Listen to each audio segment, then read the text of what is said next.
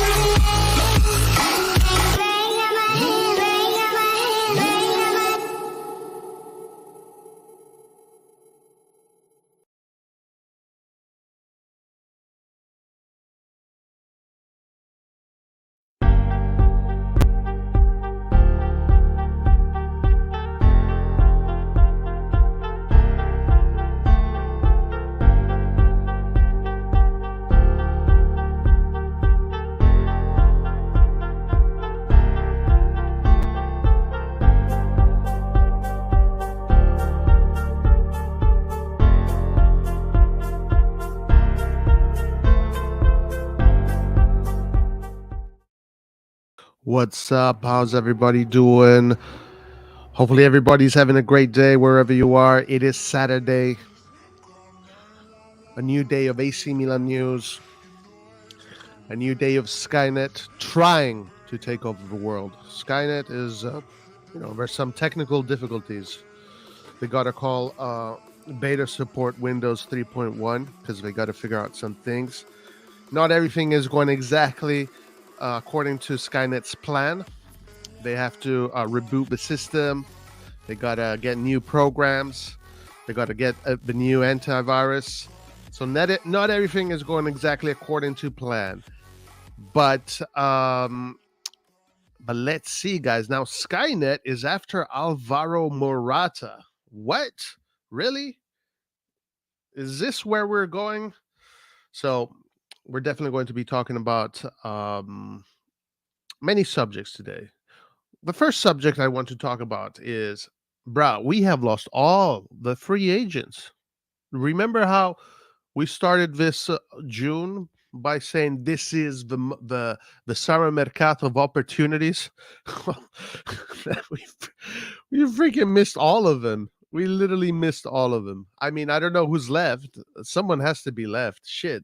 I mean, Kamada. Maybe we're going to eventually be able to get Kamada. I don't even know if we're going to be able to do that. But Tielemans, great opportunity there. Free agent, gone. He's out the door. Ndika, great opportunity there. Free agent, gone. Out the door. Gundogan, free agent, great opportunity there. Gone. Albedor. Shit, we could have rebuilt our midfield with Gundogan, Tillsman, and RR. All three free agents. If you're going to pay freaking Thuram, more than anyone has ever been played at Milan, you might as well gotten those three midfielders, and you would have 80 extra million on the market right now after selling Tonali. But now you have to spend half of Tonali's you have to spend half of Tonali's sale just so one player. Lord have mercy. And of course, yesterday was the last one that slipped away through our fingers, and that was Turam. Now, of course, many people are not so disappointed about that because, I mean, honestly speaking, 6 million for Turam in that locker room for someone that hasn't achieved anything, when we have players in our locker room that have been kicking ass for years. They've won us a Scudetto. They gotten us to the semifinals of the Champions League. Yeah, I don't know how that would have stood in the locker room. I really don't know. But anyway, now Thuram is Inter's problem. That 6 million is Inter's problem. But guys, listen, you have to be careful because Thuram next year is probably going to score goals, and Inter's going to win games because Inter's going to build a strong team. And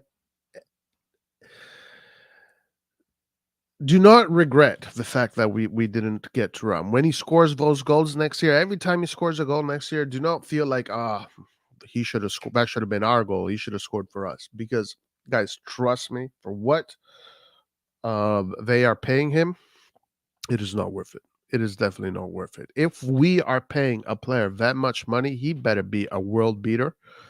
He better be the best of the best. The likelihood of Thuram being one of the best players in Serie A next season is very slim. Now, it can happen, and if it does happen, then you have no choice but to eat your words, right? I have no choice but to eat my words. He can be like what Jake Thompson is saying. He's going to score 25 goals plus. He's going to be considered one of the best strikers in the world, the heir to Benzema. He is, the truth, the almighty truth. Very difficult that would happen. I think if it would have happened, we would already seen signs, but it can happen. So if that does happen, then yeah, okay, sure. I eat my words. Cardinale looks really bad. Moncada looks really bad. Everybody looks really bad. But the realistic possibilities of that happening is very slim. Okay, so most likely Thuram is going to be just a normal striker who's going to score somewhere between 10 to 12 goals, 13, maybe 13 or 14 if he has a really good season. So that is the reality that we need to contend with. Who do we get? That's a big question. Who do we get as a striker now? So the names in contention are the usual ones: Okafor, Balogan, Openda, Scamacca, Morata, Boniface, the Nigerian striker in Slovenia, but I just don't remember his name. Forgive me. And who else is there? I think that's it. I think that's all we got. Unless someone else appears, that Fabian Luis guy or whatever his name is. So let's create a tier list. Which striker do we want to see come to Milan? It's going to be up to us, I guess. It's going to be up to us to decide which one we would like to see. But before getting into it, let me say hi to everybody in chat. What's up? Valentin Thuram is going to score 25 goals. Yeah, 100%. Thuram flop. Nobody wants to play for AC Milan right now. That's something that we definitely need to discuss. That is something that we definitely need to discuss. Forza Milan, Alan, what's up, my man? Yo, Roy, you want to come out here? Guys, Windows. I was on the phone with Windows. Just finishing watching the 2011 Moneyball movie. What did you think, Alan? What did you think of it? Did you like it? Alan, Milan is the sequel. Milan is the end of a trilogy after Toulouse. Hilarious. Forza Milan, Ernesto. How are you doing, sir? Hola, Christian. Hola. I'm happy Turam gone to Inter now the owners are forced to spend actual money on a striker. Yeah, I guess, but strikers are expensive, so they better have a good reserve of money. Skynet is finally attacking Roy's PC. Was already down, but now Skynet is destroying it. Guys, I don't think Skynet has that much power, to be honest with you. Guys, like the stream, guys, so Roy can defeat Skynet. Like the stream. No copyright, Ola. Christian, no copyright. I don't think they have 200 subscribers on that page. Nobody's even. They probably forgot the password to that damn page, as far as we know. There's something to tell us that this management is so bad by selling tonight before they guarantee a player, and now all teams know that we have money, so they'll raise the price. Yeah, maybe. That is definitely something that. I mean, they'll definitely play hardball, but that is definitely something that can happen for sure. What's up, Toyo? How you doing, sir? What's up, guys? Still no new signings, but I think we should have our first signing by next week. Hopefully, guys. Hopefully. Anyway, guys, let's get into this. What's up, Edison? How you doing, sir? What's up, Joel? Amir? Any maniac? How is everybody doing, guys? How is everybody doing? So, Toyota says, at this point, I'd be happy with Scamacca, Openda, Retegui, Taremi, João Felix. Okay, very good names, guys. Excellent names. I think that Scamacca, for me, in my opinion, well, actually, no. Taremi has always been my first pick out of all of the strikers that we have analyzed so far because his numbers are incredible, guys. Incredible numbers with Porto, 150 games with 120 goal contribution. Like those are sick numbers. Those are super sick numbers, and also he's not a youngster. He's he's in his prime. He's 30 years old, so you're not getting some dude that has to grow facial hair. No, the guy is already experienced. His body is already developed. He's already played in Europe and scores a lot in Europe too. So he's a really good identikit and profile to slot in that offensive department. But Skynet doesn't like players that are too old. Skynet likes players that are at an age where they can see the prospect of a capital gain. So that's something to watch out for. Skynet, as we saw even in Jerry Cardinale's interview yesterday, Skynet is not too interested in big results, even though he likes to win and he wants to win the Scudetto, he wants to win the Champions League, but he does not want to dominate. He just wants to be consistently something. I don't know what that consistently is, but he wants to be consistently something. According to the information we have, unfortunately, Taremi does not fit the mold. But, guys, why would Morata fit the mold? So if Morata fits the mold, why wouldn't Taremi fit the mold? So maybe he does fit the mold. I think Skynet is so confused on what they're doing. They're so confused on what they're doing that at this point, the whole damn AI operation has gone rogue. It has gone rogue. They have no clue what's going on, guys. They got fax machines ringing. They got printers going crazy. They got freaking computers switching off. They got antiviruses going. They got other computers rebooting. It's crazy. What's happening in that Skynet office is just a mess.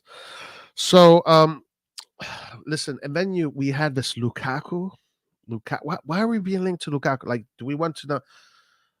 Come on, like, why are we wasting time with this Lukaku narrative? Now, the thing about it, guys, these guys are so out of their depth that I actually believe that they are trying to get Lukaku. What are the chances of us getting Lukaku? Lukaku, first of all, would not want to join AC Milan. unless he's the greatest mercenary of all time. And second of all, like he is the highest paid player in the Serie A. He's one. I think he is. I think he is the highest paid player in the Serie A. If not the number one, he's number two or number three. What happened to that salary cap that we are supposed to have? Like, why were you going for what? Like, this is the thing. People say, "Oh, this Lukaku link is fake news." I don't think it's fake news. I think these guys are actually trying to get Lukaku, just so I don't know, maybe just so I don't know why they're trying to get Lukaku. But at the end of the day, the only thing that this is going to do, it's going to make us look like idiots because we're not going to get Lukaku. He's way out of our price range when it comes to wages. And also, like he wants to be at Inter. He wants to be at Inter. I don't know. I don't get it, guys.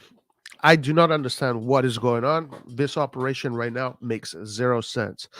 One thing that was clear under Maldini that even though, yes, we can criticize some of Maldini's final choices in CDK, blah, blah, blah, but there was a coherent line of thought that you could follow. You could literally see the vision. You could literally see a straight pathway, and the horizon was very bright. It was very visible.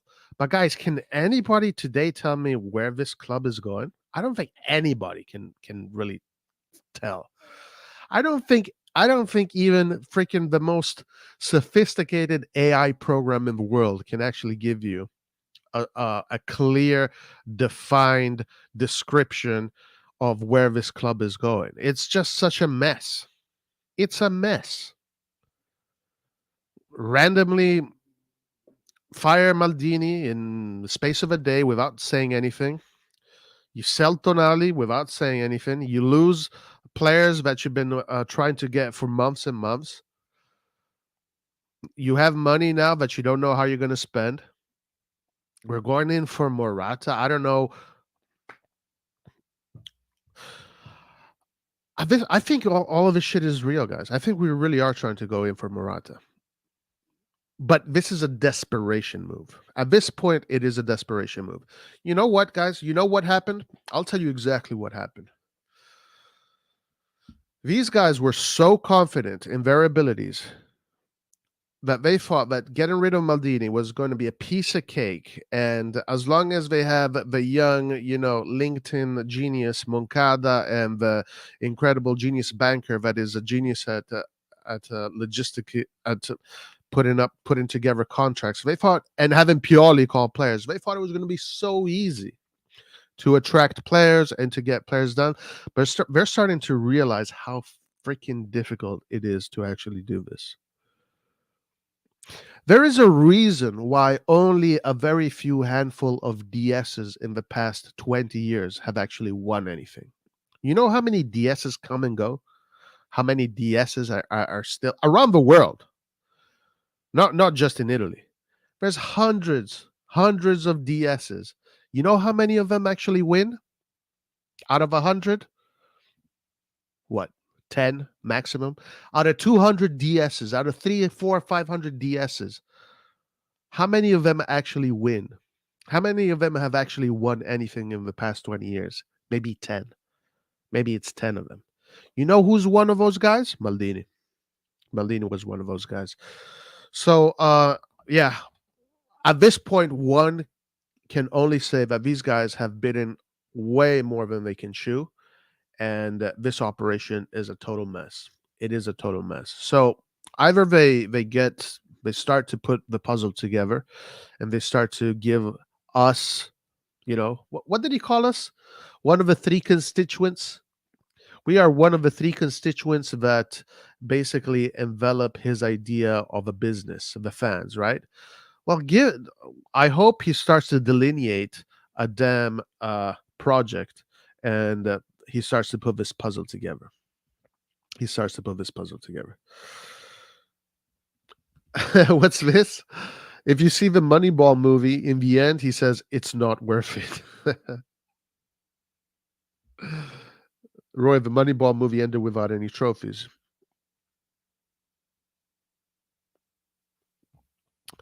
Roy, are you happy that Theo, Leao, and Mayan are untouchable? They're not.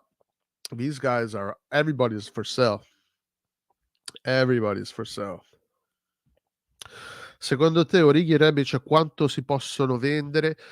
Il problema di Origi e Rebic. So the question is, do you think Origi and Rebic, how much we can get out of them? First of all, it's very difficult to find buyers, right? Because the teams that would buy players like Origi and more so Rebic are teams that don't have much money. So that's the biggest problem. If we can get somewhere around 15 million for both of them, that'll be fantastic. I mean, Origi, maybe you can sell him for 10 million, 15 million, maybe. Because I mean, both of these guys are in their prime. Origi probably still has some clout in the EPL. I'm sure Origi can find a solution. Maybe 10 million, 15 million maximum, I would say. Forse 15 milioni massimo se siamo fortunati. Secondo me. Moneyball makes the owners a billionaire at least. Well, hey, at least someone wins. At least someone wins. I like this guy. Retegui, I like him a lot. I like him. I've been looking at him. Technically, he is like a very solid number 9. Very good diagonals. He scores like a true poacher. Argentinian, and as I say all the time, if you're one of the best Argentinians in Argentina, that means that you're a top level player. So let's see what happens with Retegui. But I think Retegui could be a very, very good operation. I think so. Yeah, for sure. 100%. At least steal Kadioglu from Napoli. Don't let them get in. Yeah, I saw Napoli's going in for Kadioglu. Kefren Turam is very good for sure. No doubt about that. I saw him against Italy. Okay, maybe Chelsea is the worst project. Yeah, and guess who runs Chelsea? Skynet's friend, the Matrix. So yeah, they're a mess. They are a mess. If Cardinales sells Leao, I want him dead. Okay, all right, chill out, guys. Chill out. 20 hours of negotiating for Turan for nothing, guys. And again, when we talk about DSs, right, and what a DS does, look at how long it took for Milan to go after Turan.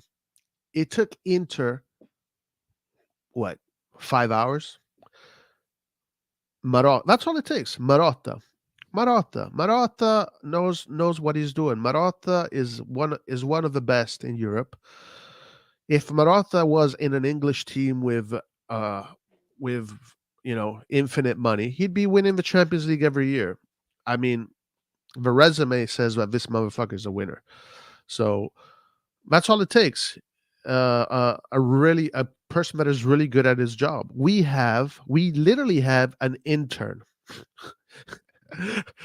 our DS is an intern.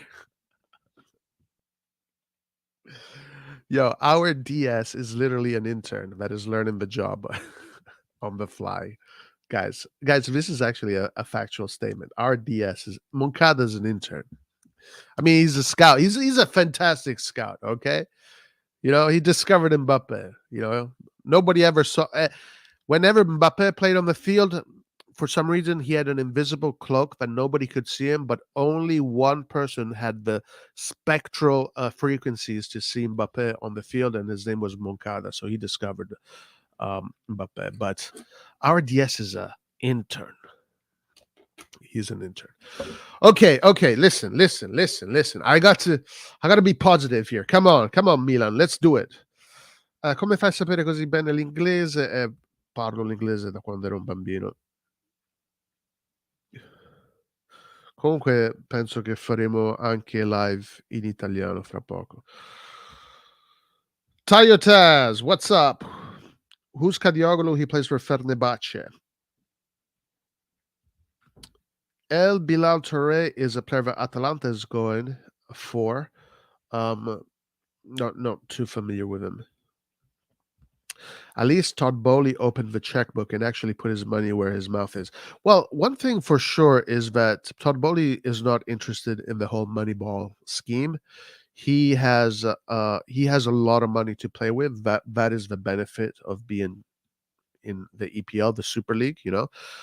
Yeah, the Super League. By the way, only the English are allowed to do the Super League. Okay, if anybody else tries to do the Super League, everybody in England is going to go on the streets and protest against the big, big, bad billionaires that are going to ruin football. Where? Only the English are allowed to do Super Bowl. And you better fucking remember that, guys. You better fucking remember that, guys. You're not allowed to do the Super League. Only the English are allowed to do Super League, okay? And if you do it, you're a terrible human being. You're a terrible human being if you do the Super League. Remember that. Only the EPL is allowed to do the Super League. And the Saudis. The Saudis can do it. As long as the Saudis pay, players 100 million per season, they can do it. But in Europe, only the EPL is allowed to do it. So you better watch your morals. You better watch your ethical standards if you even think about the Super League. Do you understand? Do you understand? You will be judged. The only people that are allowed to do the Super League are the English and the EPL. Those are the rules. And you better abide to those fucking rules. Otherwise, we're going to go on the streets and we're going to protest. Do you understand? That's right. I hope everybody understands. Good. Our recruitment team is working for Inter, clearly. Yep, that's true. And another player today is also being linked to Inter. Another player that we're trying to get is also being linked to Inter. Okay, let's get into this Morata thing, guys. It's what's the news is freaking right, and so let's just go through it. Whatever we got. Shit. What a shit show. According to sports media set via Pianeta Milan, the RossonARI management have begun informal talks over Alvaro Morata of Atletico Madrid, who could leave the club this summer despite rumors of a renewal being close. Morata knows Serie A well, having played for Juventus in two separate 2 years, 24 to 14 to 16, 20 to 22. So he could welcome a return to Italy, and he's a profile that wouldn't take much adaptation. The renewal of his contract would also allow Milan to take advantage of a loan formula. Okay. Perhaps with an option or obligation. Okay, this is why they're going for Morata. Okay, now it makes sense. So there is this opportunity to get him on loan.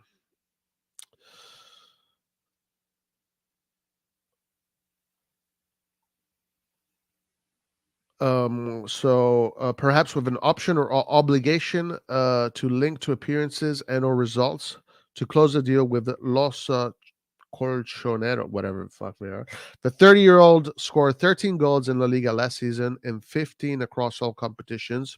Wow, those are the same numbers of Turan, with 3 assists and 45 total appearances, but does not seem to be a big part of Diego Simeone's plan.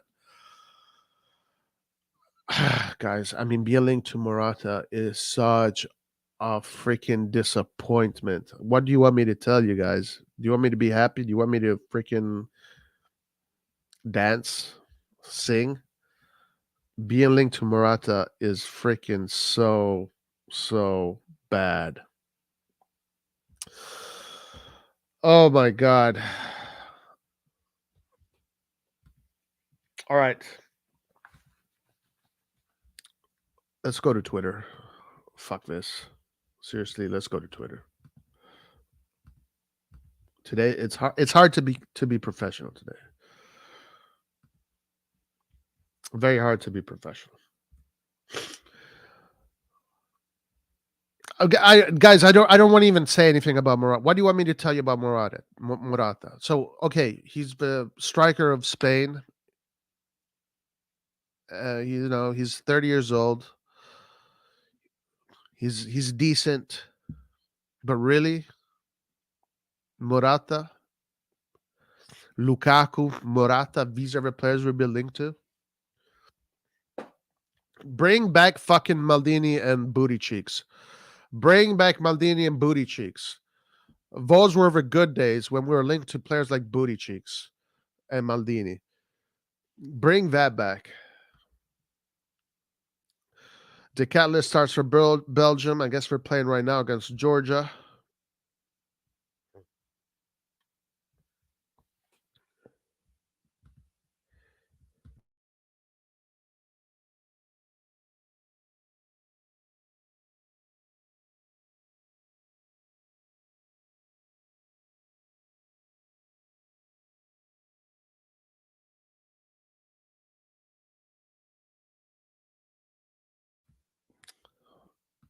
All right. After losing out on Marcus Thuram, this is Milan I. Let's see what this says.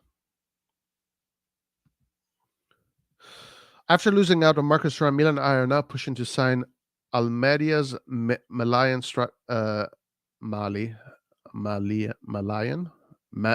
Malian. I don't know how to say that. Striker Bilal Touré. Negotiations have begun in recent days. Milan, however, faced strong competition as Atalanta are also interested and offer him a 5-year contract worth 125k monthly. Almeria are asking for around 15 to 20 million to let the player go. Guys, have you guys ever heard of this dude? Never heard of them. Almeria? That's like bottom of the table La Liga, no? Never heard of this guy. Let's check him out on SofaScore. Let's do a quick deep dive on this dude. Bilal, that's his name, right?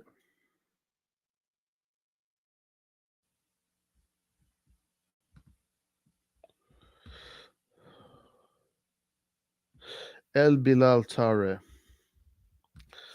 All right, Bilal Touré. Let's see what this is. Now, Atalanta has a really good scouting team, okay? So if Atalanta's after this guy, that means that this guy is going to be the next Zapata or the next whoever they usually get. So one thing I can trust, I do not trust the Milan's scouting department now and Milan's operations, but I can trust Atalanta.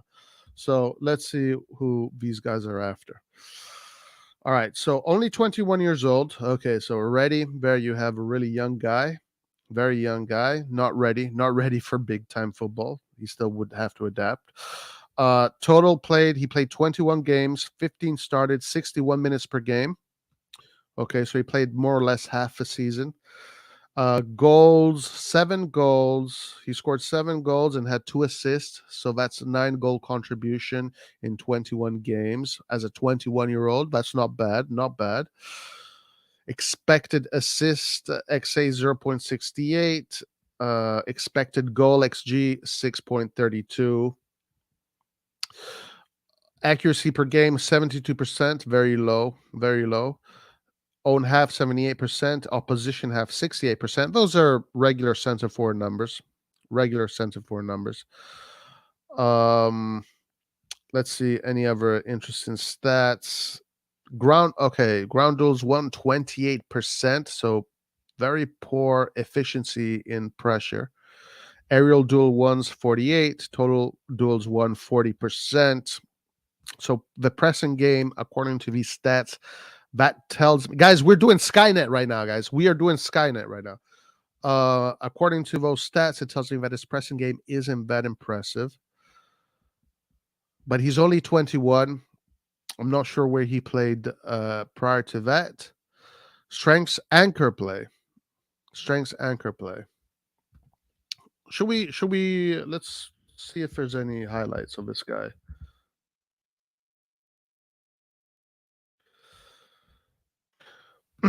Every single player that Atalanta gets ends up being a baller, you know?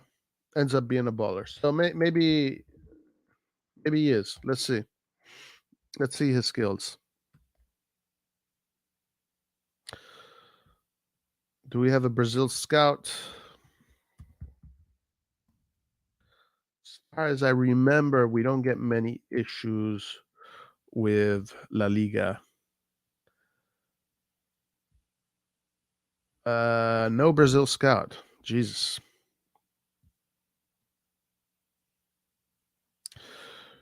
No Brazil scout. All right, so I'm not going to. Everton are on him too, by the way. I'm seeing. I'm not going to show this. I'm just going to look at this for a few minutes. I'm going to tell you what I think because I don't want to get I don't get blocked or whatever.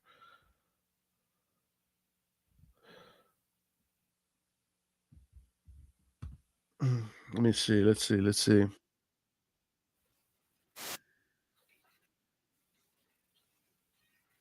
2 years ago. What the fuck, guys? There's no highlights of this dude. Okay, 9 months ago, 2 years ago,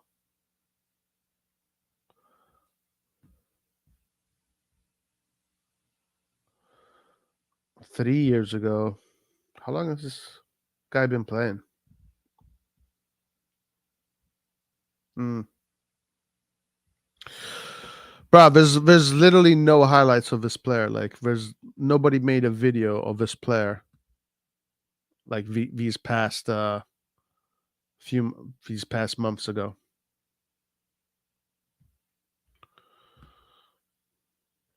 I don't see anything. I'm not finding anything. Let me see this. 2022.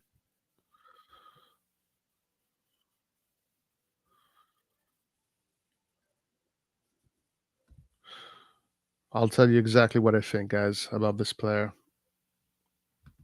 Show me penalties. Give me a second here.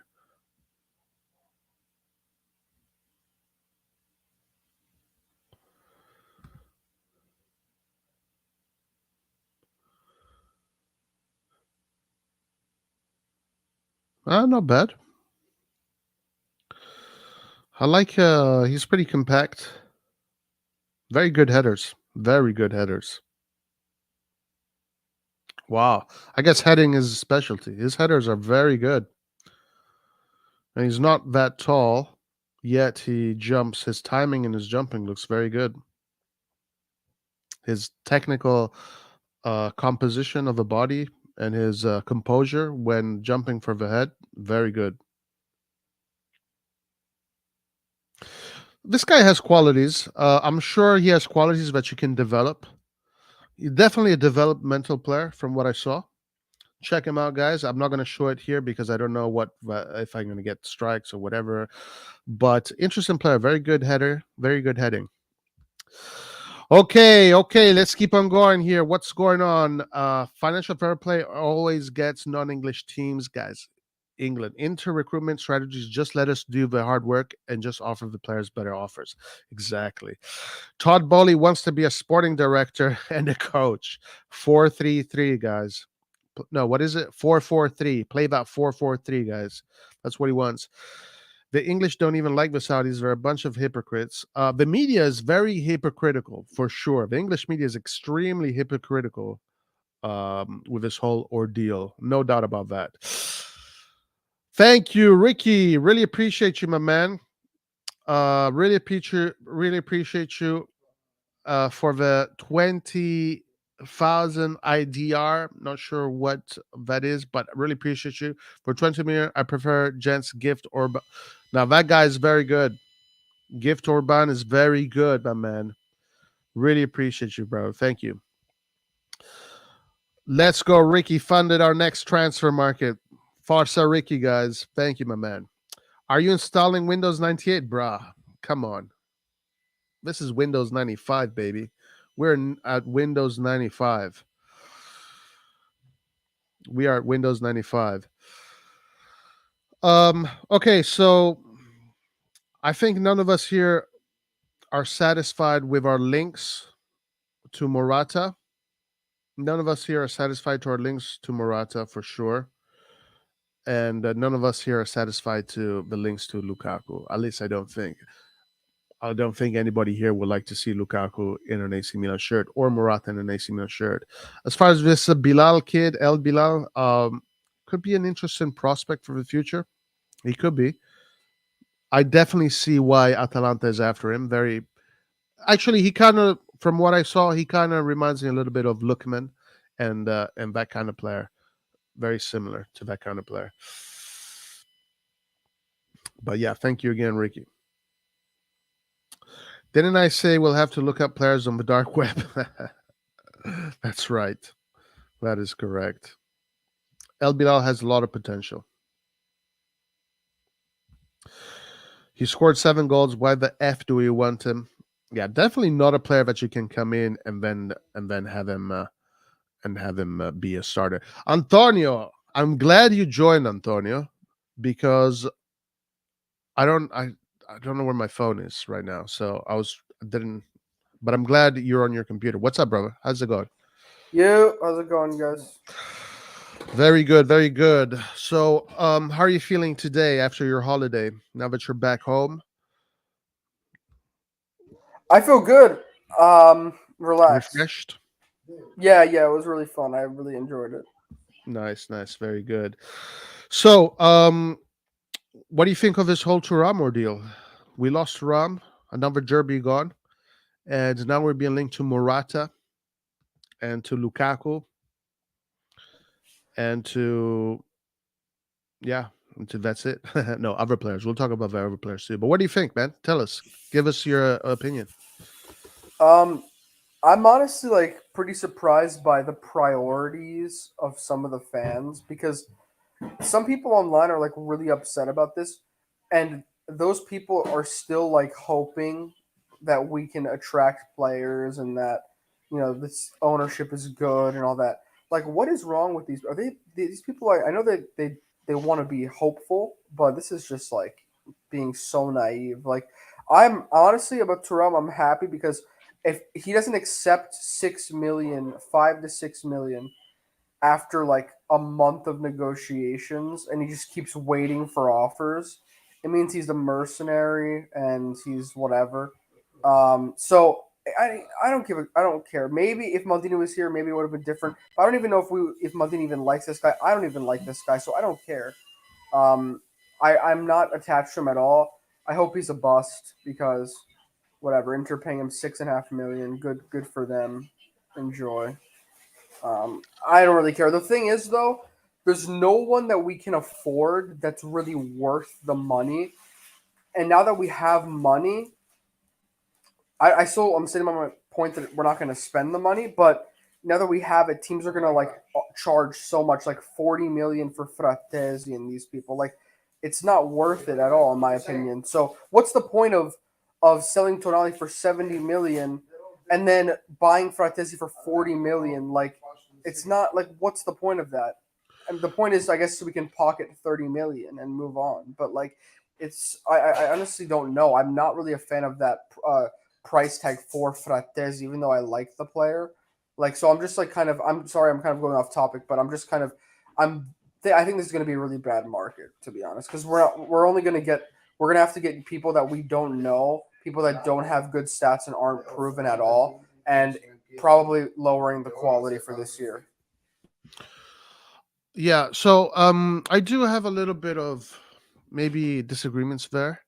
Um, Now, Frattesi, as far as we know, that was his price before us trying to get him, according to what we read yesterday, because Inter was told that 35 million plus Mulattieri, which essentially came to 40 million. So the 40 million price tag was prior to us selling Tonali. And Frattesi is a player that you got to pay for. Um, we can go a little bit back and forth on this. At the end of the day, the way I see it is, you want to get good players, you got to pay for them. Unless there's a free player like Tielsman, RR, or Gundogan that is available in the market, unless these free agents. But guess what? We missed out on them. But my whole issue on this, Antonio, is this. that, okay, let's say we don't get Frattesi, right? Because 40 million was too much. So we end up getting some dude from the Eredivisie, mid-table Eredivisie, that had decent stats, and finished the seventh in the Eredivisie, and we only pay for him 10 million, and all of a sudden, yeah, come on, you money ball, bro, we did it, money ball. The issue is that next season, Inter's going to kick our ass because they're going to have a badass midfield. Inter paid a lot of money for Barella, and they're going to pay a lot of money for Frattesi. And what do they get in return? Champions League final.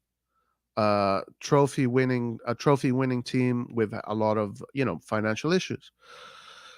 In my opinion, right now, if these guys, I'm going to say this loud and clear, if these owners don't give a fuck about me and you, about Maldini and Tonali and all of this shit, they don't give a fuck about I don't give a shit about how much they spend for anybody.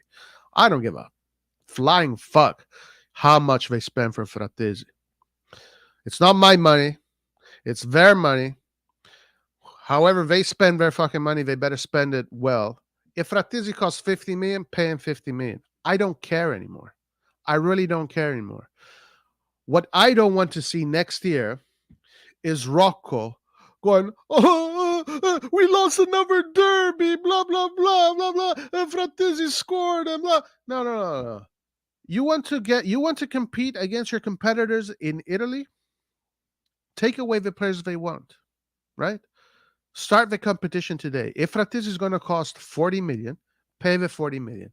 Because another player, sorry, let me just finish and then go ahead. Another player of the same level of Frattesi right now, but is not a free agent, is going to either cost more or the same. So if you want to get Rodri, who is obviously better than Frattesi, we can argue, yeah, you have to pay 80 million or 100 million. If you want to buy Barella, you have to pay 100 million.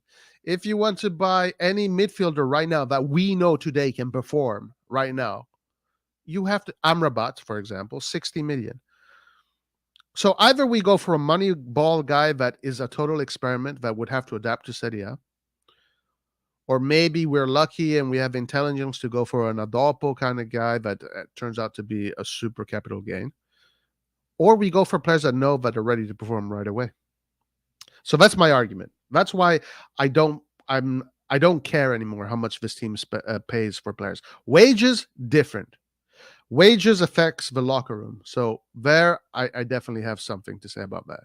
But how much we're going to pay for Frattesi, I don't care. 40 million is the price. If we got to give him Colombo to bring it down, so be it. That's the way I see it. Okay, Roy, let me just respond to that. See, I don't care. Like, I agree. I don't care about how the money affects the ownership. Like, oh, they have to spend more money, less profit. Yeah, of course. But maybe you're not forgetting, but you're maybe overlooking the fact that we now are missing an entire midfield. We need a striker, a right winger, and a cam or whatever. And so unless you're fine with getting all free players, our budget, quote unquote, is if we spend 40 million on Frattesi, we're literally going to be getting all free players in all the other positions. If you're fine with that, sure. But for me, I'd much rather spread out and at least try to spend like 10 or so million on a position, maybe 20 million on, a little bit less than 40 all on one player. So that's my reasoning, because our team is completely gutted right now. We have so much trash and we just sold one of our pillars. Now, well, Christian's saying, do we have 100 million? I personally don't believe that. See, that's the thing with me, is I don't believe that we're going to spend 100 million, because now that they sold Tonali, they're just going to invest they're going to use that money, not even all of it, to just buy players and free players. And that's what they're going to do. They're not going to, I don't believe we're going to spend 100 million in this summer. I'm sorry. I don't believe that. Yeah, no, I think it's let's say a safe assessment to think that they wouldn't and that they're not. I'm going to wait and see, before making that judgment. But again, like you want to compete, you got to pay. And Roy, by the way, have you talked about Brescia? So they're going to get like, I think 15%, 10%, 10%. 10%. Also, Redbird just invested in Formula One. Yeah, so that's why they probably sold Tonali, so they could invest in Formula One. What is these these guys are the worst people I've ever seen. Yeah, listen, I'm going to stick to my guns here. You want to spend 10 million for a midfielder, a Messias. That's what you get. You want to spend you want to go with the money ball approach, maybe you're going to get some crazy dude that is really good. But again, him, you know, right away. I mean, let's look at Napoli's midfield, right? The best midfielder of the Serie A this year by far, right? I mean, I think we can agree on that. So they have Lobotka, Zelensky, and Anguissa. Those guys didn't just show up this year. Those guys have been playing in that team for like 2 or 3 years together, 4 years, and now they have come to the point where they're really competing well. If you're going to get some of these unknown cheap players around Europe, and you have to get 3 of them, and you put them together in this team, bruh, forget fourth place. We're going to be fighting for relegation. You need to get ready players. You need to get badasses. It's not about numbers at this point, because if we were to brought in RR, Tillsman, and Gundogan, I feel okay with these 3 players. These are experienced players. These are players that can definitely help us fight for top 4 at least, because we know what these players can do. But if you're going to get unknown guys that are still in the under 21s, and you're going to face them against Frattesi, Barella, Çalhanoğlu, Anguissa, Lobotka, Zelensky, Pellegrini, Cristante, and whoever the fuck, bro, trouble is on the horizon. So this is why at this point I don't give a fuck how much we spend on players. I really don't care. All I want, Antonio, is not to give Thuram 6 million. That's all I want. So Just one thing. People like, by the way, I love how people aren't acknowledging all the predictions that were made on this channel. Like, literally, we said that without Maldini, we wouldn't be able to get any player. And so far, we literally haven't convinced a single player to join the team so far. Like it's people are just completely like, people were arguing with us about this.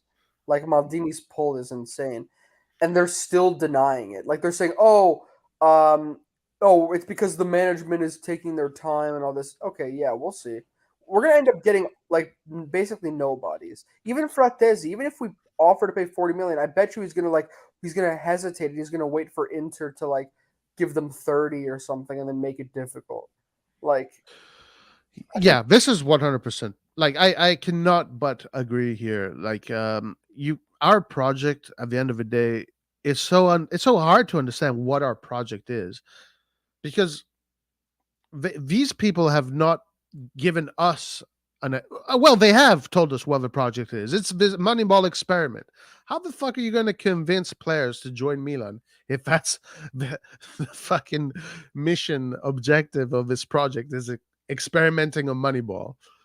Like, okay, yeah, you know what? I'll join Inter, thank you. I'll join Juve, thank you. I'll join Napoli. You know what? I'll join Bologna. I think they have a more ambitious project than you guys. I don't give a fuck about your Moneyball experiment.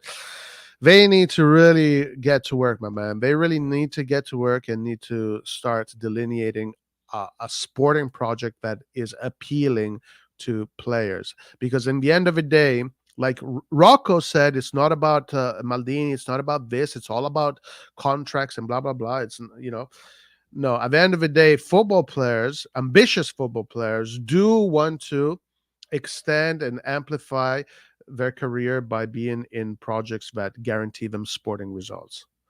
And when there's a team that is just completely just gives you this idea of being clueless in the sporting results department, it becomes very difficult. Maldini, it was so easy. It was so easy because Maldini doesn't need, all he needs to do is say hello, and you already know, okay, the idea here is to become the best, because that's what Maldini represents. It was so easy with Maldini, but whatever. It is what it is. Antonio, let's see. Let's go. I'm getting some of the guys here telling us to go to Longo. So let's go to Longo, guys. Let's go sounds good. And Roy, if you have time later, my dad's telling me a list of players that he wants to sign with the in this market that are still available. So it's free agents. No, like a mixture of free agents and like other people. Daniele Longo, let's see. Let's see what he says. Il Milan ci proverà. Uh, uh, well, 3 hours ago, he said Milan is not working on Samardzic. They like him technically. The prime objective is Goulet. The prime objective is Goulet. Goulet apparently wants to go to Spain, so that's. Where did you see that? And a few news sources like Barcelona, Real Madrid. On Twitter.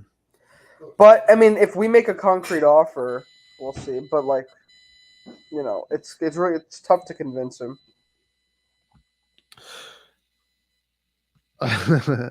The Cardinals' word players are not humans. They are a culmination of stats which hold a certain monetary value and means to it. Bro, can I say something? I don't want to talk about other YouTubers, etc. But there's the dude that is very good at editing videos. You know who I'm talking about. Is calling our players assets now. Like, why is he using that language? Is this how we're going to look at our players now? Assets? I don't know, man. No, we shouldn't be calling our players assets, damn it. Unless we really want to amalgamate and become one with the Skynet system. Yeah.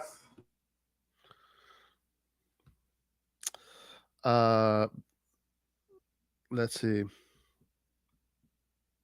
Hey guys, what do you think of this player for a midfield? Moises Caicedo, he plays for Brighton. I'm not too familiar with him, but I always hear really good things about him. If I would go outside naked and run around if we got Moises Caicedo. Like it's never gonna happen.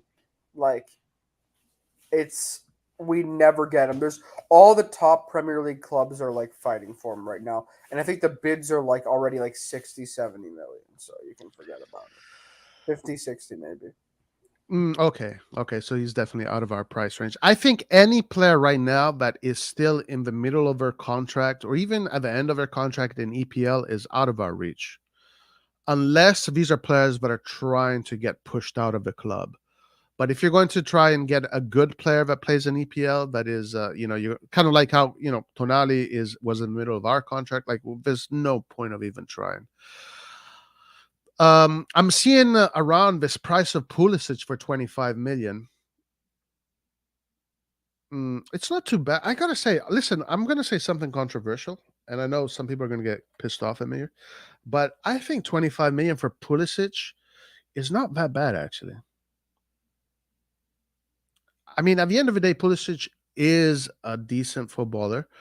Is he a world beater? I don't know. He is the captain of America. He is Captain America. So the branding aspect definitely works for them. Super works for them. Like it's fucking it's heaven for this company.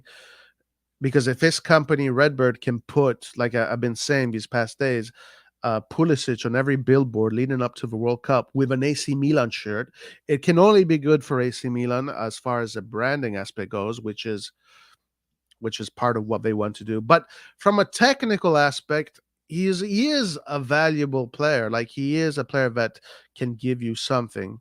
Experience in Europe, with Dortmund, with Chelsea, Champions League. For 25 million, I'm not super opposed to it. Yeah, the wages would be a problem. I wouldn't give him the highest wages in the team. Definitely not. Definitely not.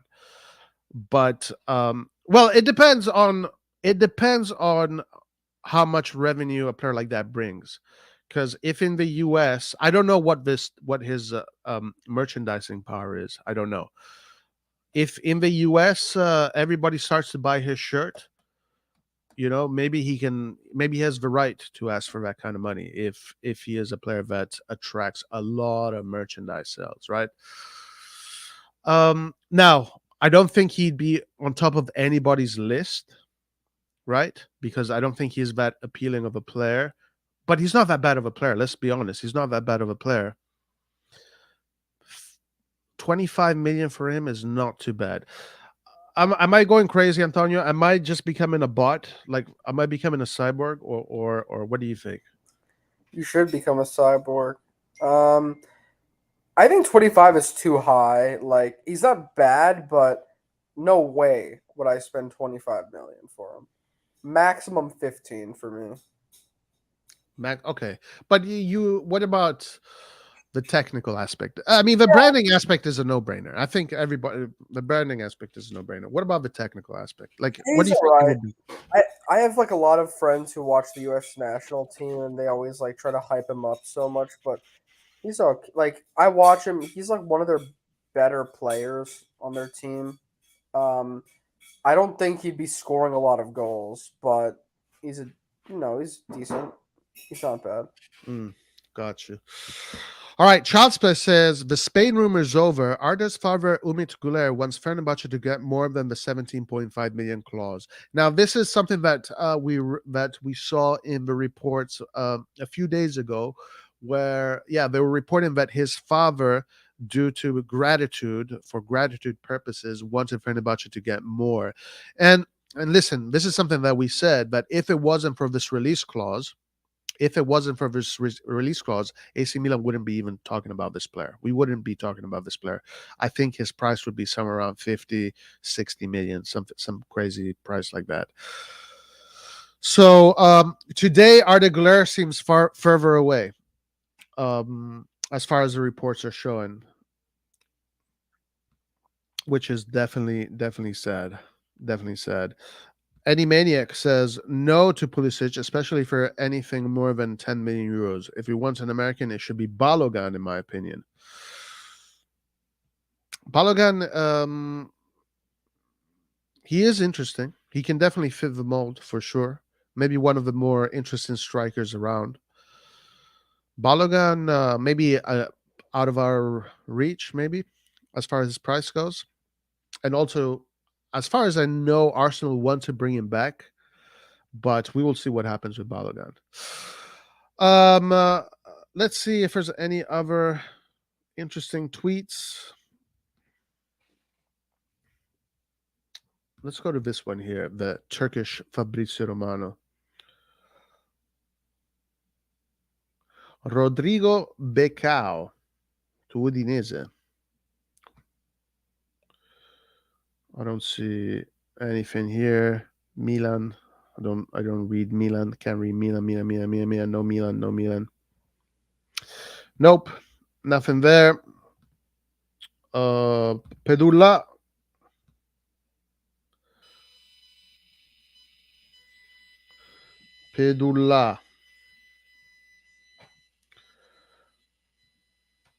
Did you see that De Laurentiis is slapped 180 million price tag on Osimhen? Yeah, that's what the Gazzetta reported. But I think if they got like a 120, he would sell. You think so? Yeah, 120, 130, yeah. It's a good starting spot, 180, yeah? Yeah. It's not bad of a starting spot. Nothing here from Pedula. Don't see anything here. Let's check Vitiello. Let's go to Skira first. Benny Carbone leaves Pavia's bench. Max Allegri has not changed his plan. He's staying. Despite many interests, AC Milan consider Rafa Leao, Mike Magnan, and Theo Hernandez non-transferable. In fact, Milan had already turned down two rich bids for the goalkeeper and the left fullback in the last days. Why Tonali? Like the thing is, like, if you want to make a lot of money, then sell one of these guys instead of Tonali.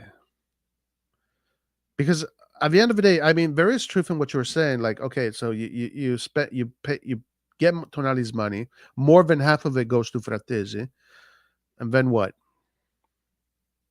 But I don't believe this, guys. I think this is Total bullshit. I think if the offer is right, this club will sell. Will sell. My question is though, what's up with getting rid of all these players and all these people that are really attached to the club? Like, is there more to this than meets the eye? Why get rid of all the people that have that Milan connection? Do you think there's a method to this madness, Antonio? Yeah, the method is make money and completely disregard uh, continuity in the sporting project. That's all it is.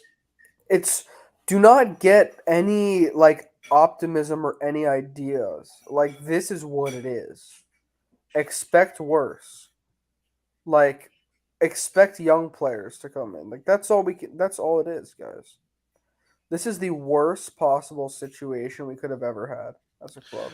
Ricky says if Tonali is for sale, everyone is for sale. Fuck the smear merchants, Skynet propaganda. Yeah, I don't buy it either. I think everybody's for sale. Right now, nobody is for sale because I think they want to settle the waters. But guys, the market hasn't even started. Yeah, the market hasn't even started. So in mid July, beginning of August, if Manchester United comes in with 120 million for Magnan, or if whoever comes in for 100 million for Teo Hernandez, if someone decides to activate Leao's release clause for 175 million, these guys aren't hesitating one bit. Well, in the case of the release clause, there's nothing they could do about it. It Even if doesn't. it's It's not part. applied for this for the first year. Is that what? No, no, no. What I mean is, if they offer the release clause, then the management and the owners have no say. Oh yeah, yeah, yeah. True, true. Yeah, But of listen, course. but did you see Shira's tweet? Skira's tweet. About what? He said that Leao, Magnan, and Teo Hernandez are non-transferable. I don't believe it. I'm just saying, like that's what he. Yeah, that's what I was just reading right now. Okay, okay. Okay, here, check it out. We have some more news. So this was from June 16. Inter leading the race to sign Jan Bisek. Expected to, and someone is telling me in the chat that they just 7 million. They just got it done. Got it done for 7 million. Yeah, I don't see. I don't see anything here. Let's go back to Di Marzio. Anything from Di Marzio?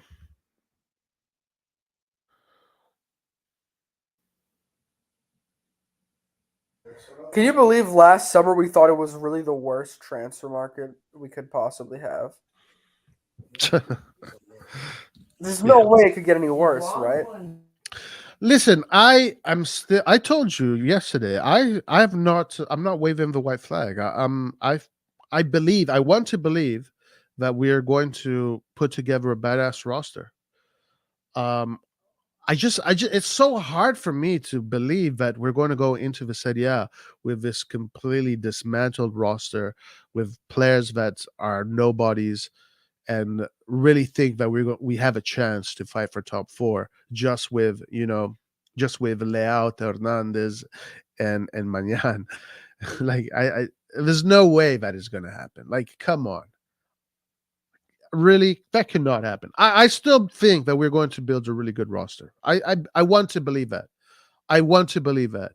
And something about me when it comes to sports, I always try to do my best to not feel defeated before a whistle is blown. So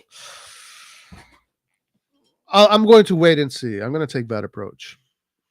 Dude, but do you know, like, the thing is with me about Tonali, like, losing a player like that, there's no replacements that we can afford. Like, and I think that's going to make a big, big impact. Because who are you going to bring in the midfield? Whoever you want to bring in, they're not going to be like, we need someone that's all, I know you need quality, but now we need someone also who does a lot of work. And good luck finding one that's, like, proven. Like, it's not going to happen. So we're taking a big gamble in the midfield. Oh yeah, of course we are. And we need depth too. 100%. Whatever we're doing is going to be a gamble right now. 100%. We got to rebuild that whole midfield. It's insane. It is insane. Marv says getting the players that don't care about the badge is what got us in the banter era in the first place. I agree with that. Maybe you're right. Do you know about change management in organizations? No. Do you know about change management in organizations? Are they getting us culminated to sales? Like if we can lose Maldini, Sandro, we would not be attached to players, and they can freely transfer without a backlash. Yeah, maybe that's what they're doing. They're trying to mold the fan base and basically, detach the fan base from that emotional attachment to the players, especially by getting rid of players that we do know that have an attachment to the badge.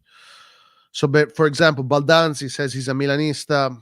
He will never come to Milan or something like that. Anybody that says he wants to be in Milan forever, and it's going to be players that are probably more interested in coming in and then going out. Maybe. We're going to wait until all the good players are taken and just get the scraps later in the mercato. Could be. Antonio, who would be your ideal midfield within the possible players that we can get? I'll be honest with you. I've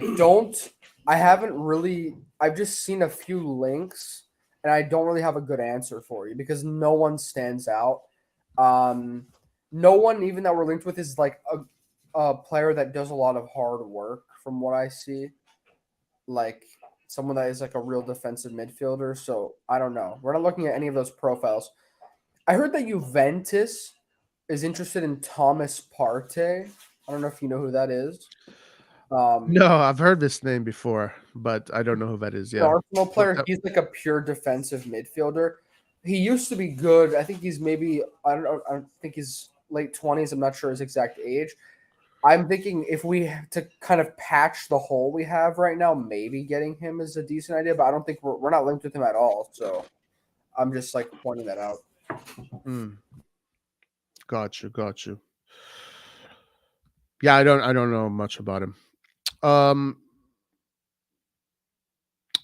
Mustafa says, "Oh, I feel bad for you guys. You're going to be crying. I already know it's going to get much worse." Shit. I don't know, guys. I don't know. I really don't know because again, it's hard for me to believe that they're not going to reinvest in the market. It's like you need to buy 2 strikers because that's what we don't have. You have to buy 3 midfielders because that's what we don't have. You need to get the goalkeeper, and then you have all these other players that shit, maybe we're not even going to offload all those players that we were complaining about last year. Maybe we're just going to keep the same players.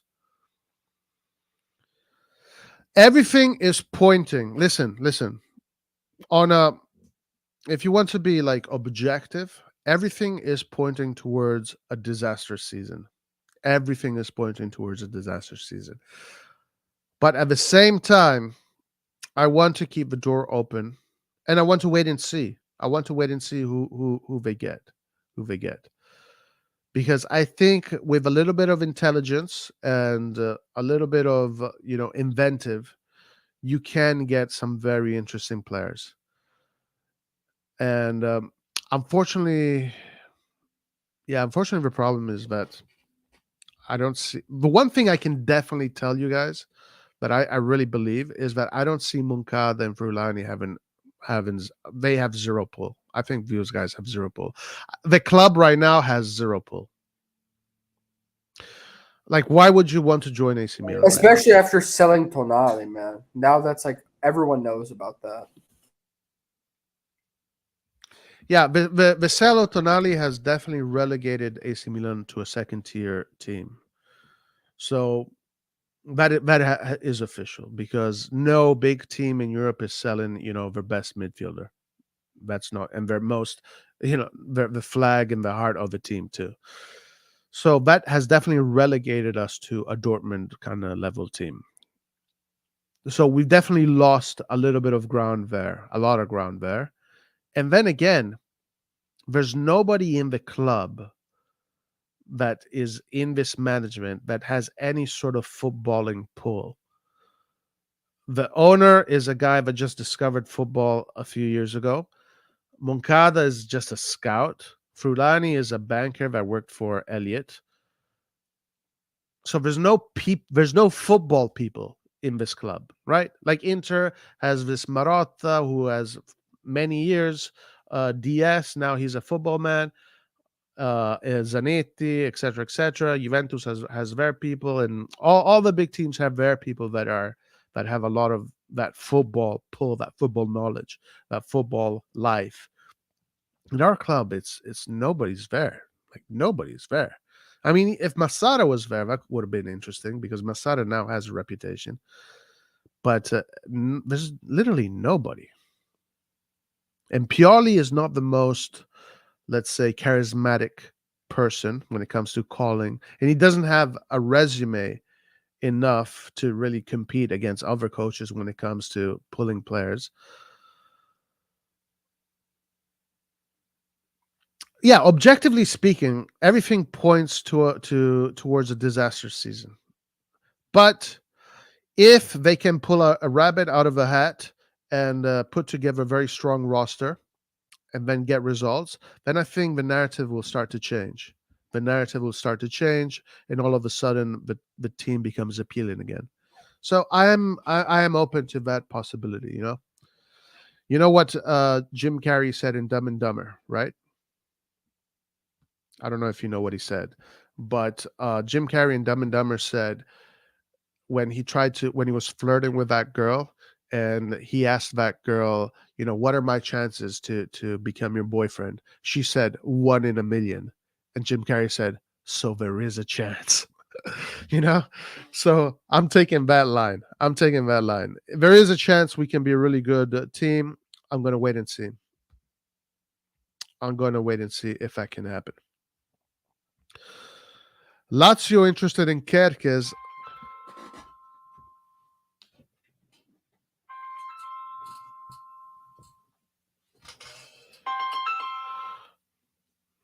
Aha. Hold on. Pioli run up the phone bill for no reason. I feel like there's not going to be anything concrete this week. The whole operation reeks of incompetence. It does. You do get that feeling. But again, guys, maybe in a few weeks the names start coming in. And all of a sudden, things change. So I don't want to commit to this idea that everything is gone and dusted. I don't want to commit to that idea. Don't feel bad for Moncada, backstabber. He knew the plans months ago when he renewed his contract. I do think that too, yeah. I honestly do think that as well. All right, let's go to Sempre Milan. Let's see what... there's nothing on the Twitter sphere of any interest as of now. The other player that we are linked to, I think probably the most appealing player after Thuram and also most realistic player is Scamacca. Scamacca, let's see. His wages it's doable. It's not crazy. And let's see what happens.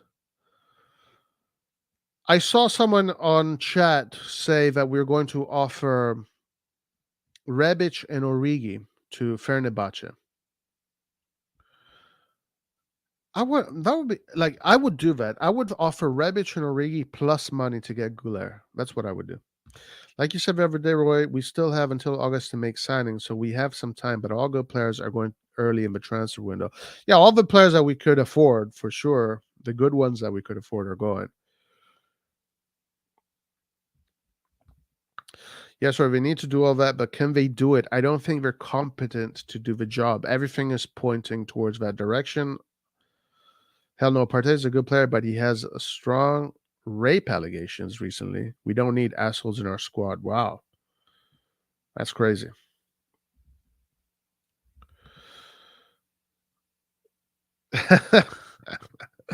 Roy, I think we need to hire an Instagram cat to convince our targets because our management can't. Maldini definitely won't come back, even if they beg him. That's fun. That's hilarious. All right. Nothing here. Everything is pretty much at a standstill as far as our market is right now.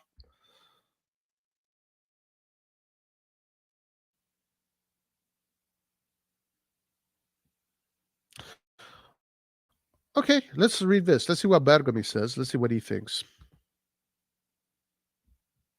This could be interesting. Bergomi, Inter player. So let's see what he thinks. Paolo Maldini, friend and former opponent Beppe Bergomi. Beppe Bergomi is also a football commentator. He does technical. He's a technical commentator. Him and the other guy. I can't remember the other guy. Basically, the two most popular commentators in Italy. It's Fabio Caressa and Beppe Bergomi. Those are the two most popular commentators in Italy, football commentators in Italy, live football commentators in Italy. They're a tandem. They work together. Beppe Bergomi is the technical commentator. Fantastic. Like his analyses during the games are always on point. Less than 48 hours after the final game of the season against Hellas Verona, it was confirmed that club icon Paolo Maldini had been sacked from his role as sporting director with Ricky Massara following in what feels like a real big bang moment in Redbird's early tutelage. We tried to analyze the reasons behind the separation in our own feature, with various factors to consider, such as a 2022 summer transfer window that did not yield the desired returns, and some rather outspoken interviews given in which he seemed to challenge the owners. This whole narrative here about did not yield the desired returns, that is BS. That is absolute BS. Also, because yesterday, what did we hear from Jerry say? He said, we don't need to win every year because if you win every year, then the whole ecosystem, the value of the ecosystem goes down. What we do need to do every year is be consistent. And last year, we were consistent. Yes, we made top four because of Juve. I get it. But we went through the group stages of the Champions League. We made it to the semifinal. We made a lot of money for Uncle Jerry as far as revenues, and we are in the Champions League again. So his whole idea of consistency was met. So according to what we literally saw Jerry say in his interview, Maldini achieved his objectives. We did not dominate the league because Jerry, his own words, he said that dominating the league devaluates the ecosystem, but being consistent is what brings value. And we were consistent. So stop with this freaking narrative that Maldini got the whole transfer window wrong, and that's why he got fired. That's not why he got fired. People, stop believing that stupid fucking propaganda. Please stop believing it. He got fired simply because he's not a yes man. That's it. That's why he got fired. He got fired because when Jerry bought the club, he had his Moneyball scheme, and simply because he doesn't have the same sporting ambitions as Maldini has. And Maldini would not work for Milan if the president of Milan does not have the ambition. If today you go to Maldini and said, you want to work for me? Yeah, my ambitions are to be consistently crap. Of course, Maldini is going to say no. His damn father was the first guy to lift a Champions League. Maldini won 5 Champions League with this club. Maldini was born in this club under the Berlusconi era. The Berlusconi era was all about being the best in the world. There's no chance right now if, let's say, Redbird and Maldini never worked together. There's no chance right now if Jerry Cardinale would call a Maldini that, and tell him, hey, do you want to be the DS of Milan? These are the plans. Maldini would be the first one to tell you no. So that's why these guys don't work together anymore. Stop with this bullshit propaganda. And what pisses me off the most, it's that the fucking Milan people are falling for this. It is, oh my God, guys. bro. This shit is so stressful. It is so stressful. It is so stressful. It is so stressful. Anyway, Windows that do not yield the desired returns, and some rather outspoken interviews given in which he seemed to challenge the owners. Yeah, whatever. Come on. Fucking Ollie, wake the fuck up, man. Wake the fuck up. Jesus.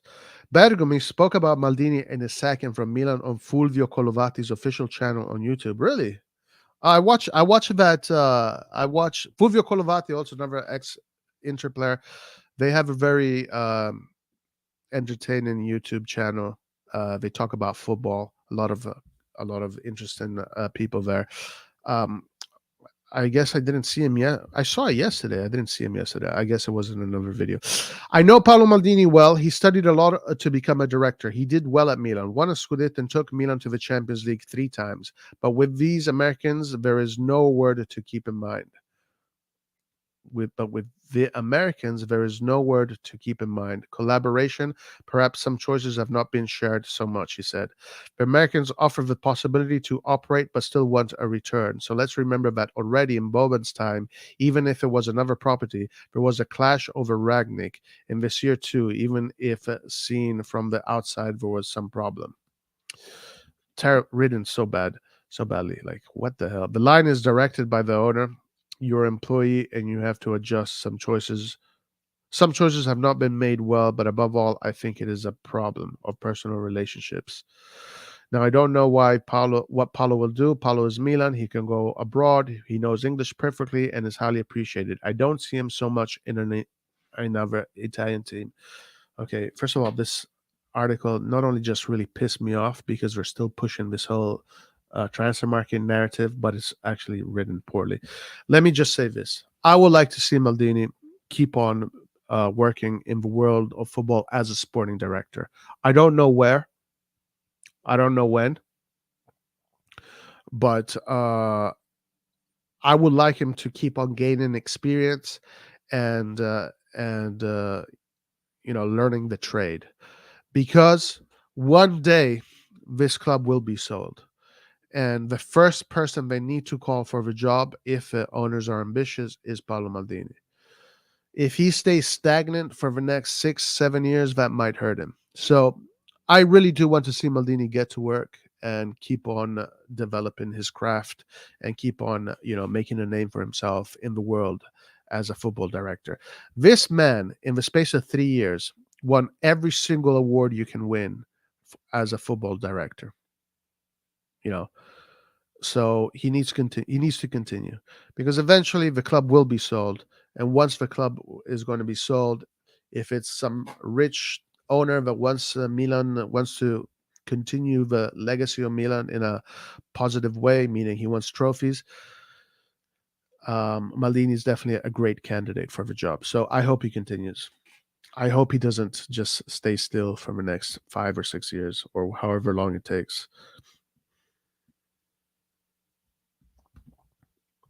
Child space sources, please.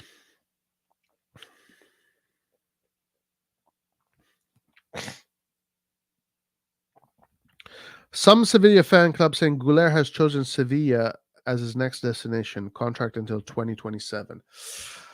Sevilla is a good place for a player like Guler. Sevilla is a good place for a player like Guler. Do we have any sources on that?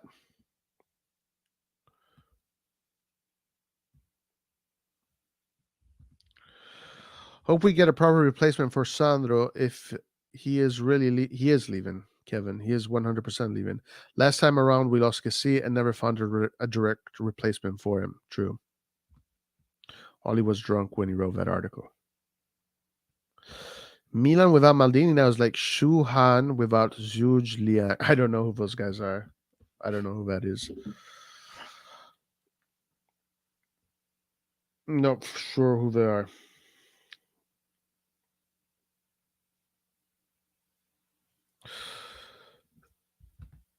Okay, let's keep on going here.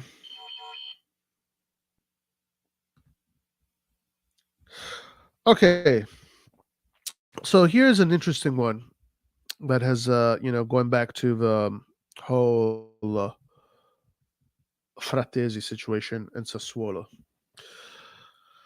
Calciomercato.com, therefore Longo, reports that there have been contacts between Sassuolo CEO Carnevali and his Milan counterpart Giorgio Furliani, who wants to accelerate the talks for Frattesi after missing out on Marcos Thuram to Inter. While the Nerazzurri remain ahead in the mission to sign the 23-year-old, Milan are trying.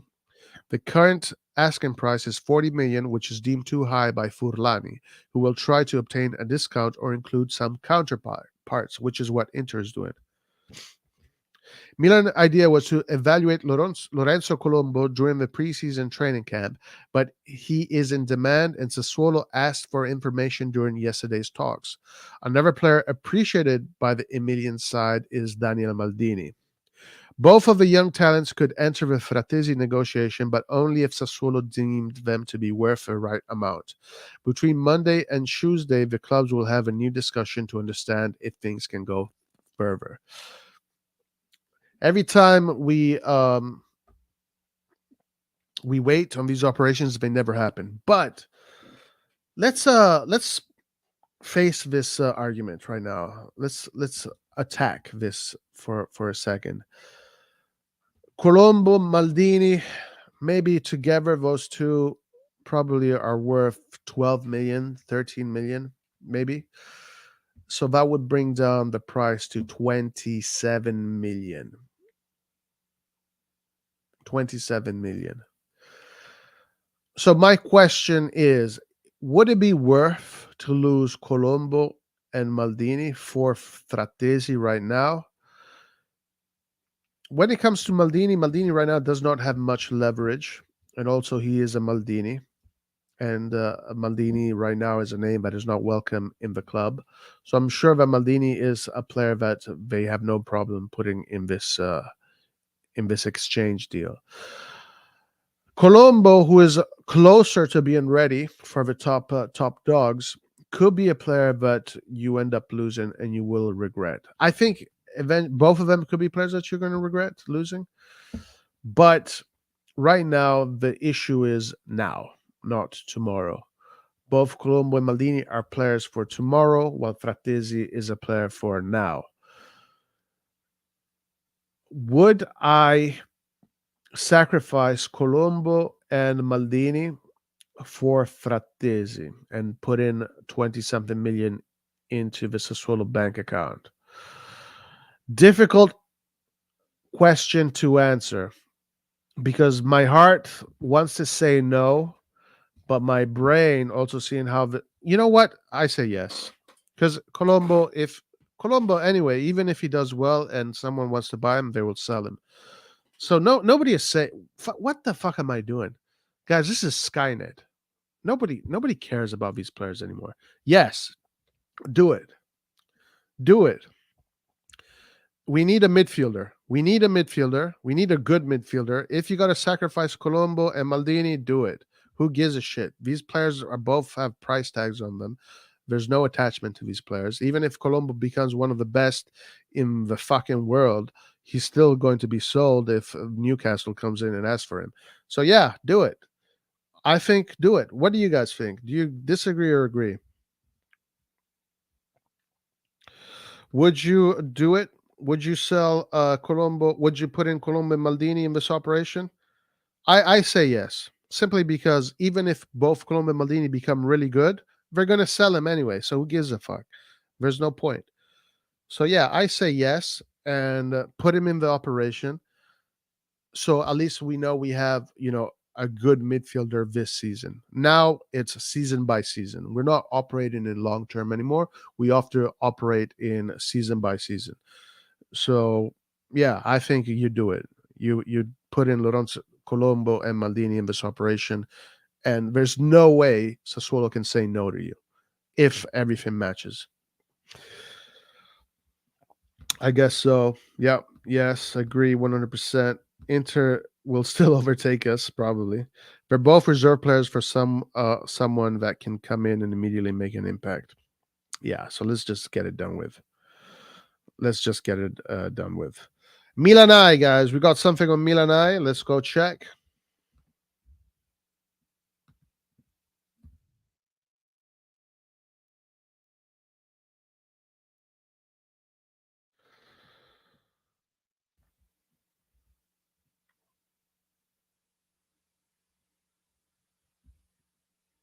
Oh, here we go. Milan, right away. The departures of Maldini and Massara had the effect of a real shockwave in Milan's offices and in the regional press that follows the club. Cardinale expressed his desire to establish an American-style sports culture by investing more in marketing, infrastructure, and technology, both sports and medical, to revolutionize the club, a model used in NBA. Hey, Roy. Yes, sir. Did you see? I'm guessing you just saw this news about like that even Moncada and Forlani are like kind of surprised in the sense of I'm reading it. limits. Yeah, I'm reading it right now. Cardinale intends to rely on several American experts, including Billy Bean, former baseball player and executive, and Luke Bourne, creator of Zealous Analytics, using the analysis of advanced data and statistics as much as possible. A Silicon Valley atmosphere could invade the corridors of Casa Milan. Oh my God! Wait, did you just see this last? Okay, sorry. You're reading. Yeah, read the whole thing. The end is crazy. Wow. The objective is thus to perpetuate Milan's finances by focusing on a low-risk economy during the transfer window with a kind of imposed salary cap. This change, of course, is of great concern to some members of the new sports management, including Fulani and Moncada, who prefer to use more traditional means in negotiations and the development of summer transfer targets. Bruh. Yo, even Moncada's like, hey, yo, listen, I know you put me in this position, but come on, don't destroy my career. What you're trying to do does not work in football, man. Last tweet is crazy. Milan is looking for an advancing in a thick fog since the clash between Maldini and Cardinale. The weight that the weight that Paolo had with agents, players, clubs, and other institutions seems to have been greatly underestimated by the American owner. A real showdown is now launching internally since disagreements continue to grow on the road that Milan must take. What a mess, bro! What a fucking mess. But I started this stream literally today saying that the way this feels like from the outside is that the offices in Skynet fax machines are just going crazy and they're fucking malfunctioning. Computers are full of viruses switching off, and fucking cyborgs are going haywire. This is what it feels like. It feels like a mess. There is the direction is a mess. We are living what get out of it, bro. Get out of football. Get out of football. Get out of soccer, Cardinale. Soccer is not your thing. Stick with what you know. Stick with baseball. Stick with American football, NBA. Those are great sports. We love those sports. You're probably really good at that because you understand the culture more than any of us probably do here. Stick with what you know. Football is for the people that live, breathe, eat, sleep football. European football, or not European football, just football, what you call soccer. Cardia, you're doing a mess. You're making, oh man. Antonio. Antonio, can you take over for a second? Yeah, although there's not really much, I feel like, but like this is everything that we've already been saying. I think that if the fans don't unite and do some sort of protest, we're going to be doomed. This guy can do whatever he wants. He can fire everyone. Like he's ultimate power. So we need to basically find a way to unite against him. I don't know why people are still defending him. What has he shown? Like, I think it's enough. He's single-handedly destroying our club. So I think we need to unite everyone here. I think everyone in our channel gets it from what I'm seeing. There's still some people in the Twitter universe that comment on these. I bet you'll see some on this post. They'll comment and then they'll say that he's trust Jerry. Let's wait and see what happens. I'm tired of being optimistic. This guy's ruining our club. So let's hopefully stand together on this. It was good. It was good. Thank you for asking. It really was awesome. Oh, sorry. Roy is crying. Yes. Uh, this reminds me of that one SpongeBob episode where all the office workers inside his head were burning all of the papers. Yeah, can you just take over for 5 minutes? I'll be right back. Sounds good. Chaos. Let's see here. Honestly, has to hire a proper management team. Yeah, you can say that, but he's only good. In his eyes, the proper management team are a bunch of people that literally do exactly as he says. Like, I think that he told them to sell Tonali. And this is speculation, but I'm so confident in this. He told him to sell Tonali, and then he also said like we're not gonna reinvest all of our budget.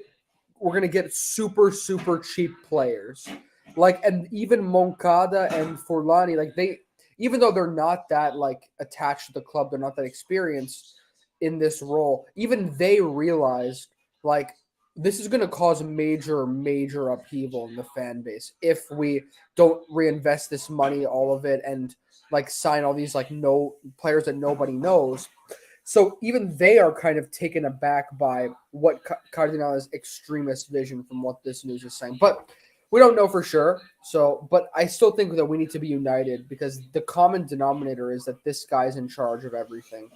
The news that it was going to be a collaborative team now with Pioli involved and then the management and him, I think that's a lie. I think this guy is sort of like has the ultimate power and is now enforcing it and getting rid of anyone who stands in his way. So hopefully, yeah, I really hope that we can see that.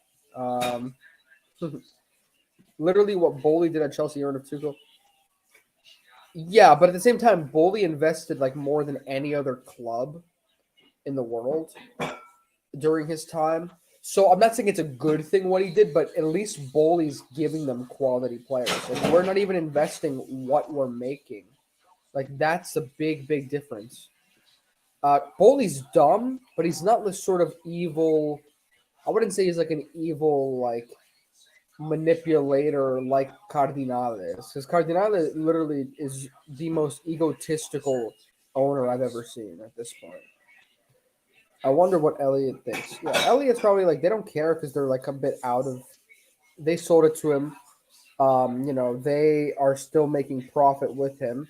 The thing about Elliot is that at least Elliot was a bit more like they at least cared a bit more about the fans when they in terms of like they understood that keeping Paolo Maldini there was important, and then keeping our best players with like listening to Paolo Maldini and like letting him dictate the signings to an extent, obviously.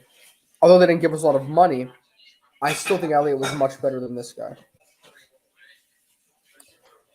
Yeah, if this happens, Mustafa says they should get rid of if Forlani Moncada and Pioli resign.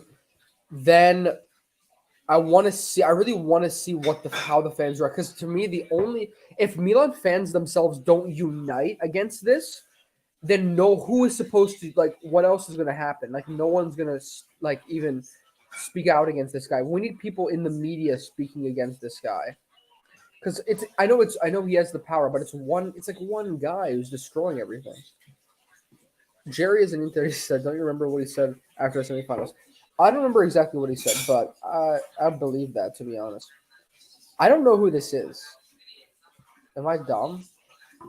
Let me do a quick Google search. Who is this? Oh. I think I have seen. Okay. Yeah. Okay. I'm not going to answer that right now because I don't want to get canceled.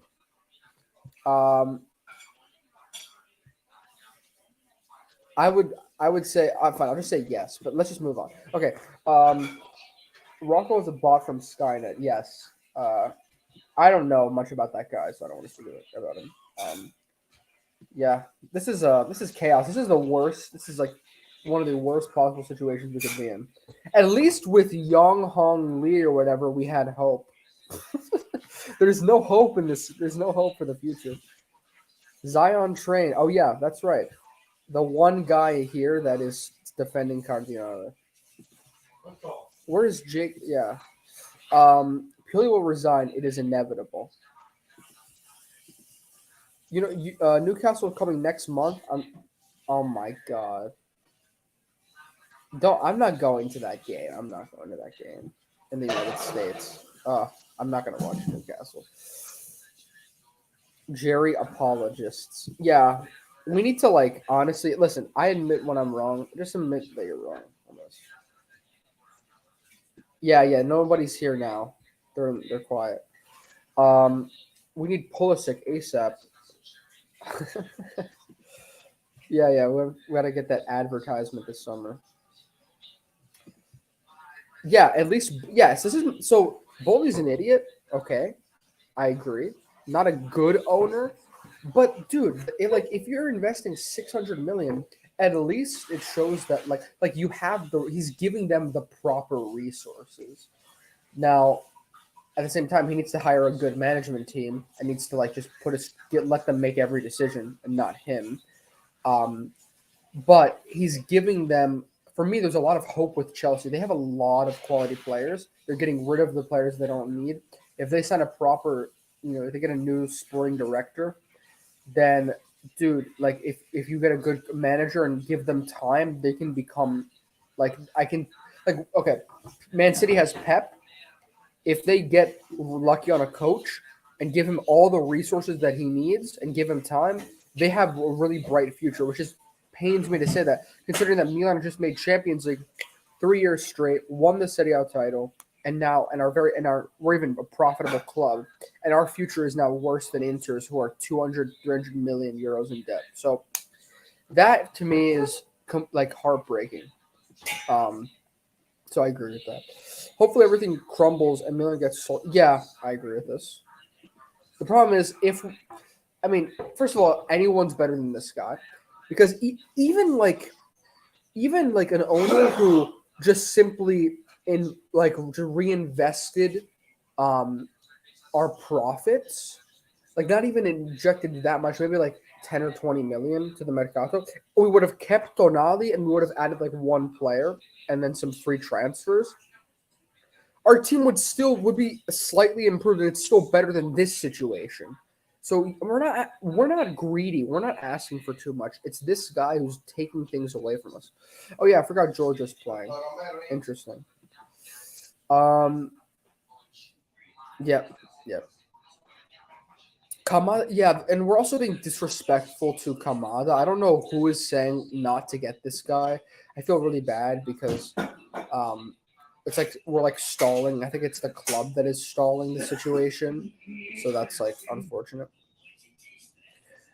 Yeah, but at the same, he won't move. But if we protest and take away his funds, then he does care, because we're delaying him. If we protest, even if it comes down to protesting the stadium, then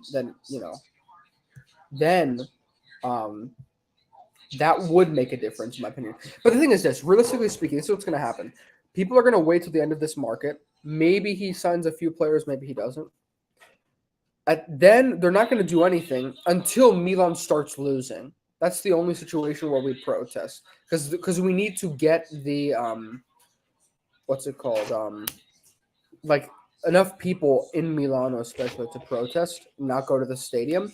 And the results, a lot of fans that don't follow the team as much as we do, they go to the stadium, they're they care about the football, which is fair enough. That's the most important thing. So when we start performing poorly, then that's when you're going to get people start to get upset. And that's, unfortunately, it's going to take a little while. So that's the sad truth of it all. I'm disappointed with the Corvus, to be honest. Lurk Milan, I'm not answering that comment. That Cardinale stuff will ruin everything the club has grown into these 4 years. Oh yeah, it's already doing it right now. Yeah, it is. I hope there is. Because I have some people that could want to join too. So I'll ask Roy when he comes back. Hopefully Roy is coming back very soon. He doesn't care about the club. He just wants money for the next 5 years. Yep. Yeah, they're all gone. Why are we defending Jerry, guys? No. Io no.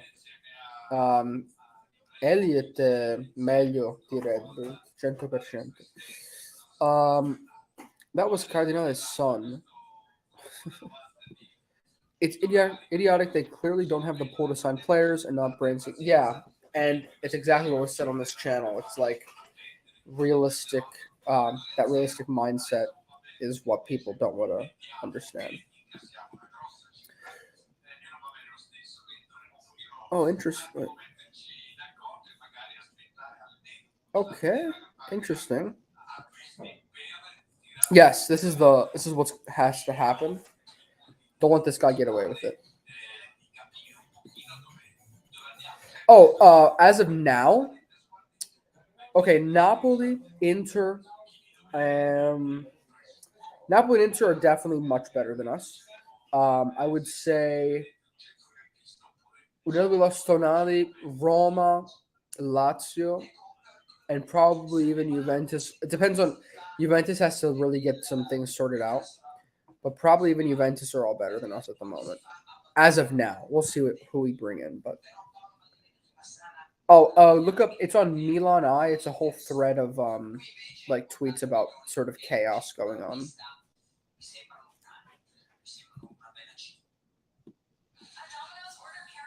Yeah, I don't want to hate on anyone. Everyone has their own opinion, but it's time that we need to unite. Yeah, give Maldini Chelsea 600 million and he's winning the UCL. Yeah, probably. We don't even need that much money. Keep our core, sign a striker, a right winger, and another like attacking midfielder, 3 players, and then just some depth, cheap players, and our team is perfect. Maybe a right back in the future, but if we had kept Tonali, that's all we needed. Yeah, I agree with this. I want him out of the club as soon as possible. Cardinale will build Brazzers Arena. Jerry doesn't go to Italy, guys. He like stays in his office in New York, or he goes on yachts. Christian, behave yourself. We should protest like Napoli did on us on. Oh yeah, at the hotel. He needs to get jumped. I don't condone violence, but yeah. Paul is gone. Paul is nowhere to be seen. Yeah, he's gonna sell all the best players and then reinvest maybe like 10% of it. God, did he finish? What are the chances of God did he finishing above us this season? Listen, they have Ranieri, so anything can happen. They can win the league in a few years. Yeah, our morale and reputation is in a really, really bad place right now. I don't know what I wonder what Leao is thinking. He basically got tricked into signing for another 5 years. So Traoré's contract is 6 years, by the way. So until 2029, and we get a 10% resale on it. So yeah, he's going to be gone for a long time.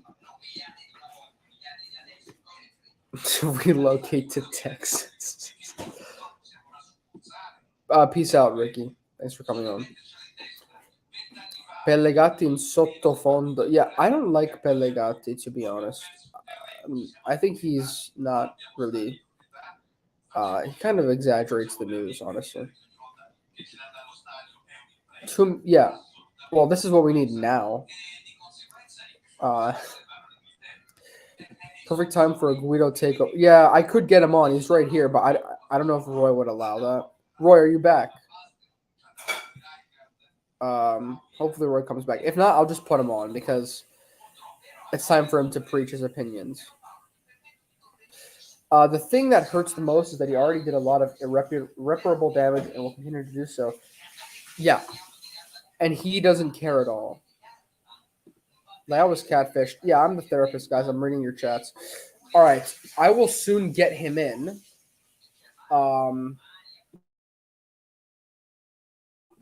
and then we can go on a rampage. Let me see on the if there's any new Twitter news. So current update. Oh yeah, Lazio has approached Crystal Palace about Wilfred Zaha on a free transfer. Very completely like unexpected.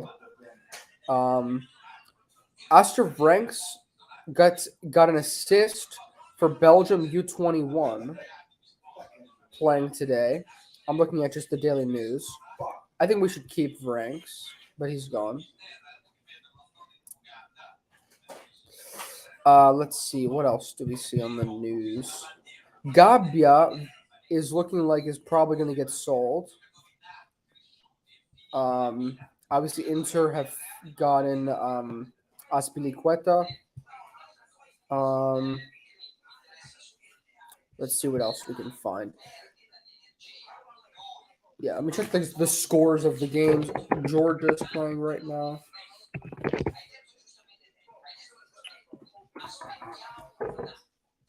The U21, I believe. Hisham, I am not going to get into like debates. I'll just say a quick yes, and that's it. That's it. Show her picture of Cardinal. Candreva to Milan. Guido confirmed. Here we go. 10 years contract. Medicals tomorrow. 10 years. Yeah, Candreva is very, very well liked. My girlfriend cheated on me. What's your advice? I think Hisham wants to like. Yeah, this is Film it next time. Yeah, I would say that she's for the streets, and you should separate yourself, and you cannot let another girl alpha you like that. You have to be the alpha. You have to be the sigma male. You have to be dominant sometimes, but then also like on your own sometimes, and wait till you find someone who is going to respect you. Because if you don't have respect, then the relationship is just imbalanced. So there you go. But Roy, thanks for coming back. Can I bring the G-ster later? The top G? Let's do that towards the end of the stream. The last, let's say, 15 minutes. Roy, So when's the next open live gonna be? Because I want to hear some of the voices. that's a Lart. He's going to do that tomorrow, I think. Okay. But where did this come from? Where did this come from? I don't know. I don't know if it's just an opinion. I'm kind of confused. Oh, here we go.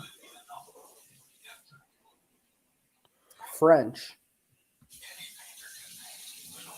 Who is this guy? He's some French.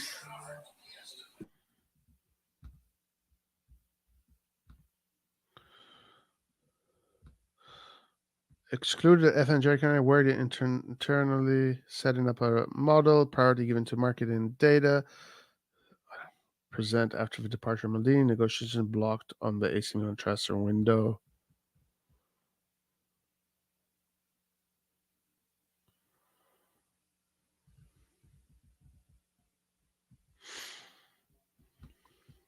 Interesting. Yeah, listen, all of this stuff regarding Cardinale is stuff that we could have figured out. I mean, we were seeing it happen. I did see someone earlier say, I think it was Noah, say, where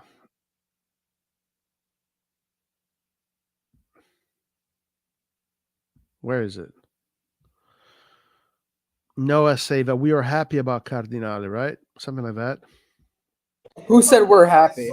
Oh, eccolo qua. Voi eravate contenti di Cardinale. Listen, as long as Maldini was in the fold, I had the idea or the perception that things were going to go towards the right direction because Maldini is a guarantee to me. And I know for a fact that Maldini wants the best for this club. He doesn't care about anything else but the best for this club. I never for a second believed that Cardinale would have been crazy enough to fire him. But then when it happened, then everything changed. And so now that balance is not there anymore. The yin and the yang has been destroyed. So yeah, that's the thing. Like, as long as Maldini was there, I had a sense of guarantee that things were going to go in the right direction. And even though I did criticize Maldini on his mercato, I always say, and I've always keep on saying, no DS is going to be perfect every year. No team is going to be perfect every year. You're going to have years that are not going to be as good, but as long as the people that work there know what they're doing and they're competent, you're going to have good years as well. Galliani, many years. Yeah, Sorry. something said. I just Galliani did. Sorry, Yeah, two go ahead. things. Go ahead. No, go ahead. Go ahead. CDK missed a really, really good chance in the U21 game. And also, I'm happy I could help Hisham. Thank you for the love in the chat. Yeah.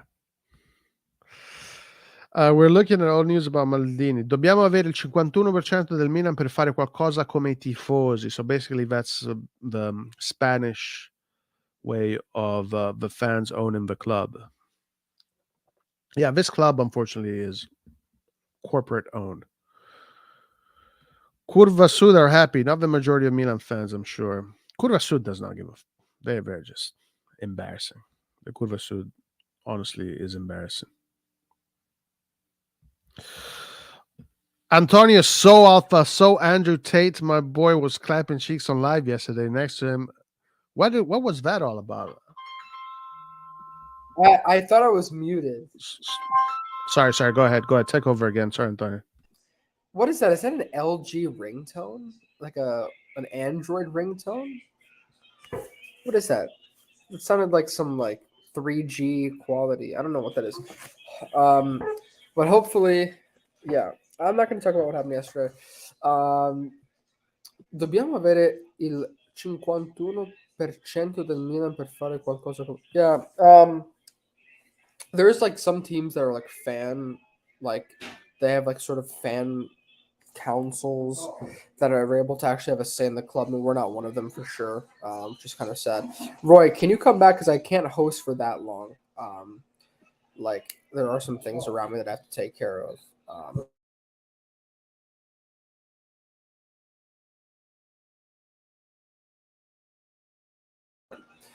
Yeah. So, smear campaign. Curva Sud are happy. They're always just going to cheer for Milan like sheep, to be honest. Once Napoli sell Kim, they'll have money for Chiesa. I don't know if Chiesa is going to Napoli. I don't see Juventus selling Chiesa to a rival. Roy has a flip phone. That's the rap line ringtone. Hisham take over. Who's better at taking over, Hisham or Guido, the top G? Step aside. Why let Franks go if you don't have the money to spend on big signings? Mark, yes, I agree with this. Who are we going to bring in to replace Franks? At least Franks got some experience this year, and he's a player that I think is better than he's really good with his long passing. He's better than a lot of other midfielders that we have on the bench. So I agree. Jerry calling Roy new Skynet up there. Roy, can you please confirm that you're alive and you haven't been abducted by the Terminator? If you are still here. Let's see what else is on Twitter. Guys, this is the lowest point I've seen in the club since the banter era. I'm pretty sure it's safe to say. And it got even lower than last summer. I'm just depressed. Roy. Yes, sir. All right. Thank you for coming back. Jerry calling Roy about new Skynet update. That's right. Hopefully we do update the program. Curva Sud is financed by the club. They won't say anything. Yeah, they do. The club does. I think the club does help them one way or the other. Those choreographies they do probably cost a shitload of money. So someone is paying for that stuff. All that paint because they paint that stuff. That's all paint. They have artists that do that. So you have labor, you have material, you have paint. That shit isn't free. Someone is paying for it. So I think that's why they're going to, be politically absent when it comes to everything that is going on. Because in order for them to do what they do, they still need to have a certain relationship with the club. And the approach of the Curva Sud is not so what the club does. The way they look at it is we are here to be behind the players when they're on the pitch. When they're on the pitch and they're sweating for the clubs, we're going to be there. We're going to be singing. We're going to be energizing them. We're going to be, that 12th man. That's the way they see it. So they're not going to get involved with the other stuff that goes in the club.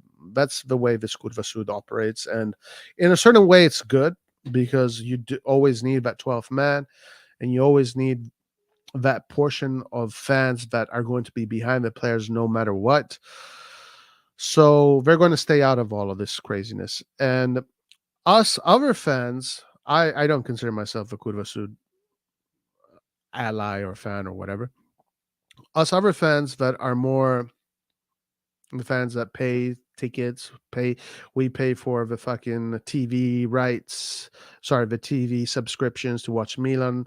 We buy shirts and etc. We are the fans that have more power when it comes to the financial aspect because we are the ones that spend the money. Bigger portion of it. Yeah. So the final score of Belgium U21 versus Georgia was 2-2. Vranks got an assist. CDK basically did nothing. I mean, I didn't watch the game though, so I'm just gonna in terms of goals and assists. Georgia came back at the end of the game and they tied it. They were Belgium was winning 2-0. And CDK did miss one big chance. I did see that. CDK, guys, what a player. Hopefully CDK comes through, though, guys. Hopefully it does come through. All right, let's see if there's anything else here.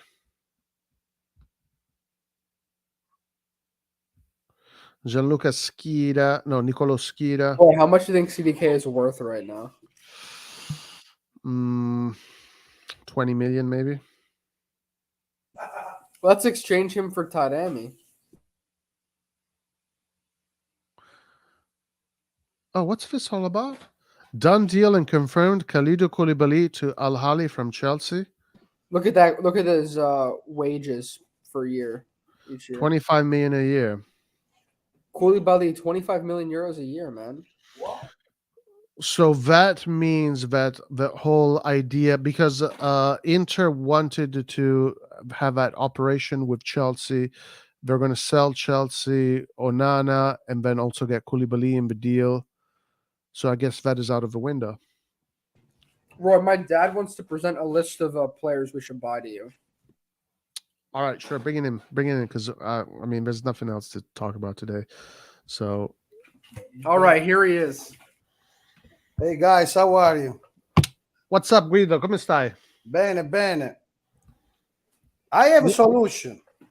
Go for it. Let's hear it. First of all, we can talk whatever we want. I told Antonio, if we get Lukaku, that means Magnan is going to go. I'm never going to watch again when Lukaku is playing. I shut off the TV. If he goes off, that's the only way he can come in Milan because who's going to give the money and buy Lukaku if he don't give Magnan? That means maybe they already have a deal with the Hernandez or Magnan. Besides that, okay. I think the problem is I ask Antonio, why don't you, I don't know, I don't like to do research on internet. I would like to know the prices of the players that I like. We need go for it. We have a Krunic, Pobega, they say Adeli. Hold on. Let's do this together right now. Let's start with one player at a time. And then I'll give you one name. The problem I heard they wanted 20 million. Tamesi Verona. No, Tamesi midfield I'm talking about. okay. Tamesi Verona. Has ever watched the guy playing? Last year was unbelievable. We don't need the technical, super technical. Besides, he's very technical. But we need the runners. We don't have any runners on the field. Krunic is not even that kind of player. Well, Krunic we need is- we need all of it. we Guido. have only Paul because he's physical. He can, but he moves around. He's not like a midfielder classic. You know, if we only want to play 2, I hope not. But if we play 3, it's even worse. We need the 6 players at least. All right. So Tameze, first of all, Messi is one Verona. he's 29 years old, 5'12", midfielder. His market value is around 5.4 million. So basically, let's always double that. So around 10 million. Okay. How much he makes a year? Not even a million, man. Well, Verona players probably, somewhere. Let's probably, the wages are not going to be an issue for Verona players. So we don't need to worry about that. Hey, guys, I'm doing this because we know what kind of ownership we have. Of course, I would buy Enzo Fernandez. I would never sell Tonali. Of course. I get Frattesi and Tonali together. I don't need only Frattesi instead of Tonali. That's the problem people don't understand. All right, so Tameze next. Okay, Tamesi. Then there is Koulibaly Salernitana. You guys ever watch this guy? He's a beast on the field. He runs all over the field. Roy, spelled with a C. With a C. Koulibaly Salernitana. Lassana Koulibaly. 32 years old, 14 million. That's Kalidou, bro. Oh, that's Kalidou. Sorry. Lassana Koulibaly. 27 years old. Perfect. Now, both these players are African, right? So Tameze is Cameroonian, and this one is from Mali. Oh, yeah, that's a problem. So you got to watch out. We got to watch. I mean, I don't know how many non-EU players we have, so that's another thing that we got to watch out for. When I listen to YouTube, they always say 2 players, so we can have. So 5.3 million. So again, another 10 million. Yes, you fix already the running midfield. What I mean, running. So both of these players are defensive midfielders. Yeah, Essentially. that's what. If we only play 4-2-3-1, that's what I believe we need, right? Especially after we lost Tonali, who's gonna run? Krunic or Benacer with the 1 foot? Another 10 years. He's broke. He's already broken. So okay. In Serie A, he had 35 games, so no injuries, of course. For if he played 35 games, played most of the games, 3 goals, 3 assists, 27 years old. This one here fits more of a mold of Redbird. Tameze, a little bit less, but this one more so. Okay, so 20 million. Tameze, Koulibaly. Yeah. Next. And the guy that you always talk about, I love the guy Taremi, right? He's great. Mamma I mia. mean, listen, do we talk about the stats? What the number 9 supposed to do? 120 goals in 150 games, you said before. No. 120 goal contributions. 80 goals, 50 assists. Doesn't matter. It's still a goal. It's still a goal. Yeah. Actually, if he can assist, it's even better. Because the Giroud cannot assist much. Right. So Taremi, 30 years old, 21 million. So probably this one here, I wouldn't be double. It is the last year of his contract. So I think it's going to be around 25 million or something like that. I think that's what they were saying. And yeah, this is my first pick. This is my first pick for the attack. So I definitely agree with this. What are we waiting for? Okay, then maybe it's going to be done deal. As I say, midfield, we need at least 4 because we lost Tonali, Benacer. So we need depends because I heard that Pioli may want to play at 3 this year. I don't know. Yeah, who else? Who else do you want in midfield? I want to get midfield. I signed. You guys are gonna laugh at me. Antonio keep laughing at me. I signed Gagliardini for free. But that guy's physical. You guys never watch him playing because he played. Guess what? Inter won the Champions League final. He played every game at the end of the game. I know he missed a goal against us. Whatever. Gagliardini in the bench. First of all, he's Italian, so no problem with the passport. What about Samardzic? Samardzic, I love it. How much it costs? All right, this one here, I don't know. I'll give you a list of people that we can afford. But listen, Guido, I already have an issue with your midfield. it's only runner. It's only defensive midfielders. Like we do need. Wait. So we're not gonna get Kamada. What about Di Catalere? Still on the team. What about maybe the guy the Turkish guy? I don't know if you heard the Turkish guy. Gulair is an attacking midfielder. He wants to go to Barcelona. He don't want to come in Milan. He's I heard more this morning. but he's not a midfielder. He's more of an attacking player. Yeah. So how many midfielders you need?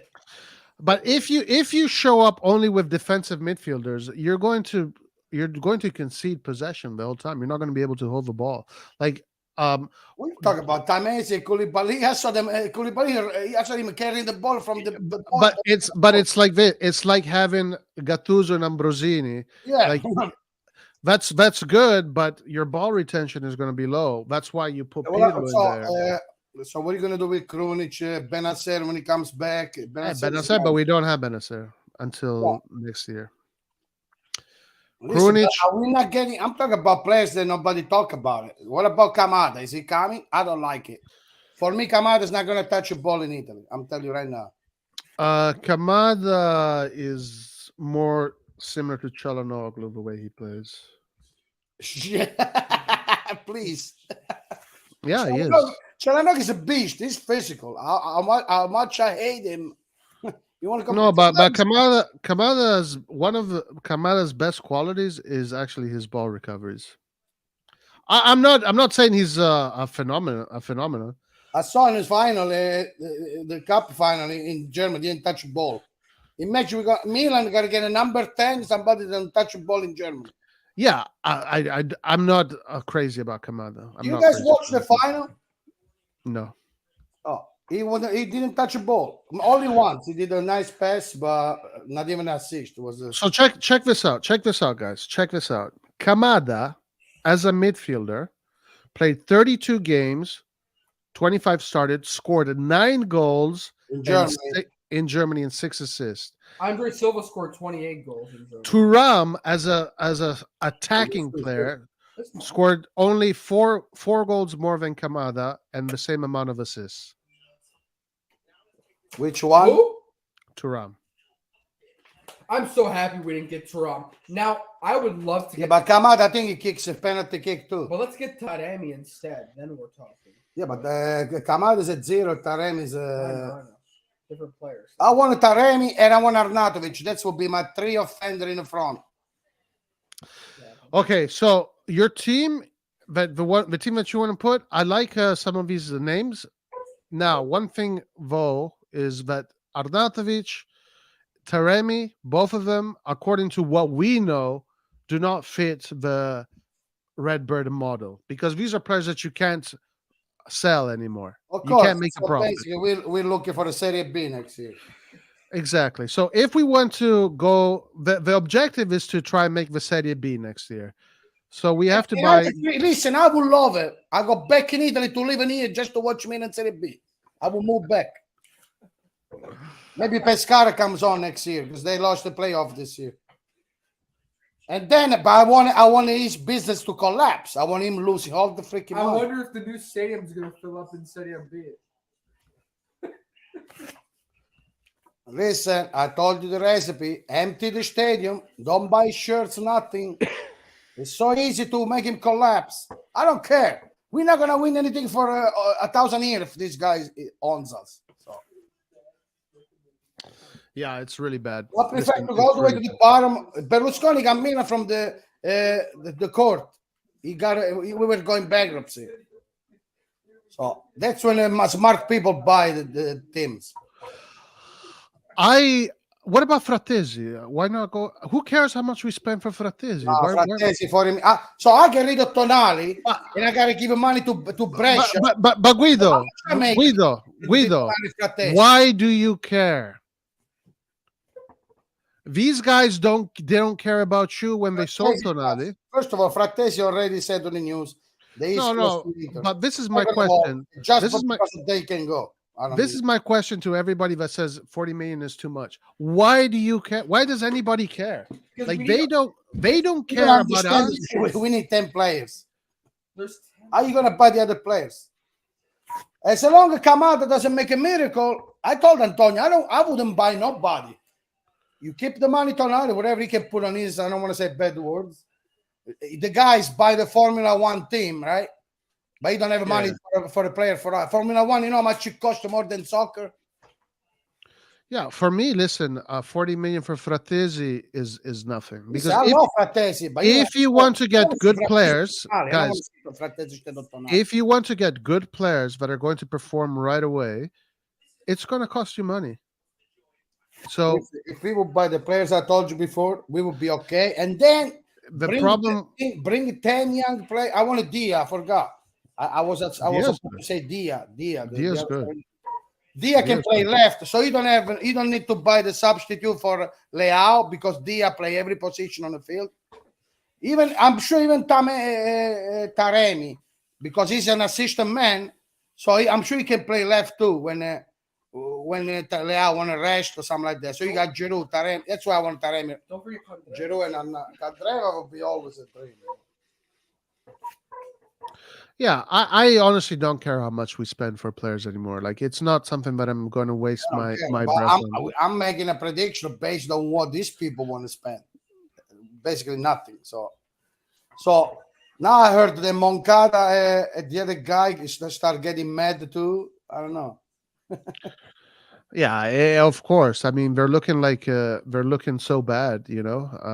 Their reputation, Moncada's reputation of him being this amazing scout and genius, all of a sudden he looks like an French idiot. players he gets. Kevin says it's time to boycott home games starting from merchandise sales. Listen, if I was a Milan, and then I want to spend. If I was a Moncada, basically. Okay, there is a World Cup. There was a World Cup under 20 and European Cup under 21. So, yeah, Luca Romero. You know, Inter is going to get Romero too. Even the free play, they get all the free players we want. Apparently, Inter's like mad at us. They're So, trying to get, like, yeah, somebody happy with Lukaku, I think. That's why they got, they say that's why they got mad and they got Thuram and they want to get all the Milan players now. Imagine Inter, $1 billion and 300 million debts, and they buy players. Yeah, but they don't care because for them it's not about the business aspect. They don't care about making money. Well, the guy's Chinese. Zhang and his family is one of the richest families in China. They make I know, money but they're not everywhere. allowed to move the money from the Chinese. Yeah, so they got screwed because of COVID. Otherwise, they would have been. I love Guys, if it wasn't for COVID, right now Inter would be up there with Man City, with Real Madrid, and Bayern. Because their project was insane. They're already there. They won everything in Inter except the league, and they went to the final Champions League. So they're already there. Yeah, so for them, it's more of that traditional way of building a team. And don't we forget they had a bad luck in the final, and that's why I don't want Lukaku. So, he's a cock blocker. He's a cock blocker. No, Lukaku. Please, I told, and we know what? I'm going to swear. I'm not watching Milan games. Lukaku's wearing Milan shirt. I'm not going to watch games. I'm sorry. Even though they're free. It's not going to happen. He doesn't want Lequip says Pulisic, player among Milan's targets, is Lyon's priority this summer. How much money Pulisic makes as American? Probably 6. I think it's 6 million net. No, he makes. I heard him was making 10 to 12 million a year. No, that's gross. That's gross. Yeah, Italy's. But so you give a 5 million to Leao at 6 to Pulisic? I don't know about that. He's not free anyway, so what are we talking about? There's nothing to talk about. I think that they will like to sign Pulisic because He's American. He's American and the whole branding thing would be. All America gonna cheer for Milan. What about they cheer for Inter Miami? They got Messi or whatever. Oh, Messi and Busquets. Busquets too? Mm-hmm. And Higuain. His wife does. No, and Suarez. Sorry, and Suarez now. And, Suarez. You know, all three. Busquets, Messi. Suarez is one of my favorite, man. Suarez is a real number 9. Taremi is similar to Suarez as a number 9. But Taremi is better. He got more skill. Well, Taremi than Suarez. Suarez is a pure number 9. Suarez shoots from everywhere. He don't give a shit about nobody. That's what I like, number 9. But All right. Taremi is good. I thought Taremi against us. He got good skill. Yeah, he is good. Oh, okay, guys. So, okay. You know what? So, I think Pulisic is definitely doable, guys. So, I'm on capology.com right now, and Pulisic, as of now, is making 4.9 million. So, basically, more or less, a little bit less than what By Lau the is way, making. Pulic is not free transfer. How much? Yeah, around 25 million, and then wages. So basically, if you want to convince him to come, you have to at least match his wages now, or something like that. But I think with Pulisic, he can make just a lot of money off of his own merchandise. So he can make Somebody's don't those want to kind of get paid. deals.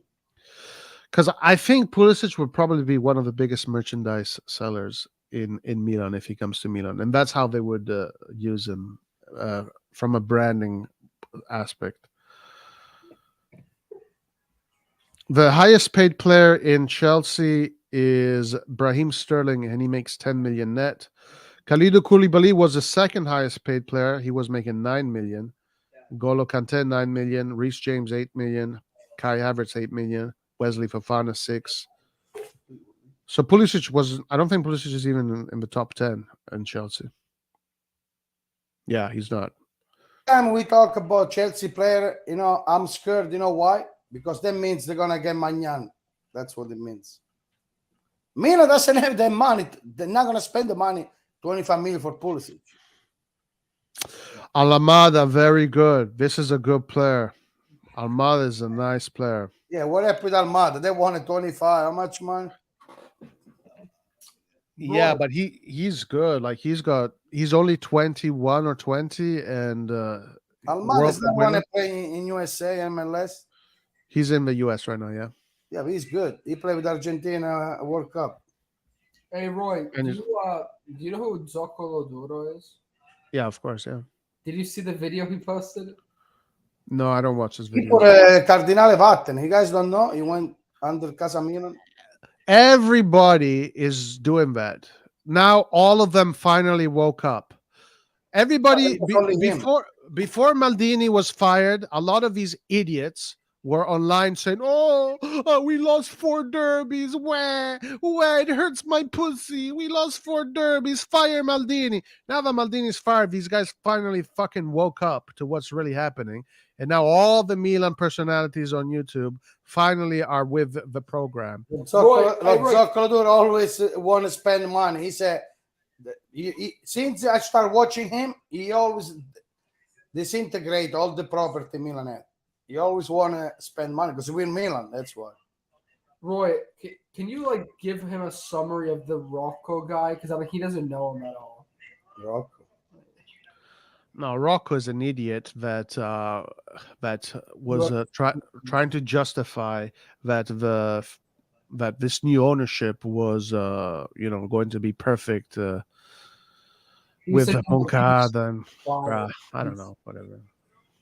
We just won Italian League last year and went to semi-final Champions League. Nothing we did better than Paris Saint-Germain. There's all these fucking people. There's not many of them, but there's a few people that were really pissed off at Maldini. The Cherby, Baca Traore, and Kevin Constant. Roy, I just saw a picture on Twitter. It was a meme that said Mercato 2023, 2024. And it showed a picture of Acerbi. Acerbi's the best. Traore and Kevin Constant with the Milan. Constantly was sick. With the Milan, holding the Milan ball. That's probably going to be better than what we're going to do this year. Acerbi, everybody was laughing at me last year on the live, right? When I said, let's get Acerbi for free. Hey, wait, to be fair. Actually, it's not even free. They wanted 2 to 5 million. That was good by you. It's all, did I miss when I say something? But if we would have gotten Acerbi, we wouldn't have gotten Chow. Why? Chow, it's a young. It has nothing to do with Acerbi. Acerbi was free, right? Nah, they but 2 million, 5 million. But we decided to go in for Chow. We didn't get 2. So. Chow, yeah. Roy, we saw Chow after 8 months. That's Roy, by the way, did you read what Tonali's agent said? He was saying, "Oh, when an important club like this comes, it's so hard to say no. Like when a huge club like Newcastle. Yeah, what did they win? Listen, Antonio, let me tell you what. Makes money with Tonali. Antonio, let me say this. They never wanted to leave AC Milan. Tonali did not want to leave AC Milan. Now, if the club comes to you and tells you, yes, you're in this, you can be sold, and we want to sell you or whatever, because that's what happened. It's not 1 second, wait. It's not that Tonali said, hey, sell me. No, the club said, we need to make money. We need to find someone to sell. It's either going to be this guy, or that guy. They chose Tonali. That's what happened first. And then if another club comes in and says, I'm going to give you 60 million euros for the next that's what you're going to sign, a contract that guarantees 60 million in your bank account. Yeah, of course. Yeah. Oh, so the team I love wants to sell me. These guys are going to give me 60 million. Of course, I'm going to say yes to that. So I do not blame Tonali one bit whatsoever. I would go right away, but I would go and being public. I would say I will always love Milan. I'm a Milan fan. I make money. That's all. Goodbye, guys. Yeah, and I think he will say that. I think he will say that. If Newcastle people don't like it, fuck them. They know he's a Milan fan. Everybody knows. So. I think he will say that.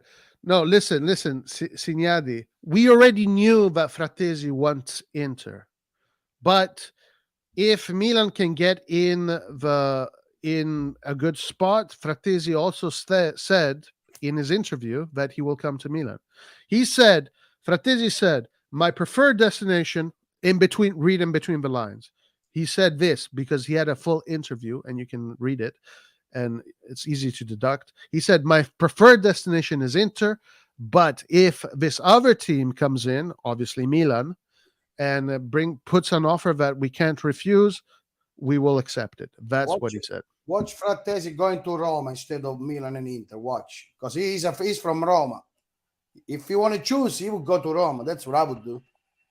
What's the difference between Roma, Inter, and Milan right now? Maybe Roma's between. Roma's better than us. They got a president. They spend money. So no, I think Inter is the most appealing project. He's from Rome. Inter is stuck anyway.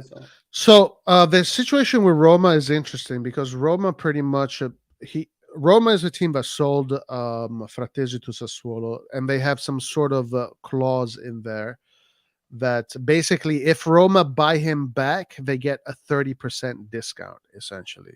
We get Pirlo for free to Juventus, and then Allegri went to coach Juventus, motherfucker. So Roma does have a strong standing in this. But right now, the agent spoke about Inter and Milan. He hasn't said anything about Roma. Guido, you have a Milan jersey? I have many. I don't wear, but I have many from the past. They're all from the past. Guido has a Sampdoria jersey collection. Sampdoria is beautiful. When it was Mancini and Vialli, it was Cerezo, Mancini, Vialli. Yeah, listen, if this happens, right, Inter will get Frattesi and Kessi, and now Inter going the competition next year with, let's say that does happen, okay? Worst case scenario, that happens. Worst case scenario for us. Inter gets Frattesi, Kessi, they'll have Barella, Çalhanoğlu, Mkhitaryan. That's for midfield. I don't want to hear Rocco cry. And we get fucking Gagliardini. Yeah, I love it. Yeah, but okay, we get Gagliardini and we get these players coming from the lower table, like these Moneyball operations. I don't want to hear anybody cry like Rocco when we fucking get destroyed in the derbies. Okay? I don't want to hear anybody cry. When I went, we won 4-0,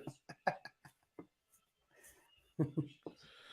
Felix in a team like Milan would perform as he did in Benfica. Listen, except Lukaku, I take any Inter player. Don't forget about Pirlo, Seedorf. We always turn in a champion. Pirlo, Seedorf, unbelievable, man. We got the best player from Inter in the history of Milan. Yeah, it looks like they're getting their revenge right now, though. It looks like they're getting their revenge. He's not Milan. It used to be that we used to beat them in the Champions League. Now the opposite.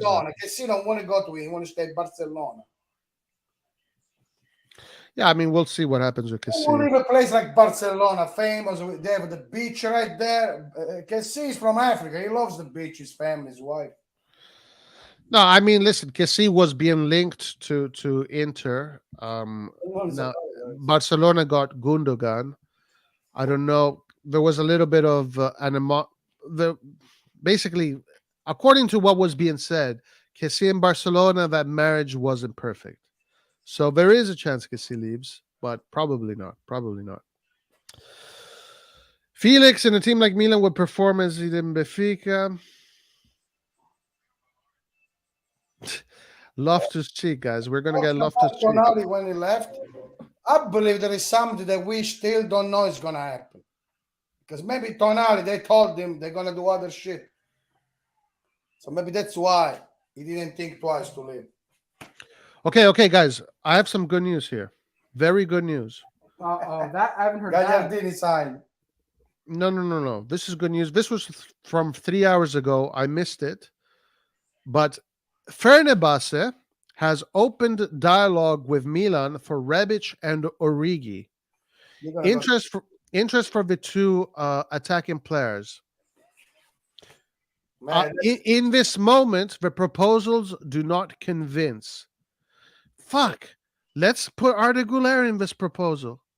If Fenerbahce, now I was under the impression that we were offering Rebic and Origi to them, but it looks like Fenerbahce is interested in them. So let's tie in the proposal of Rebic and Origi into the Güler operation, and I think that can happen for sure. I will give them for free. I think that's the best possible news we can have in this situation. Honestly, getting rid of Origi and Rebic. I would take only $1 million for both. Just as a plus Valenza, 1 million.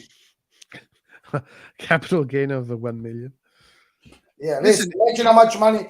Both together, it cost us 8 million, 7 million a year. And Güler, too. I agree with Valentin. Just give him Origi and Rebic plus the 17 million for Güler. Why? Why does this make sense? Because you get rid of the pay. We pay them 3 million a year, 3.5. But also because remember what the reports are right now. Güler's father wants to rewrite the contract in order to give Fenerbahce more money, more value for Güler. You know what? They can go fuck themselves. So okay, we get Leao, his father Antonio. Here he is. His father Antonio. No. But his father's involved. Donnarumma, all families involved. The mom, the father, the brother. I'm tired of this shit. They have the agents. They have the family. No, but Güler is an 18-year-old kid. It's a little bit different. I'm tired of this shit. Listen, he can stay where he is. I take Romero for free. Hold on, let me finish. So let me finish. Origi and Rebic would basically add onto that added value that they want for Güler. So for me, it makes sense. Origi and Rebic, realistically speaking, you probably can get 15 million out of both of these two players.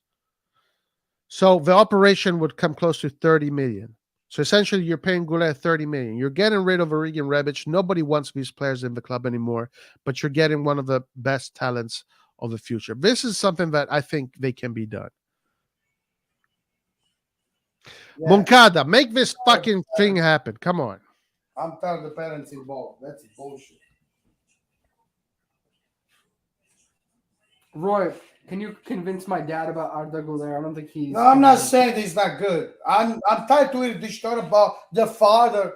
He has an agent. He has a father. He has the team. How many people involved? No. He does not have an agent. He doesn't have an agent. People with any little problem. The dad is the agent, like the family. Yeah. So he want to renew the contract. And we want to buy now that he has a clause, not be after.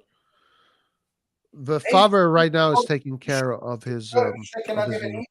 Please. What's that? What did you say?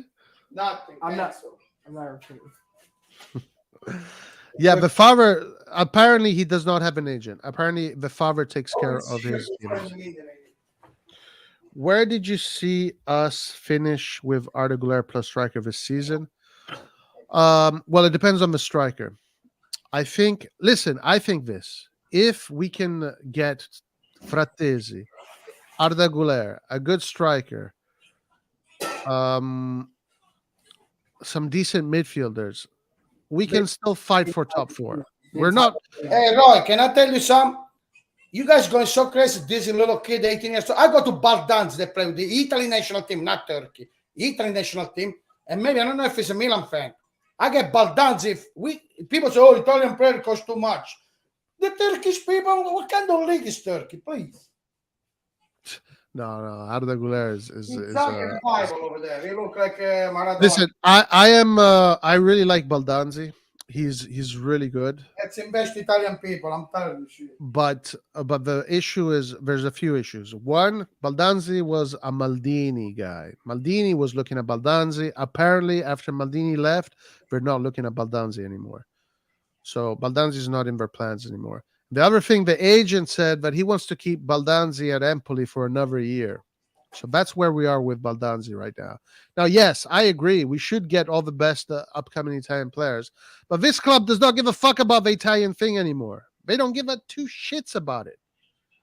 We just sold our freaking pillar, man. Right. We just sold Tonali, who is literally one of Italy's best upcoming players. So they don't give a fuck about it. What the fuck they do over there? But Güler, guys, is a top G player, guys. Now, okay, maybe he turns out to be a Kirkic. Maybe he turns out to be a Halilovic. I don't know. But I don't think so. I really don't think so. This kid, already, guys, I saw this kid last year. I saw this kid last year when he was even younger, and I was totally blown away by his fucking performances. And in my mind, I was thinking, damn, kind of sucks I will never get this player at Milan because players like this always end up in other teams. The fact that we're being linked to him right now just gives me a little bit of comfort. It just gives me a little bit of comfort. Okay, my dad has a question for you.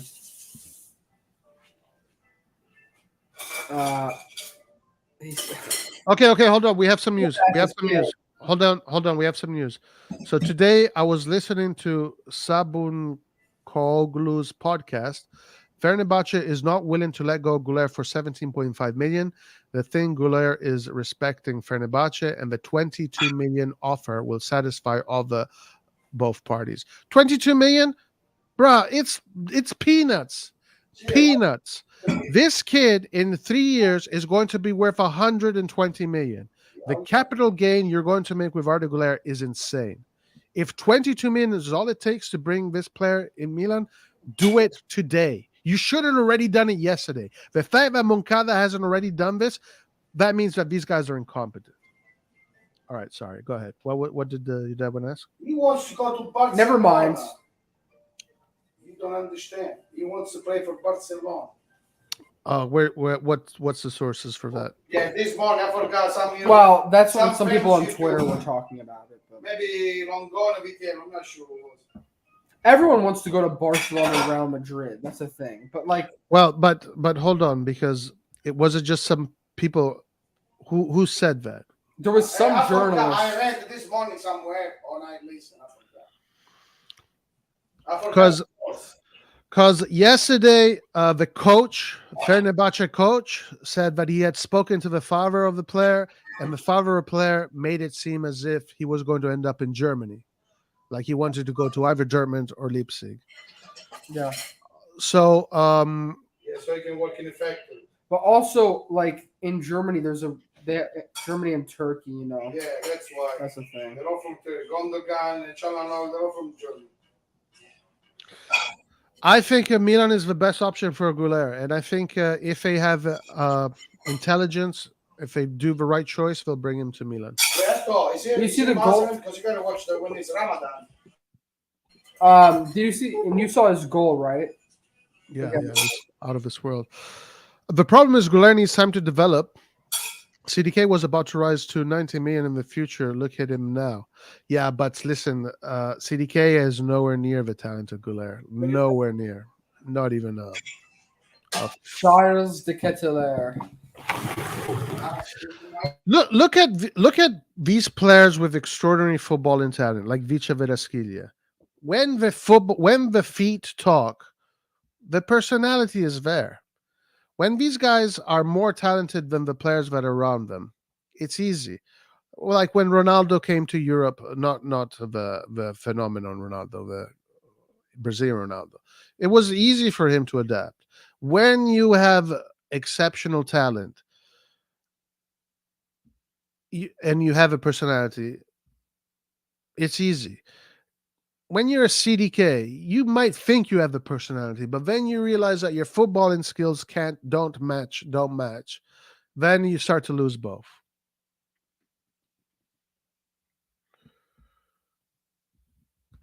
Arda Güler doesn't have any problem with salary. The player doesn't want Barca. There's three options: Milan, Dortmund, or staying a season at Fenerbahce. Okay, so this is according to that guy's podcast, right? Yagiz. I think that's what you're looking at. This dude right here. Yeah, this one here. So basically, the Fabrizio Romano of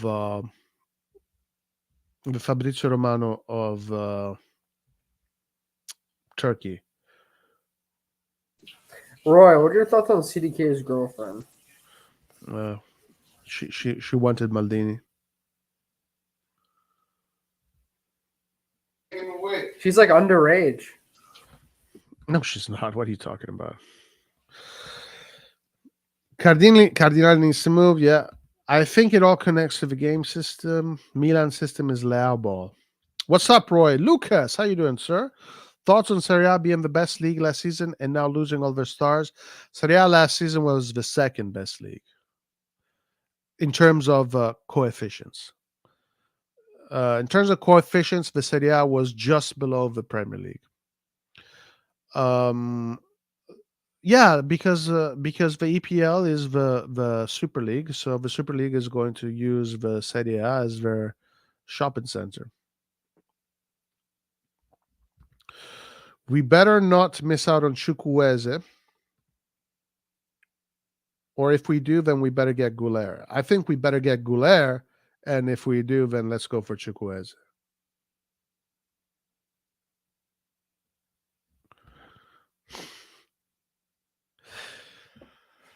Yeah. Do you like Chukwueze? Yes and no. I don't think he's a world beater, so I'm not as excited as him as I am of Güler. Güler is a world beater. Chukwueze is someone that is going to come to Italy. If he comes, he's going to do well, but they're asking a lot for him. Chukwueze costs like 42. So you already spent 40 million for a midfielder, but besides Frattesi scored, but then for a guy that jumped the man, so they are usually more expensive, those players. Well, today the report said 30 million. Yes. What do you think?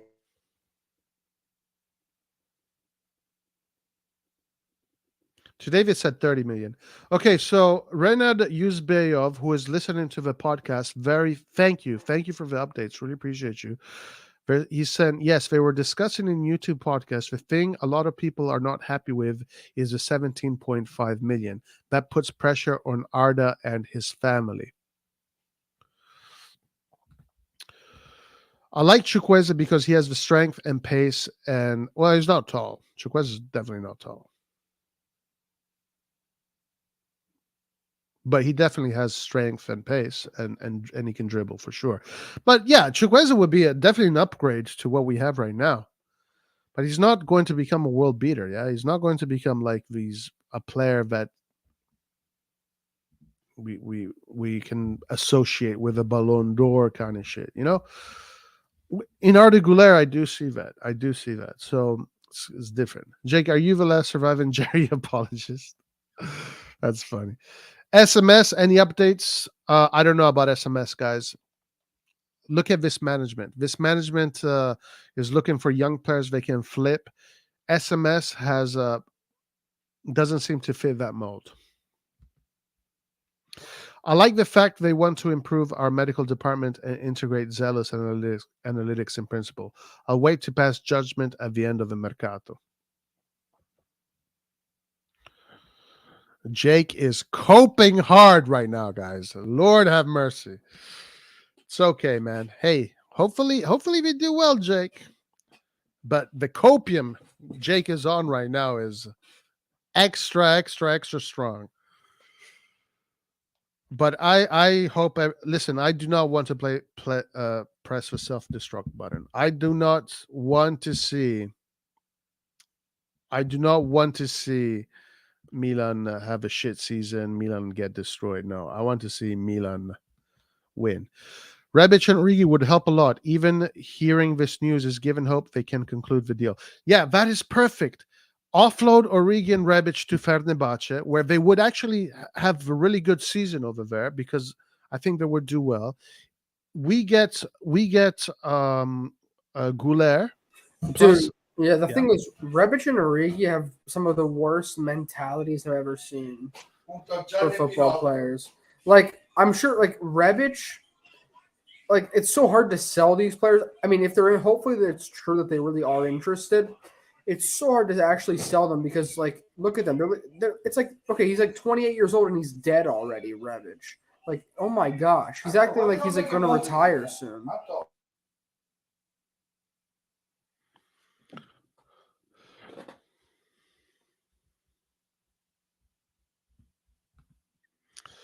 Let's see if there's any other reports, guys, that have come out, that are coming in.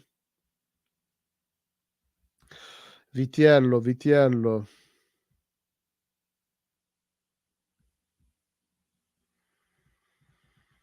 Don't see anything from Vitiello.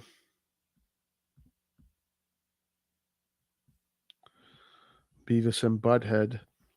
What is it? I would assume today is Saturday. Like the agents are busy making deals. Are we taking a break? What's going on here? What is going on? There's nothing, guys. There's literally nothing coming out. There's nothing coming out, guys. Roy, do you have a plan to visit San Siro? Maybe. I am going to Italy. Roy, do not give them your money, please. Oh yeah, that's right. No, I'm not going to the San Siro. No. Thank you. First signing, yes. What's the first signing? Guys, first signing, guys. We did it. But this is from this is a retweet. Done deal and confirmed. Noah Riviere, born in 2005 to AC Milan as a free agent. He'll play for Milan U19. So this is for Primavera. We fucking sold Desplanches, literally the best fucking goalkeeper coming up right now on the planet, U20 Golden Glove goalkeeper. So we can get another U19 guy for free. Listen, if I'm a Redbird, this is what I would do. Since I don't give a shit about results and I don't give about players and I don't give about what us fans think, I would sell Mike Magnan for 130 million, 150 million right now. What a signing. And I would get Desplanches. Wait, is this official? AI, enjoy your echo chamber, lads. No point in me being here. Can't make a single point without being lambasted for it. And no, I'm not mad, just annoyed. No, brah. Listen, Jake. Jake, listen to me. What do you expect, Jake? Like what Milan? You sound like a climate change denier, bro. I mean, it's not like listen, we're an echo chamber because it's clear. I was trying to be optimistic, but this is the situation. There's no way around it. So like. You're just like, this is reality. By the way, that goalkeeper is still a Maldini operation. But anyway, Jake, what Milan platform are you going to find where everybody is going to be like, yeah, dude, we're going in an amazing direction. This management is awesome. Like right now, obviously, anybody that is defending this management and the actions they took, you're in a super minority, so you have to accept that. Of course, people are going to be like, everybody's upset now. Even I don't even see Rocco being able to defend this shit now. So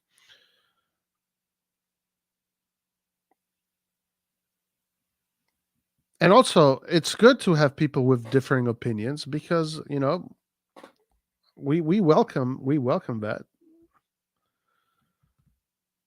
And I hope you're right, Inviema, man. I really hope you're right. Ever since Jerry came to Milan, nobody has been on the same page. Pioli didn't even know Tonali would be sold. Stop being the victim. You're a Milan fan. By the way, where is Rocco? Where is Rocco, guys? I think my next thumbnail is going to be where is Rocco? Well, I mean, come on, give him a chance to speak first.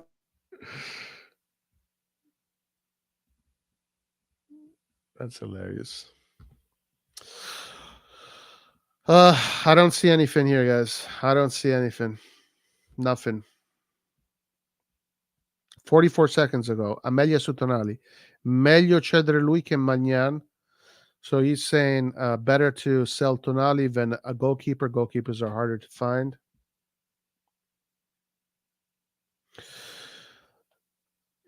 Okay, official first signing, Riviere from Saint-Étienne. We got our first signing for the Primavera.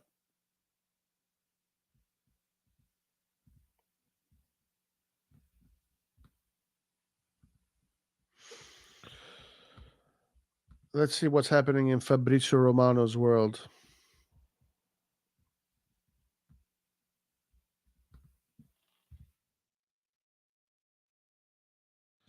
Fabrizio Romano. Chelsea are advancing on Moises Caicedo deal. Talks progressing on the player side. Contacts proposal made. Chelsea have signed Jamaican international Dujua and Richards. Okay. Not familiar with him. It's only Arsenal for Jurien Timber at this stage, waiting for second proposal. Atletico, Antoine Griezmann plan always been clear. He wants to continue at Atletico Madrid. Yannick Bisek will become new Inter player in the next days. Release clause will be paid in 2 installments for 7 million.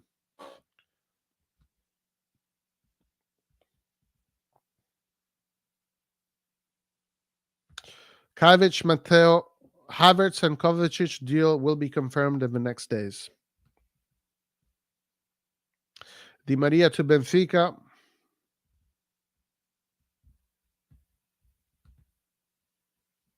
Yeah. CDK should play as a number 8 or deeper midfielder.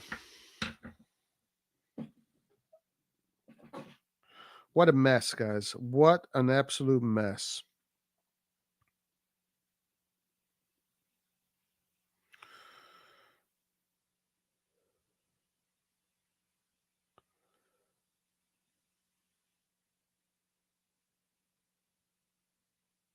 Roy, I'm depressed, man.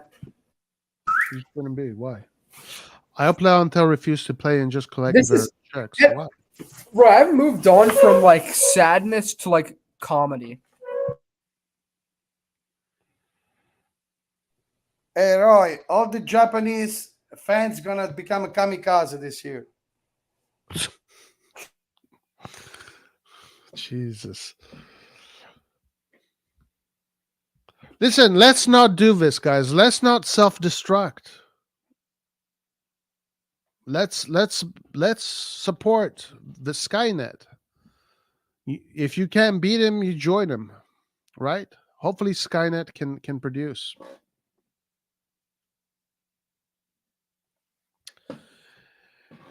Anyway, guys, I don't see much going on today. So this is where we're at. We lost Turam. We lost all our players that we wanted to get that were on a free. Let's see what happens with the Frattesi deal. I am for putting Colombo and Maldini in this operation in order to get Frattesi. I think I'm all in for that. And as far as Scamacca, let's see what happens with Scamacca. The fact that we're linked to Morata pisses me off.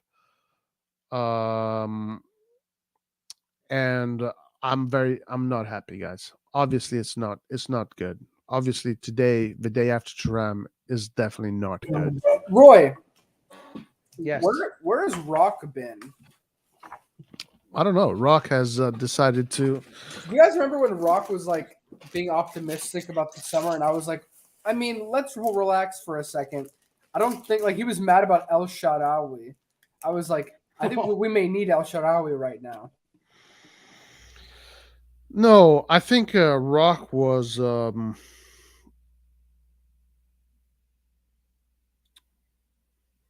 No, at the moment that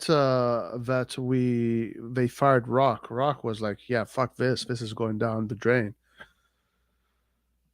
This is going down the drain. Like the moment that happened, and he's right. He's 100% right. Yeah, listen. Hopefully, when we do the open live, we get the people that are still defending this management. But just to see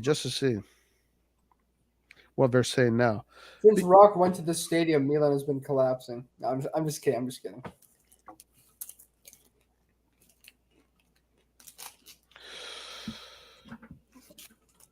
Can Hans go on the live? Does Hans wants to come on the live? Do you want to come on the live, Hans? Roy, can you please open it, man? I just want to hear people like we need Yeah, to- but listen, I can't stay here for fucking 4 hours. All right. Hey, Listen, Roy, I think hold on. I don't want to stay here for 4 hours. Listen to people talk over each other, and nobody can understand what they're saying. Yeah, one at a time. Okay, so like I want to leave in like there's no news to report today, so I want to. I've already done 3 hours. We're not going to get any news this summer. The news cycle for the day is over, so that's why I'm not opening the lives because it's just chaos. We didn't sell anyone, did we? It's just fucking chaos, and then the viewership goes down. Hey guys, in the words of Scaroni, we will not sell any important players this summer. If we sign Pulisic, I'm done. He only plays well for the US. He has an attitude problem. There's a reason why anyone's stepping up to sign him.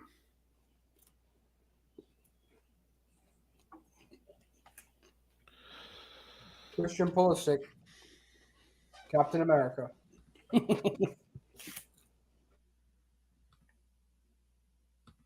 Roy, is it called soccer? Yep. Soccer. Look, it's the Oakland Athletics, the Moneyball. All right, what happened to McKennie, the Juventus player? He's good. I don't know. I think he's going. I don't know what's happening to him, but people have suggested him. I don't think he's bad. I do like him actually. Apparently, Galatasaray want him. Somebody. Oh, that's right. Yeah, that's right. All right, let's do this. Let's just get Hans on, and then let's close in 20 minutes because there's nothing else to report today. Everything is. I'm sorry, guys. There's no news. No news. Dude, it got even worse. Now we're hearing that even Forlani and Moncada are fighting. Everything is chaos. Hey, do you know where Rock is? He's in Brazil looking for new talents. That's what we should do. Buy ourselves and bring for free over there. The LeBron James of soccer is coming.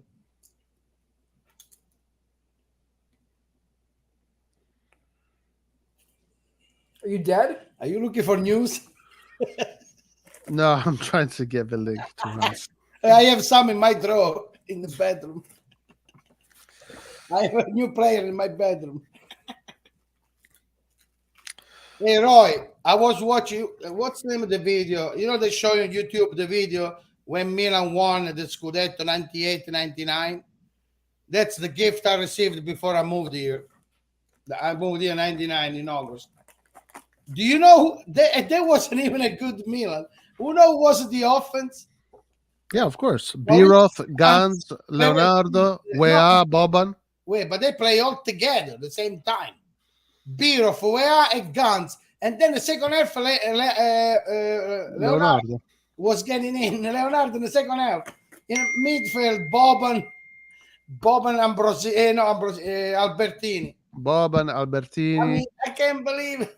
Ambrosini was in that team too. But that was a shitty Milan. Imagine but shitty Milan. I mean, I wish we had that Milan right Not now. to compare the Milan always before. Yeah, and to compare with the Way competition. out, Pirov and Gans play together at the same time. I love Zaccheroni. Listen, we always had the good coaches, man. Sacchi, Zaccheroni, they play open, they play the offense. Capello, a little less. But Capello beat all the records. Best defense, Invincibles. best the Invincibles. That's awesome, man. They beat Barcelona, Cruyff.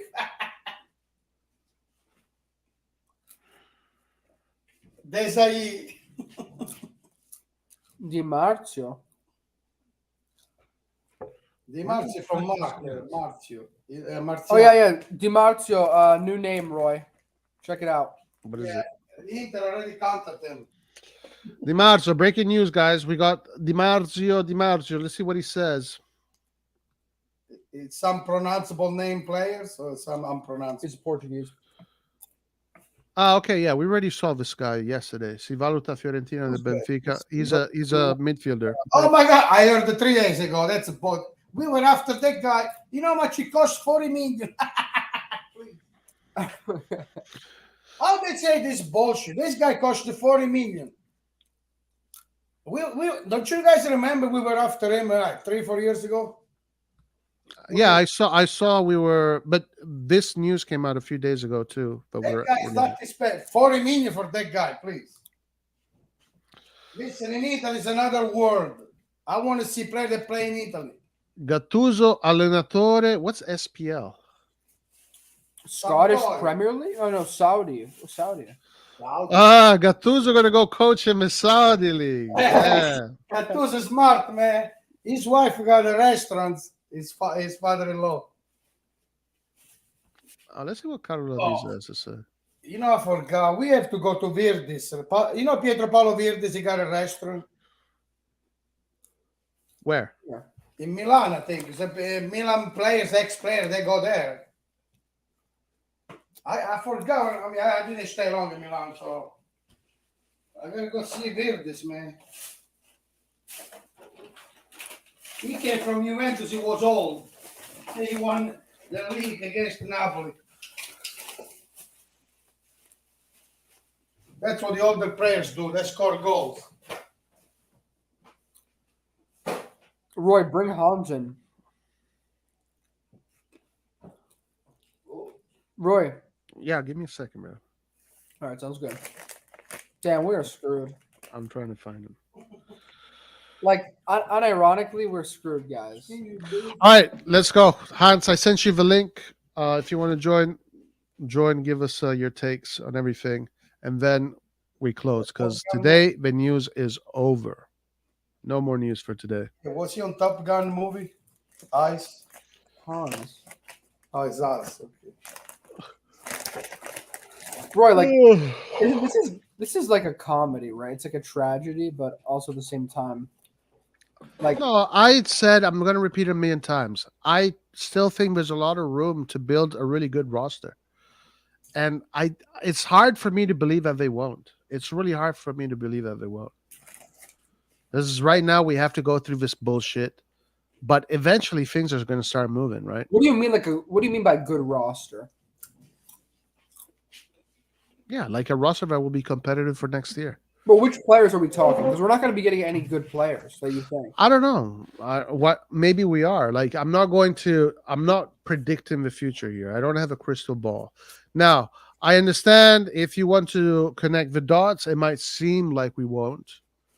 But the space to build a good roster is there. Like the opportunity to do it. The inventive intelligence is there. So they need to just make it happen. Oh, the algorithm.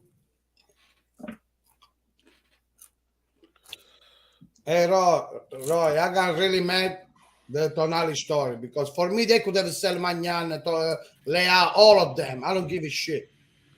They touch the only player they shouldn't have touched. I'm sorry, bro. I know. Mr. Hans, how you doing, sir? Hans, can I just say one thing? Thank you for the recommendation. Yeah. Thank you for the recommendation. I really like to be Sky. I was there yesterday. Oh yeah. I knew you would love it. Everyone would love that. And So he was much like a fun. really eccentric guy. I think this. I forget who it was, but he had that mansion there. Yeah, Yeah, I'm glad you liked it. thanks. Yeah. So Hans, what's happening in the world of AC Milan in your head right now? I mean, everything's falling apart. This is the only jersey I've bought in like the last 15 years, and you know who's on the back? Oh, the heartbreak kid. So you can imagine how I feel right now. Yeah, well, I do admit it's a crazy amount of money for him. Honestly, like wasn't it 90 million or something like that? And I understand him leaving totally because who the fuck knows what's going on with our project right now? And he's getting offered crazy money, and it helps, I guess, Milan maybe if we use it all. That remains to be seen, though. A lot of things remain to be seen because we haven't seen shit yet. any predictions? Man, I mean, I'm glad we didn't get Turan. I'm still hoping we get Scamacca, honestly, because I don't even think Pioli really knows how to play with like a striker that's gonna go in behind, and I don't even think we need that, honestly. Like, when the fuck are we gonna need that? Who's playing super high against us? Who's stupid enough to do that? Yeah, it's just the Napoli, and that's it. In Italy, it's only Napoli. So That's what's the deal with that? I don't know. I don't think it's a big deal. I think we I should just agree. get Scamacca on loan. Honestly, that makes the most sense to me. And then you can use that 90 million plus the 30 that we were supposedly guaranteed. That's a lot of money. And we need a lot of CMs. And in my opinion, that would be the first position that I tackle. Honestly, would be to get central midfielders, good ones. Names. I mean, Frattesi, obviously. I mean, I think he's more of like a Benacer kind of player. He seems aggressive. He can win the ball back. Obviously, not as good as Benacer when it comes to ball winning, but better going forward probably. So there's that. Mm. What do you think about the price of Frattesi? Because a lot of people are saying that 40 million is too much, and and also added onto that question, the other proposal is Colombo, Daniel Maldini for Frattesi, and that brings the price down. What is your opinion on No, those things? no, I'm not giving them Colombo or Daniel Maldini. I'd rather give them the 5 million extra cash or whatever the hell it is that they want. And 40 million, I mean, it's like us paying 35 for CDK. It's overpaying, yeah, but it's still a very good player, I think, especially Frattesi. He's knows the Serie A. He's entering his prime soon. I would pay it. Okay, so yeah, you're not. We have the money. They know we have the money, so it's not like we can lowball them. And yeah, we're taking a player away from Inter, and they're obviously one of our direct rivals, the direct rival. So I think we got to do it. Not for long. They're going to be in another league soon. Or they'll be relegated. We'll see about that. We'll see about that. When people say 40 million is too much, it's for Milan, not for a regular team.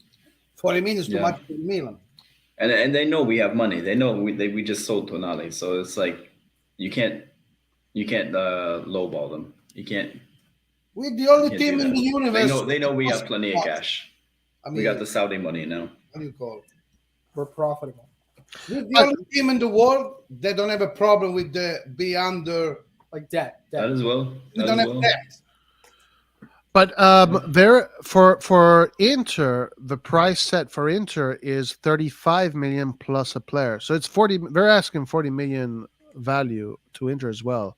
It's not just us. They're asking that. They hate just give them the 40 million. Give them the 40 million. Get it done. Sassuolo made the Inter win when they won the final against us. So, and also Sassuolo and Inter are always like linked with transfers. Carnevale is an Inter fan. And I like Frattesi because I think he can play, honestly, the cam position too, if we want him to.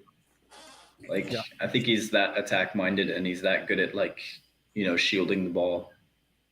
He could play that position, in my opinion. Yeah, he has 2 feet. Yeah. He does use 2 feet. You will love him, Guido. You will love him. Listen, I love I have Frattesi. no problems with Frattesi. I love Frattesi, but I want No to see him problem. together with Tonali. I don't want to see only Frattesi. We all did. We all did. Oh, that would be nice. Yeah.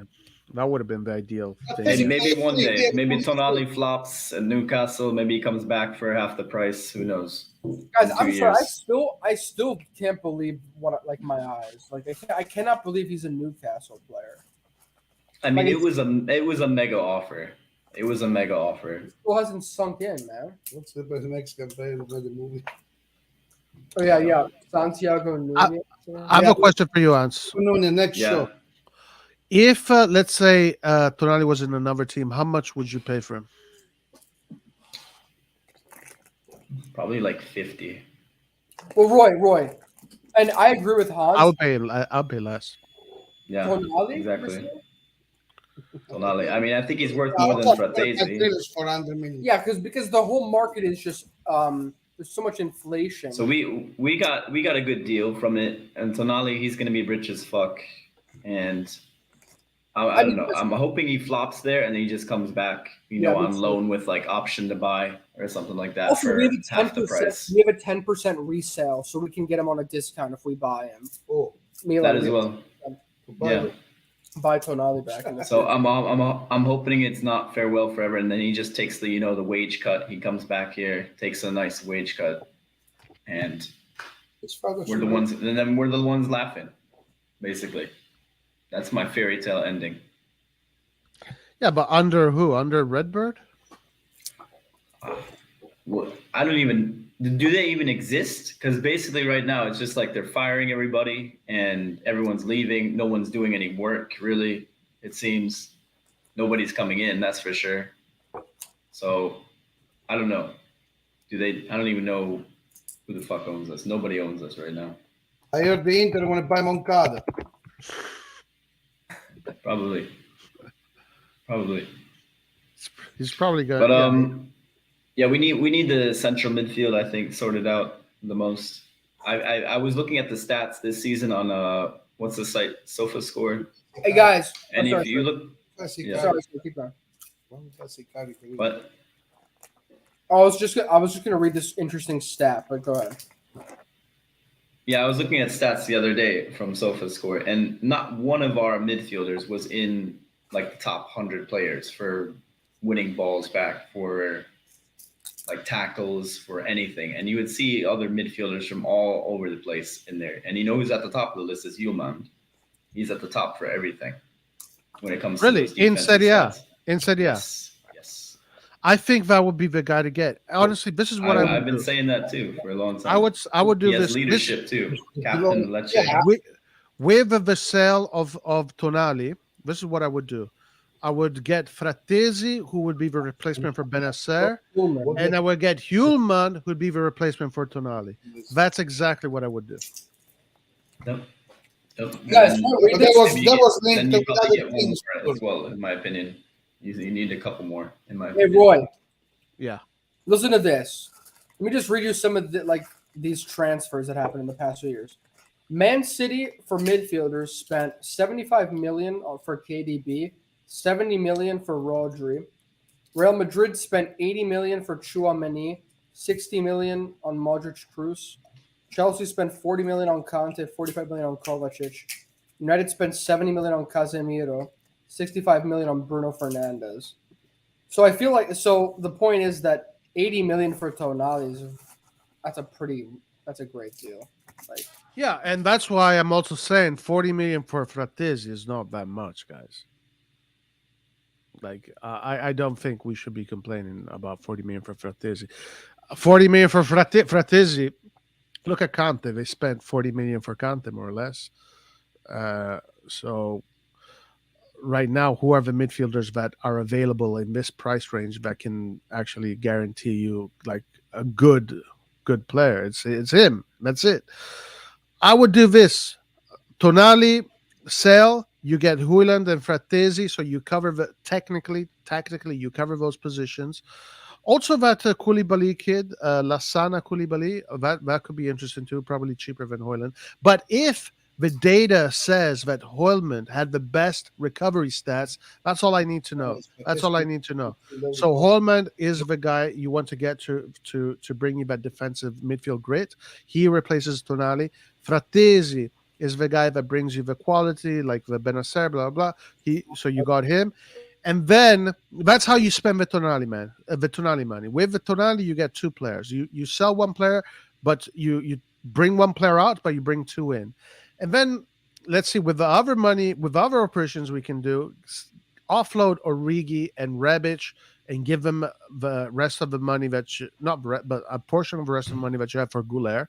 So you have that operations. All of a sudden now you have freaking Holman, Frattesi, Goulet, and then up top you go on loan for Scamacca. Scamacca is only making 2.9 million net, so with no fucking 6 million issue. You convince him to do the loan operation. Scamacca is your other striker, and it makes sense what Hans said. We all agree with this. In Italy, they all fucking play low blocks. We don't need counterattack players for Italy. So Scamacca is the one that makes sense. Within our budget right now, we can have Frattesi, Holman, Goulet, Scamacca, and some other guys too, like a Tameze that doesn't cost much, or an operation like Adopo or a Singo. Then you can look at those operations that cost less that can bring you quality. So I think these names make sense.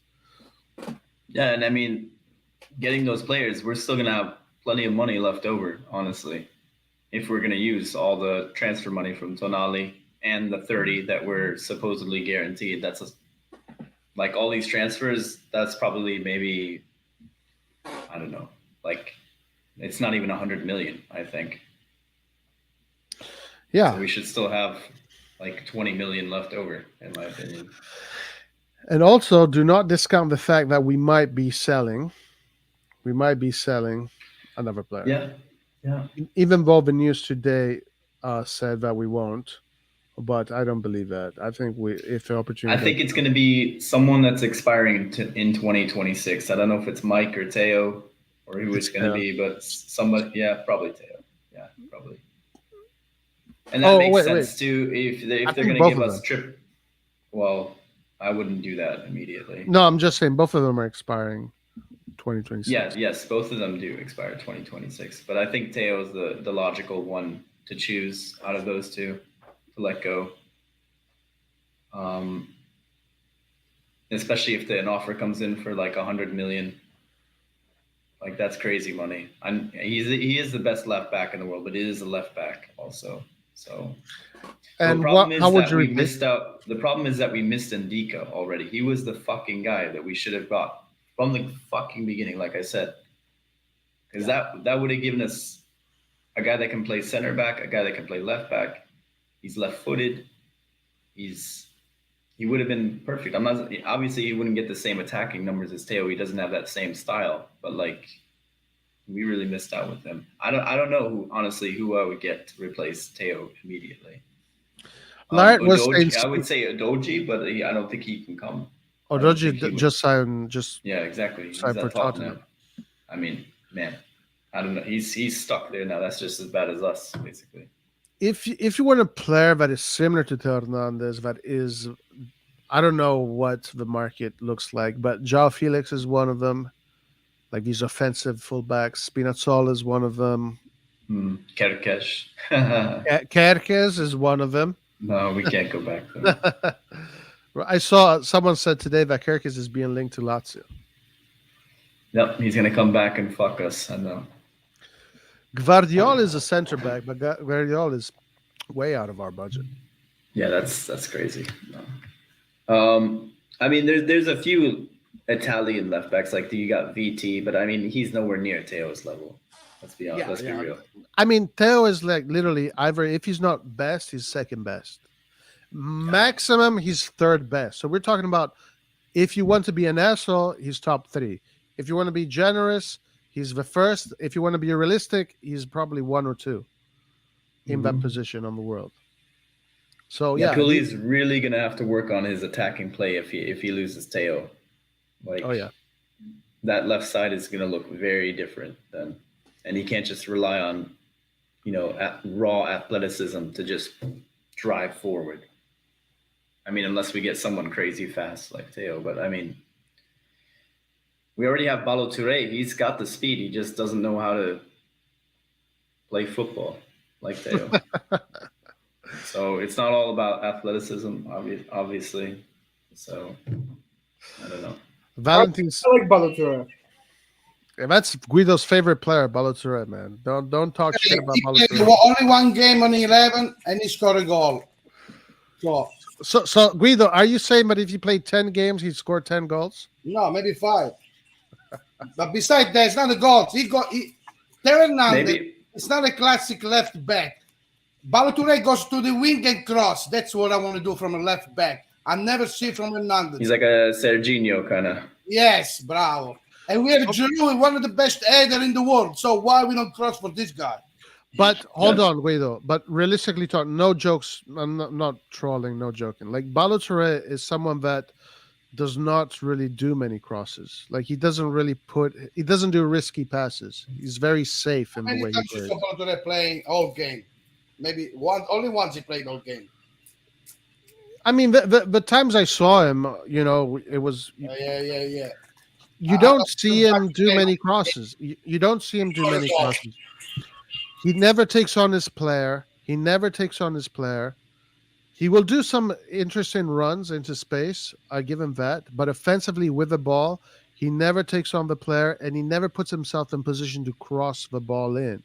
He always plays very safe. The possession aspect of Balotelli is actually really good because he never loses the ball. Because he always plays the simple ball, the safe ball. A player like Serginho was way more offensive than Balotelli. I mean, Way more. he's Brazilian. Obviously, he had better dribbling, better flair, Yeah, and also the crosses had a lot better of quality. technique, just better. Shit, I remember a long time ago we were playing against Borussia Dortmund, and Ancelotti. We needed to win the game, and so Ancelotti changed. We're playing with the diamond formation. I think it was Rui Costa. So Rui Costa and Seedorf were on the pitch, and we needed to score. Took off And- midfielder, put on Serginho. So he took off Seedorf, put in Serginho, and he took off Rui Costa, put in Sagi. And in 5 minutes, Serginho crossed the ball, and Sagi scored the header, and we won that game. Sometimes that's all you need. Yeah. The good old days. We are almost done with June, and our midfield is depleted. Kessie, Benacer, and now Tonali. Yeah, like I said, the midfield, that's got to be the first thing. I don't mind Reindeers either. I was watching his highlights. I haven't seen him play, but I think his highlights are very solid. I agree. Very silky feet, very He's clever. very one-footed though, so I know Guido won't like that. Very right-footed. Only 2-footed players. I did like what I saw. I got to admit, I did like and also his stats are pretty good. Yeah, I'm sure they are. He looked very technical. He looked pretty big and tall. He had like a nice stride. Yeah, like 6'1", maybe even 6'2". He's on the verge of getting in the national Dutch team too. I think he's a U21, where he just finished his U21 cycle. So now he's next in line to get in the Dutch national team. He looks quite interesting. Yeah, 18 million is a good price. Yo, look at this comment. Guys, come on. Let's not take it that far. Can we go and send Terminator to stop Jerry from being born? Damn. These guys said sold Tonali without getting his replacement lined up. We literally have no midfield at the moment. So the midfield needs to be recreated. Would you still go with the 4-3-3 with 4-2-3-1, or would you just change it up? What would you do? I mean, I think we need to, against a low block, we need to switch our tactics around. We've seen us struggle way too many times against these lower sided teams, playing of this low block. We need the extra midfielder, I think, to control the game and to make sure they don't counter and to just, play some good football instead of just, it feels like we're running into like a brick wall a lot of times with the way that we play. We just go full throttle at them and they're just waiting for it. They just sit back deep and they just don't even try to attack really that much, especially in the first half. So I think we need the extra midfielders and we got to switch our formations sometimes. I think our formation, the 4-2-3-1, is still very good for like the Champions League against like sides like Napoli. I know people think that they dominated us, in terms of possession and stuff like that, but I think we have their number, honestly. I think we do.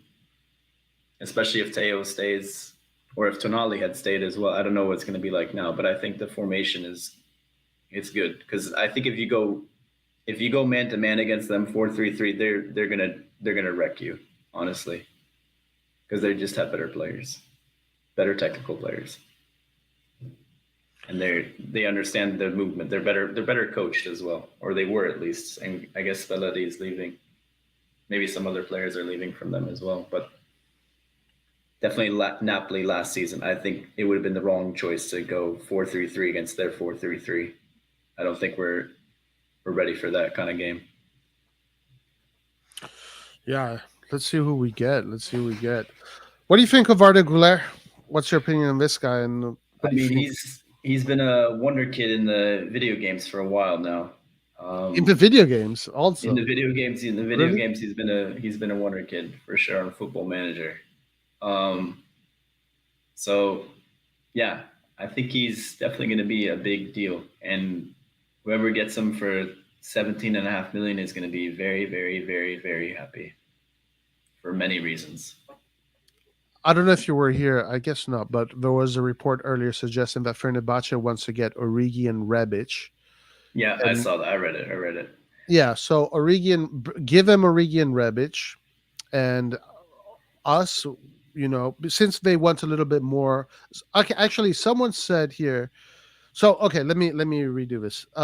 There is a Turkish journalist that had a podcast. He's kind of like the Dimarzi of the situation in Turkey. Yeah. And he was saying that, Arda Güler, maybe you already know all of this, with Favre, they want to increase the price so they get a little bit more money. And they said 22 million will do it. First of all, 22 million for Arda Güler is a steal. Like, do it. You should already done it. And see, if he signs like a 5-year contract, yeah, I think so. Yeah, absolutely. But if it's like 3 years, I don't know. Well, I don't know what the contract is, but right now, for me, in my opinion, 22 million to get this player is a steal, and maybe in 2 years the capital gain will already have doubled, or maybe a little bit more. But my suggestion is give him Origi, give him Rebic, plus money, get Güler. Like these? What do you think about that? Sounds fantastic to me. Sounds fantastic. I mean, we got to get rid of those players anyways. I'm just. It all depends on how much the price goes down. Really, are we just giving them for free to get Arda Güler, or are we actually getting money for them? I don't know. Yeah, I guess they can be the difference, right? Like Origi has I think 4 years remaining on his deal. Like, we should be able to get a good amount of money for him, like 10 million, I would say. I know he hasn't scored a lot of goals, but he's been kind of injury prone, but I feel like around 10 million is his price still. Yeah, I think both Origi and Rebic, you can get away with 15 million. Yeah, that would be fantastic. And I mean, if that's the case, then Arda Güler is only 17.5, or what do they want, 22? Okay, they want fine. 22. Okay, so 7 million plus these two players, and they give us Arda. That's fantastic. I'll give him 10 million. So they just to get it over the line. 10 million plus these two players. They get worth of. And actually, what is Rebic worth? That's a lot of wages off our wage bill as well. Oh, Those are high earners for sure. That's right. Both Rebic and Yes, guys, both Rebic and Origi are two of the highest earners. Yeah. So the amortization from that operation would open up not only the ability to buy more players, but to pay wages. And they also, if we do this deal properly, theoretically, we would get capital gains on both of them because Rebic, I think we Yeah. only paid like 3 million technically for because we did some weird accounting shit with the Andre Silva deal. Okay. I think he was only like 3.5 million or something weird like that. And then Yeah. obviously Origi was free. So not only that, it's going to look good for our ledger, I guess you could say, the books. Yeah. Yeah. Absolutely. Absolutely. It'd be a perfect operation in every sense. 70 million will only get two good players in today's market. Then we sell another key player. That this club is a joke. Listen, we spoke about this earlier. Both Hans and I agreed. Holman, Frattesi, and you sorted out this situation. Yeah, you Uh, get Hulman, Frattesi, and like reindeers. Like that would be great, I think. well, I don't know if Rangers would fit in the 70 million because Oh, as okay. far Sorry for 70 million. Sorry, I forgot he said that. yeah, like Yeah. reindeers is it would be additional money coming from somewhere else. I don't know where. I don't know. Yeah. Uh, well, actually, check this out. So let's say we have the 70 million plus the 35 million. Last I heard was 35 million. So let's say it's 35 million. So that's 105 million, right? With Hmm. that 35 million, you can get Goulet, Reindeers, and Scamacca on loan. This is why I do the spreadsheets for you because then we don't have to do this all in our head. Oh, you got it? Well, I have one, yeah, or I have several. Can we share it? Can you share it? Yeah, Do sure. you have the option to share it? I can give you. Well, this one has Turam in it, and obviously he's not going. I can make one right now. I guess we Yeah, can. let's put Scamacca in there instead of Turam. Let's put Reindeer, Okay. Scamacca, Holmund, and Frattesi. And All Goulet. right, I can make one. You can continue talking. We can continue talking while I make. Ernesto, what does this mean? Roy is interesting player. What is your opinion? What do you mean, Ernesto? I think you Ernesto. Napoli, Juventus, and AC Milan have expressed interest in Christian Pulisic, but he still has hopes of playing in the Premier League. Okay. No, Premier League. I thought he was gonna say for Milan. Oh my God. Yeah, forget Captain America. Yeah. 20 million is way too much for him. He's way too 25. injury prone, and he only shows up for USA and maybe Dortmund. Listen, as I was saying earlier, for me, when we talk about Captain America, I do see a lot of potential in the marketing, branding. Even though who gives a shit, right? We are here to Well, talk about football. here's the thing: we can get Americans. Like Leeds went down. We can get Aronson. We could get Adams. We could get McKennie. Like they have plenty of Americans there, good ones. Like we need a midfielder. I mean, okay, instead of reindeers, maybe you get Tyler Adams or something like that. I think he's a great midfielder. The guy never runs out of energy. Yeah, I mean the other guy we are linked to was what's his name? Or you Balogun. get McKennie. Sure, McKennie's fine. McKennie's good as a midfielder. Yeah, He is good. yeah, Um, exactly. so Lequip says this could mean that Crystal Palace could become an option due to their American part owners, Lequip. So no to Pulisic. Just logged on and saw the title. Which free agents got left behind now? Are you still referring to Thuram? No, all those players in the thumbnail.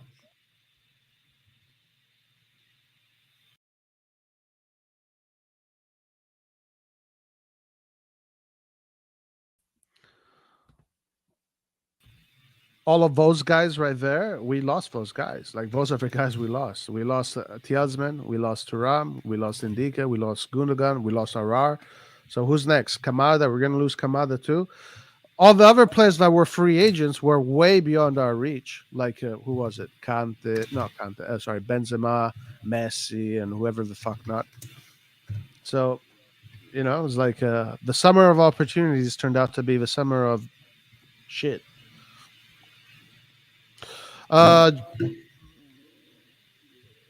Inter about to buy a young German defender who was the vice captain for the Germany U21 when Chow was there, but now he's captain because Chow left. Okay. Yeah, he scored the other day as well, I think, in the tournament. Did you see the Georgia-Belgium game today? I saw the whole game. Yes, I did. Okay. Tell me about it. How was Openda in particular? Openda was very quiet, I thought. Really? Okay. He looked very bright, though. Like, when he did get the ball, like, you could tell that he could make something happen, probably. He put in, like, a couple crosses, I guess. He had one good shot from outside the box that CDK set him up with. But that was it. Like, I didn't see anything else.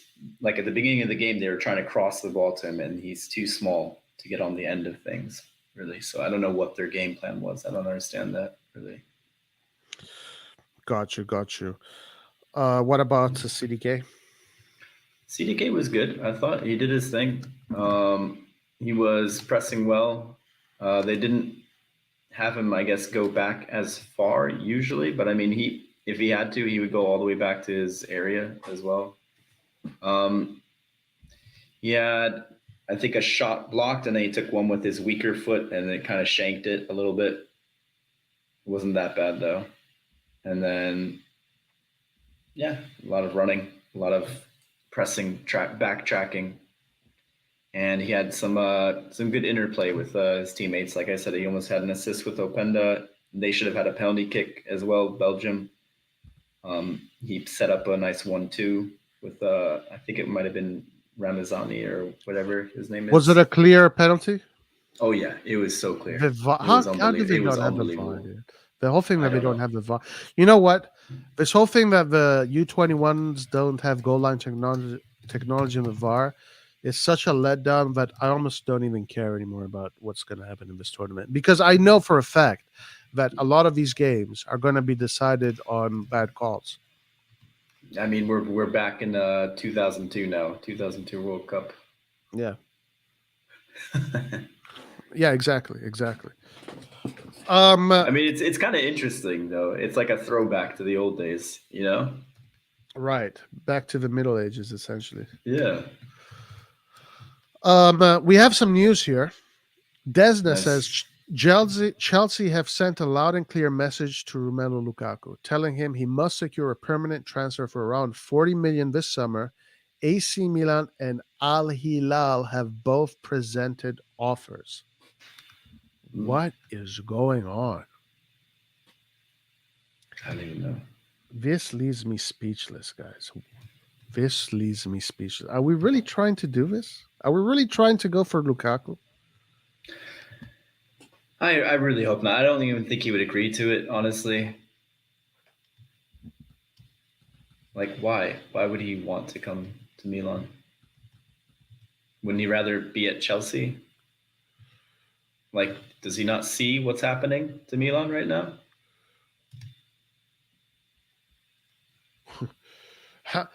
I don't know, but if he doesn't want to be at Chelsea, I mean, I don't see us being able to get him, first of all. His wages are crazy as well. His wages are way beyond our salary cap, whatever. I mean, I think he was making, 9 million net or 8 million net? Mm-hmm. So he would have to reduce his wages by half when he can go to Saudi Arabia and probably make triple what he's already making, or stay at Chelsea. But I don't know what the situation is with Chelsea. Maybe they don't want it. I don't know. Maybe the whole ordeal with him and Chelsea left such a sour taste in his mouth that he wants to get out. You know, I'm not really sure. Could be. Yeah, he wants a fresh start. Yeah, I think what he would love to do is to be able to stay with Inter, but it looks like Inter already replacement.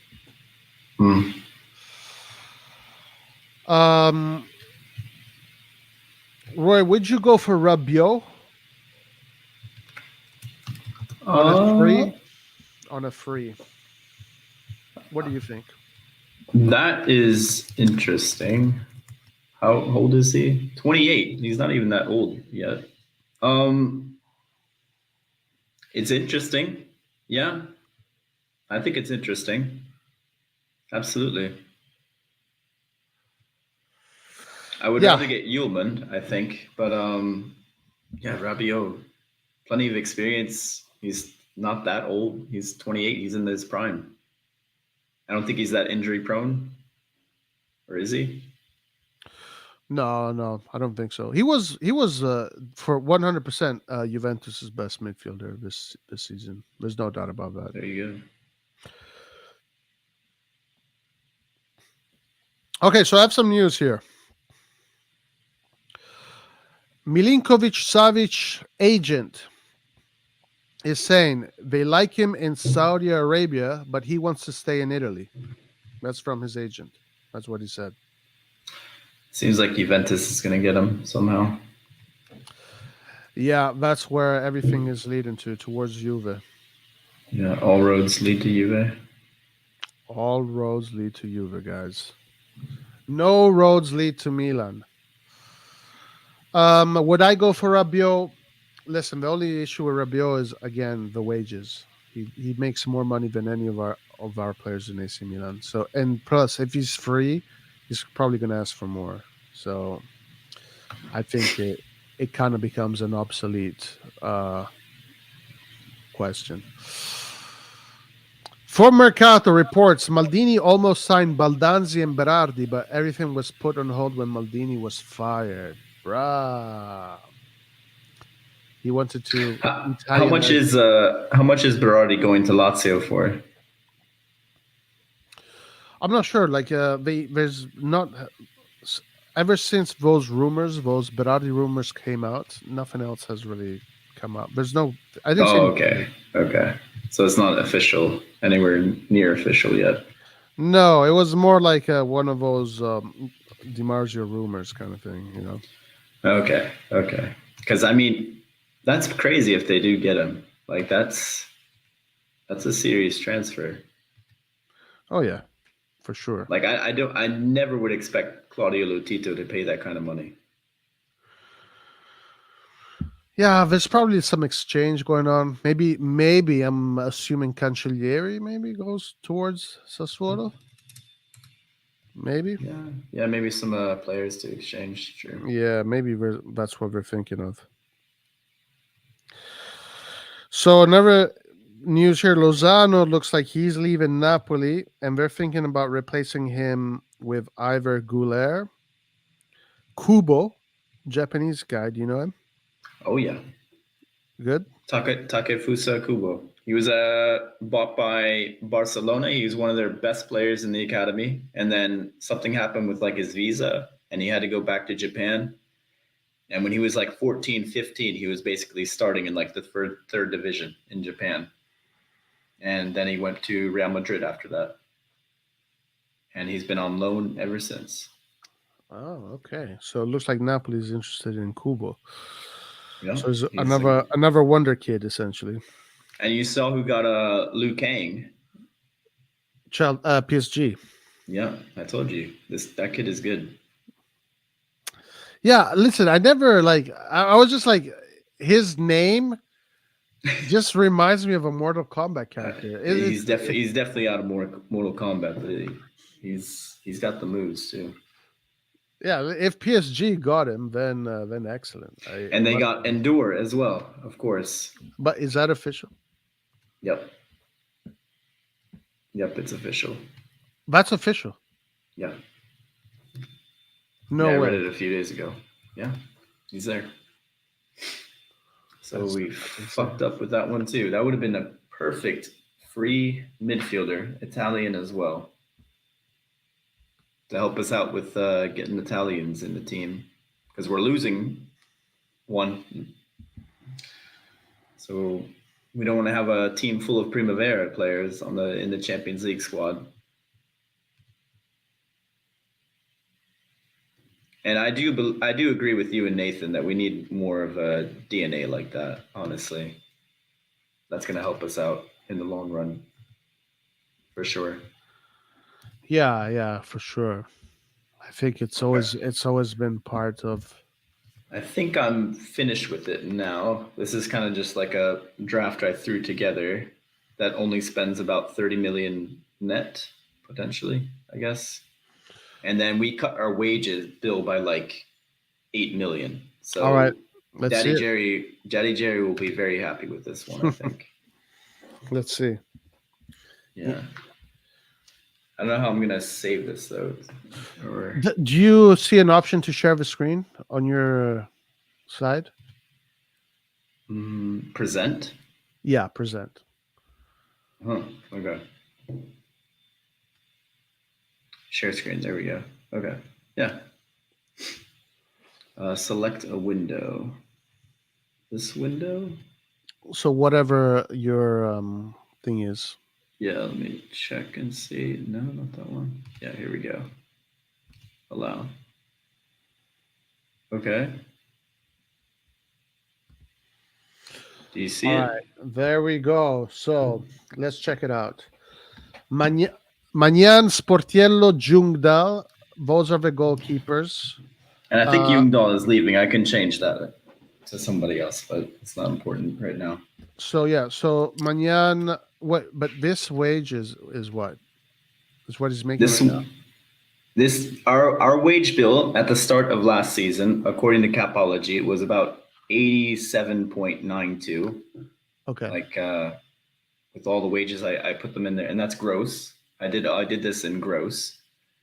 Okay. That's what I was wondering. All right. Okay. Yeah. This is all in gross.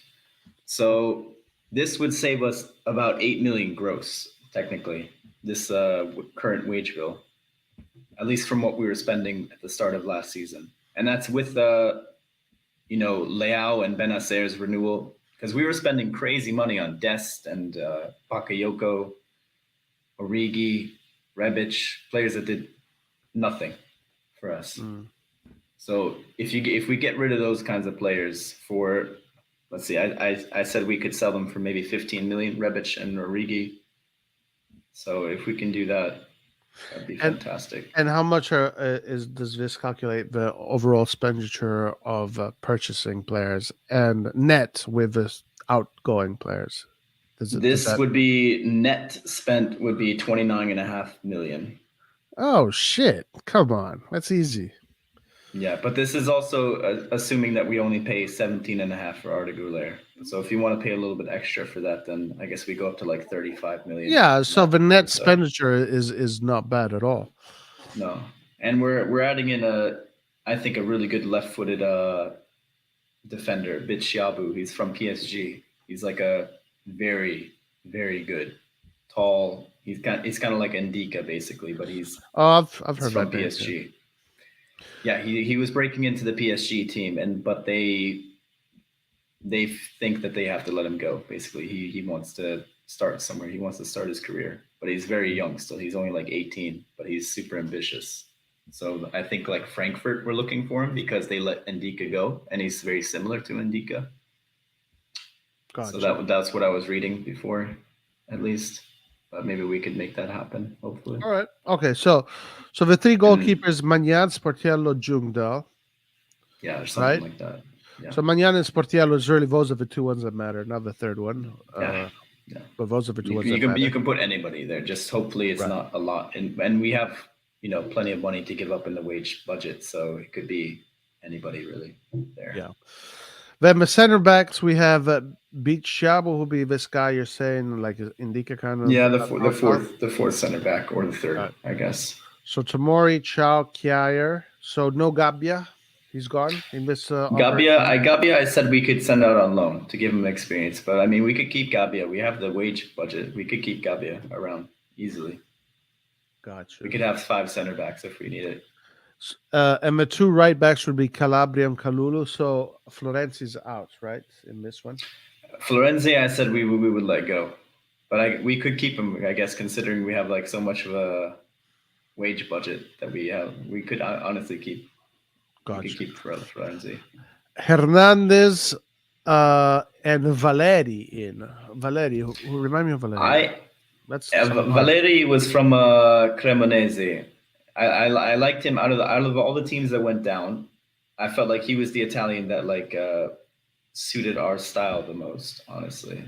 And he's also a little bit younger. He's the same age as Teo, at least. So I picked him. out of like Augello. I think it was Valeri, and then I don't know who the other choices were. The young Italian, because VT is too expensive. We can't get him. I think he's like probably 20 What about million. Parisi? Parisi? Or not VT. That's what I meant. Parisi. Parisi is Ah, too okay. expensive. Okay, VT okay. VT is the setter back. I think he's in France now. I got Yeah. them mixed up. Okay, So, so those are the two left backs. Yeah. And obviously Balotelli would be out in this, and so was Dest out. He's gone. So that'll be the defense. The midfield, that's a strong defense. I don't know much about Baciabo. But anyway, so it's a strong defense. Benacer, Krunic, Reindeers, Hulmund, Pobega, Frattesi would be the center midfield. Hmm. I mean, that's a good midfield. It's a good I midfield. think it's solid. Yeah. And then when Benacer comes back, that'll help out a lot. But I think those five can. Yeah, do a so lot. you have Reindeers that you have to spend 18 million on, Hulman 25 million on, Frattesi 40 million on. So that is close to 80 million total. Close to, which is pretty And much that's what we spent on Tonali, right? Isn't that's that? more or less is what the Tonali sale is going. But I remember, mean, yeah. Who knows how much we really? But right? this is all theory, anyways. Yeah. Tonali in the end, 10% does go to Brescia, but there's also other bonuses that Milan will be getting. So it might be Okay, it might be coming up to 80 million essentially. Sure. Bakayoko then- out, Tonali out. Yeah. If we need to, then we just don't get Bicciabu. We just keep Gabbia, and maybe we get some cheap defender that's like only 5 million or something. I don't know. Yeah, and also, you put here, and I forgot about this. We're making 7.5 million out of Pessina. That's a good chunk of change. Yeah, Ali goes out.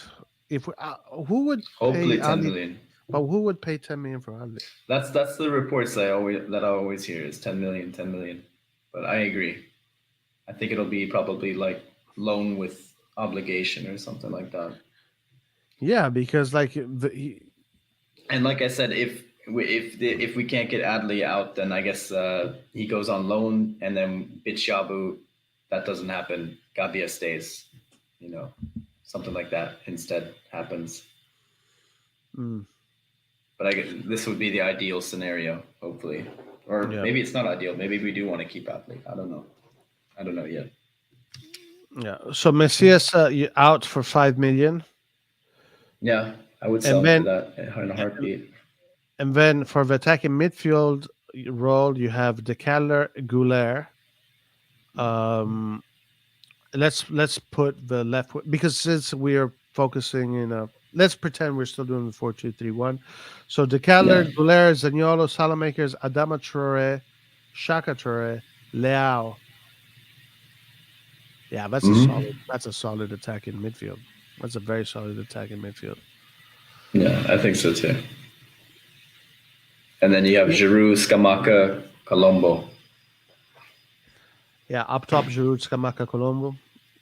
Yeah, this would be a very good roster. This would be a very good roster. Very competitive roster. Yeah, I think this can absolutely get top 4. 100%. Yeah, maybe even more, Maybe even more. Maybe even more. Who knows? Like, you have the ability to really hurt people with speed with Adama Traore and Leao and Teo. But you also have the ability to break down low blocks, maybe with Arda Güler. Arda Güler, Scamacca. Yep. Yeah. So, 79 million wages, which is which is good. It's better than what we're already doing. Yeah. Net expenditure. Net expenditure of 30 million. So this is why I'm saying, like, I'm not going to wave the white flag, because the opportunity to build a really good squad is there. Now, I'm angry with how things are going because we look like a bunch of idiots. But the truth is that the opportunity to do something really good and build something really strong for next season is 100% possible. 100% possible. Yeah, I think so too. honestly. I'm not gonna wave the white flag like you said. I'm not gonna give up. I'm a Milan fan to the end, honestly, and I don't want to see this club burn or go to Serie B or anything like that. No, no, no. I want to see us succeed somehow, and I And want I to see think, Tonali come back, and I want to see Jerry get the stadium and sell us. I want to see everything work out. yeah, me too, guys. In the end of the day, I want to see everything work out because And today. I'm wearing a Tonali jersey, Come on, Yeah, listen, listen. I don't think Tonali's coming back. No, I don't think yeah, he's coming probably back. not. But if he does come back, I'm sure nobody's going to be complaining. But at the end of the day, people are saying they want to see this club fail. Guys, it's already painful the way things are. But when the team actually starts failing on the pitch, it's a million times even more painful. Like, why would you go through that? Like, I don't want to go through next season, you know, with all that fucking pain every time we get destroyed. No, I want to see us win games. I want to see us be taken seriously. I want to see this team be a team that when we go back into the market, players look at this team as a serious project. The thing is that it needs to be corrected. Like, they need to do that. And as we can see here in the spreadsheet, the opportunities to build a really solid team without breaking the bank is 100% possible. That's why I'm not going to throw in the towel yet. I'm not going to do that. Oh, someone's saying I forgot Kamada. I did forget him. All right, you guys throw out Bitshabu and just put Gabia back in, basically, and then you put a Kamada in as well, something like that. And our net expenditure would go down because Kamada's free, right? Yeah. Well, I put 5 million for like those free guys because I figure there's like high agent fees and things like that. So usually I put like 5 or 10. I think Ndika I put like 15 for him because I knew his was super high. I don't think Adama Traore will be super high though because I know he's from the Premier League, but he hasn't put up stats in like forever. He never has, honestly. So I don't think you can ask for too much. But who knows? Jamal says, I'd rather watch us in Serie B than make Jerry money. Okay, I see that. So it's more like I hate Jerry so much that I don't want him to succeed. I see that angle. Valentine says, rather go to Serie B and get sold than a slow decline and become a mid-table club. Yeah, but it doesn't have to be a slow decline though. Like we're showing that right now, I think. This team can easily get top 4, I think.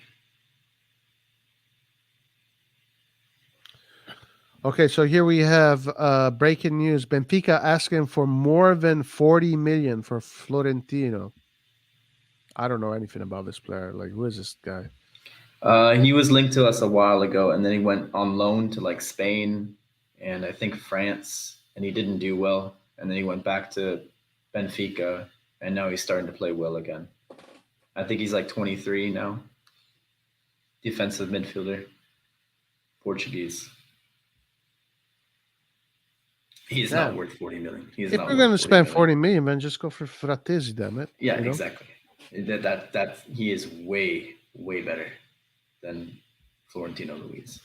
I mean, Florentino Luis, okay, he's more athletic, but like Frattesi isn't that unathletic. Frattesi is solid. He's solid everywhere. Yeah, I've never seen Florentino, so I really can't judge. Can't judge. All right. So how's Rock doing? Is he desperate? He is dying. He is absolutely dying, honestly. That's hilarious. That is hilarious. Oh, I could switch this right now, honestly. All right, we can take out Bitshabu. We can put Gabia back. What's up, Antonio? What's going on? Nothing much. Are we analyzing the algorithm right now? Yep. This is Skynet in action. We just did a Skynet algorithm project proposal. Exactly. And then who do we want? Oh, yeah, we want Kamada. We can add Kamada in.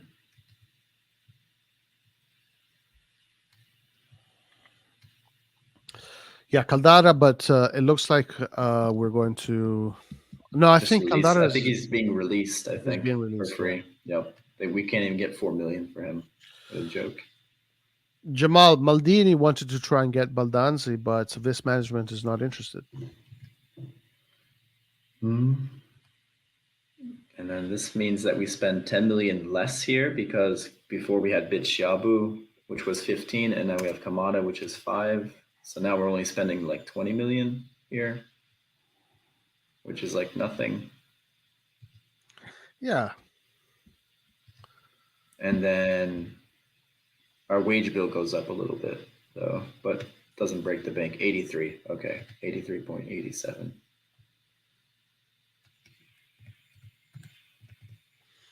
Skynet, guys. Skynet. We're seeing Skynet in operation right now.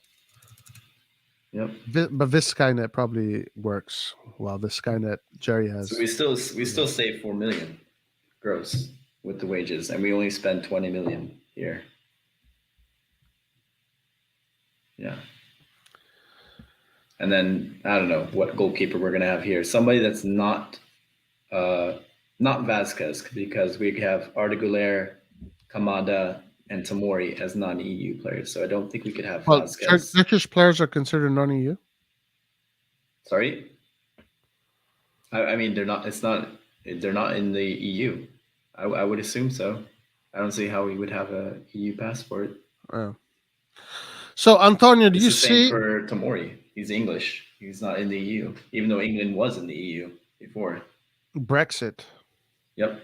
So Exactly. Antonio, you see that there is a lot of space to do a really good market without spending. We've only spent. my God. I mean that. Oh my God, of course I do. Like, that's the thing. But the problem is, how much money are we going to put in Jerry's pockets? Is there anything in the algorithm that Well, talks about this would mean that we spend about 20 million net, roughly. I guess. I mean, okay. Adley, what? Maybe instead he's like 7 million or something. Maybe we Yeah. sell for a small loss. Then this goes up to 22. I don't know. True. Does You guys anybody else hear have? me? Yes. Yeah. Okay, perfect. Yeah, no, that's the thing is this. Are you guys happy with spending 20 million? Net? Like, No, this is net. well, Yeah, hold on. 22 You're million saying- net, because Tonali is going to Wait, give so- us a lot of money to spend. So essentially, you guys are saying that's by net. Do you mean like an injection from the ownership? No. With the release of players and selling players, you can really build it. All you end up spending is 20 million net. Yeah, but net means at the end of the day how much you're spending. So, but so even if you sell players, right, you generate money. So you're saying, but by 20 million net, that should mean by the definition of net that's how much you're actually injecting.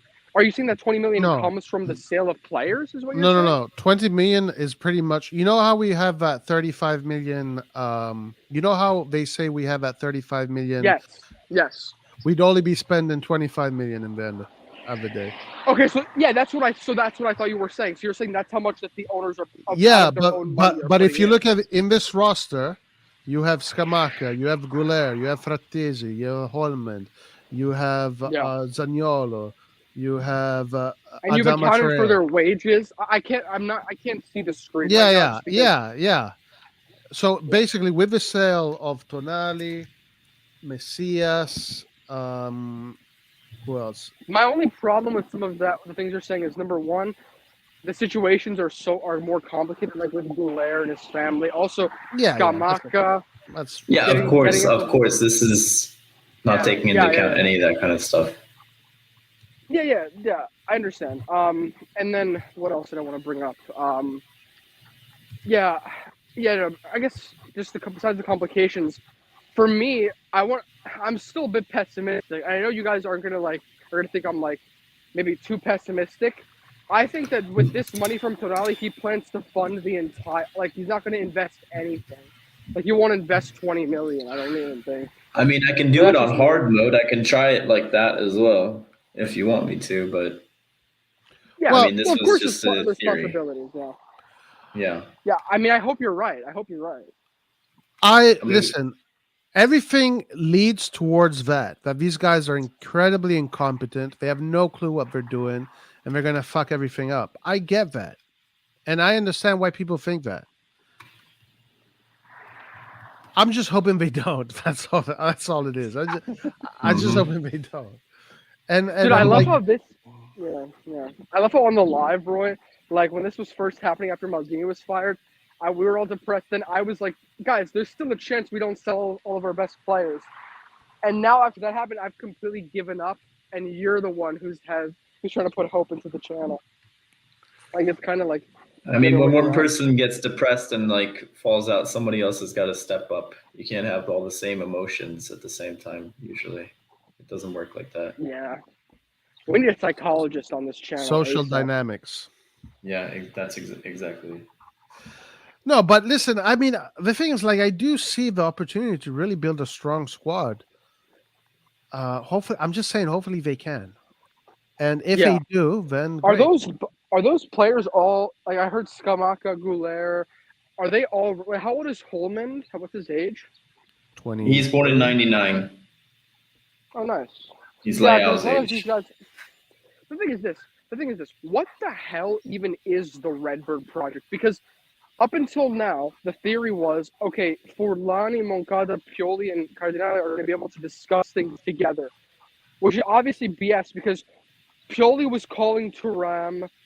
All this like, I mean, maybe Moncada likes him. The negotiations were not really good because if you can't wrap the deal up, like there was a brief time window between, what's it called, when PSG exited the race, and when Milan was like the strongest team interested in him.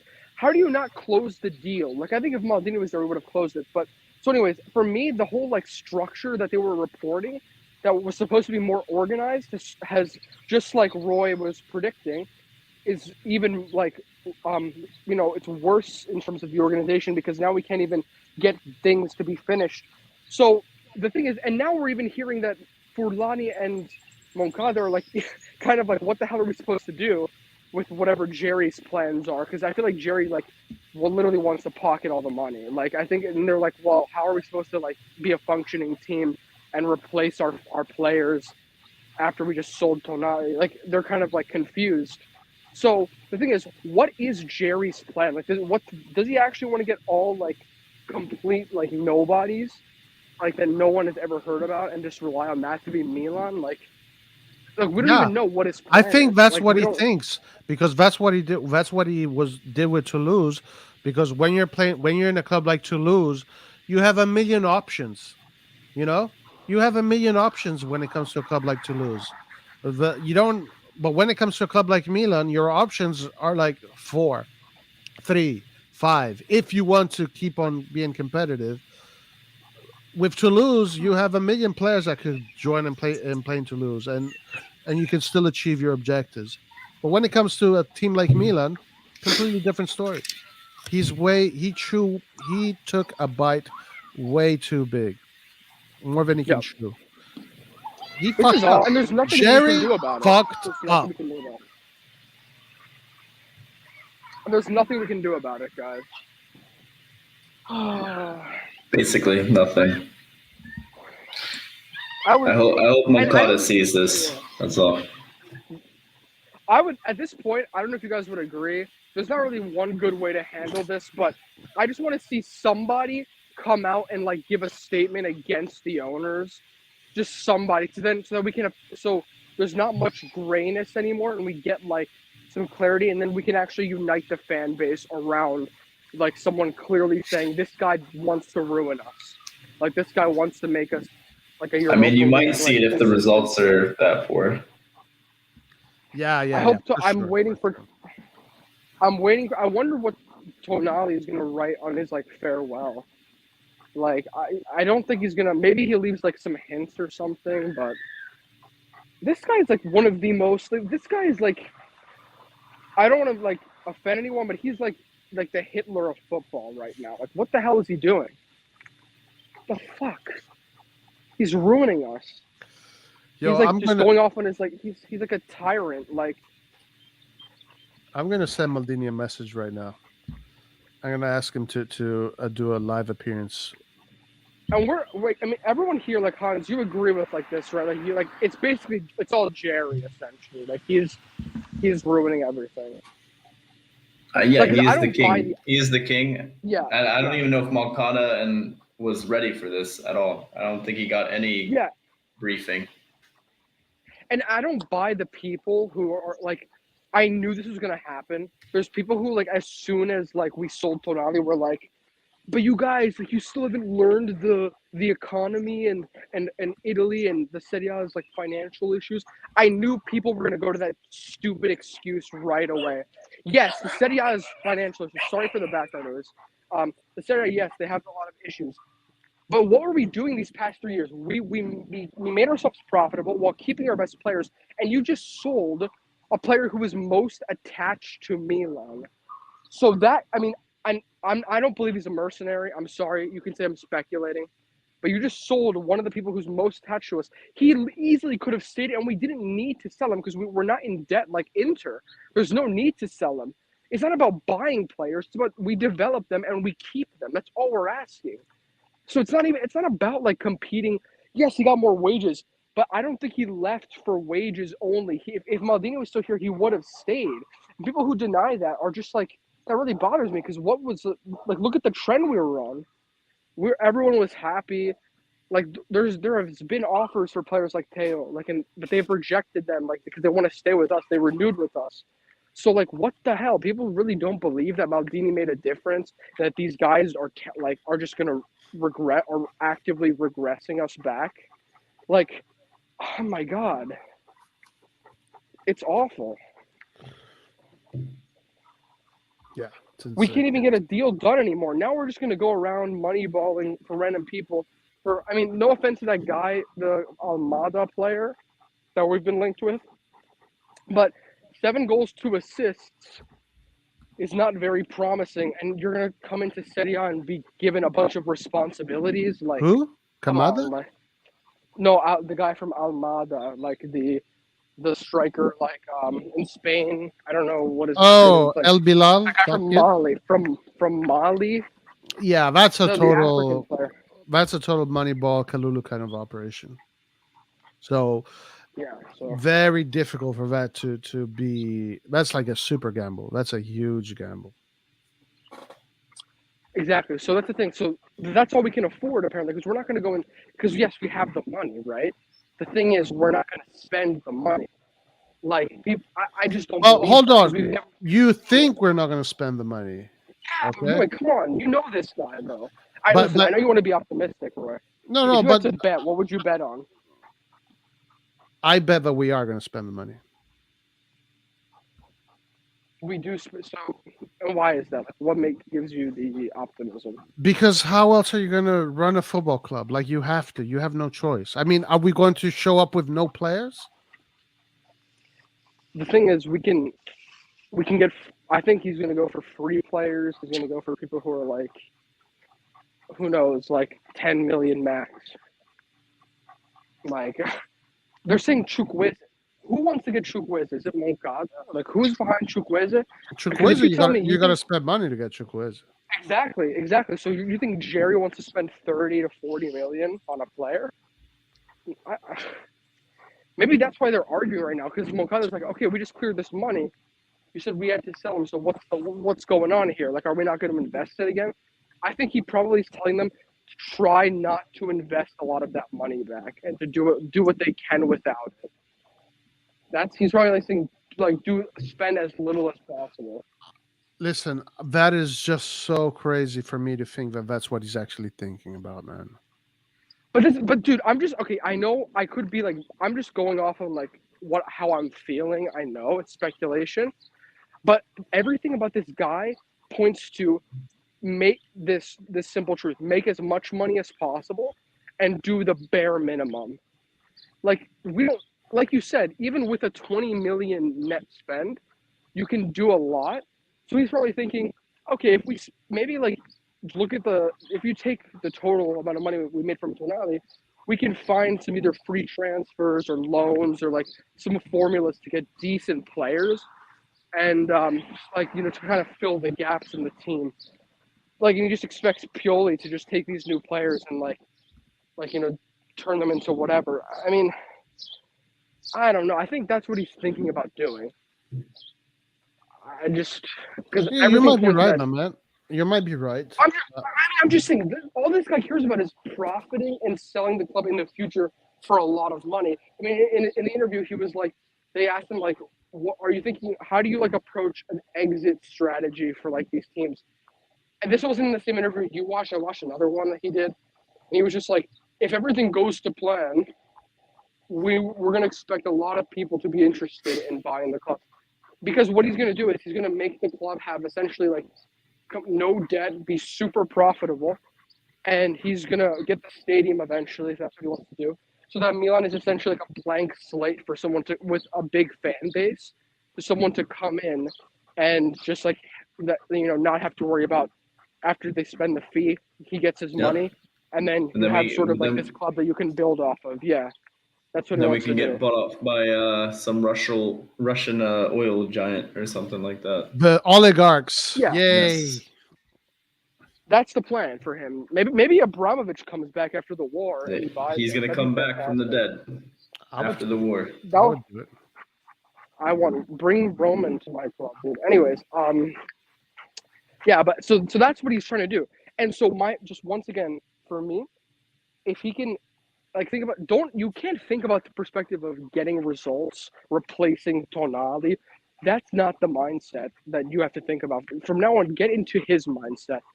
How do I make as much money as possible while still being somewhat competitive for like 5th or 4th place?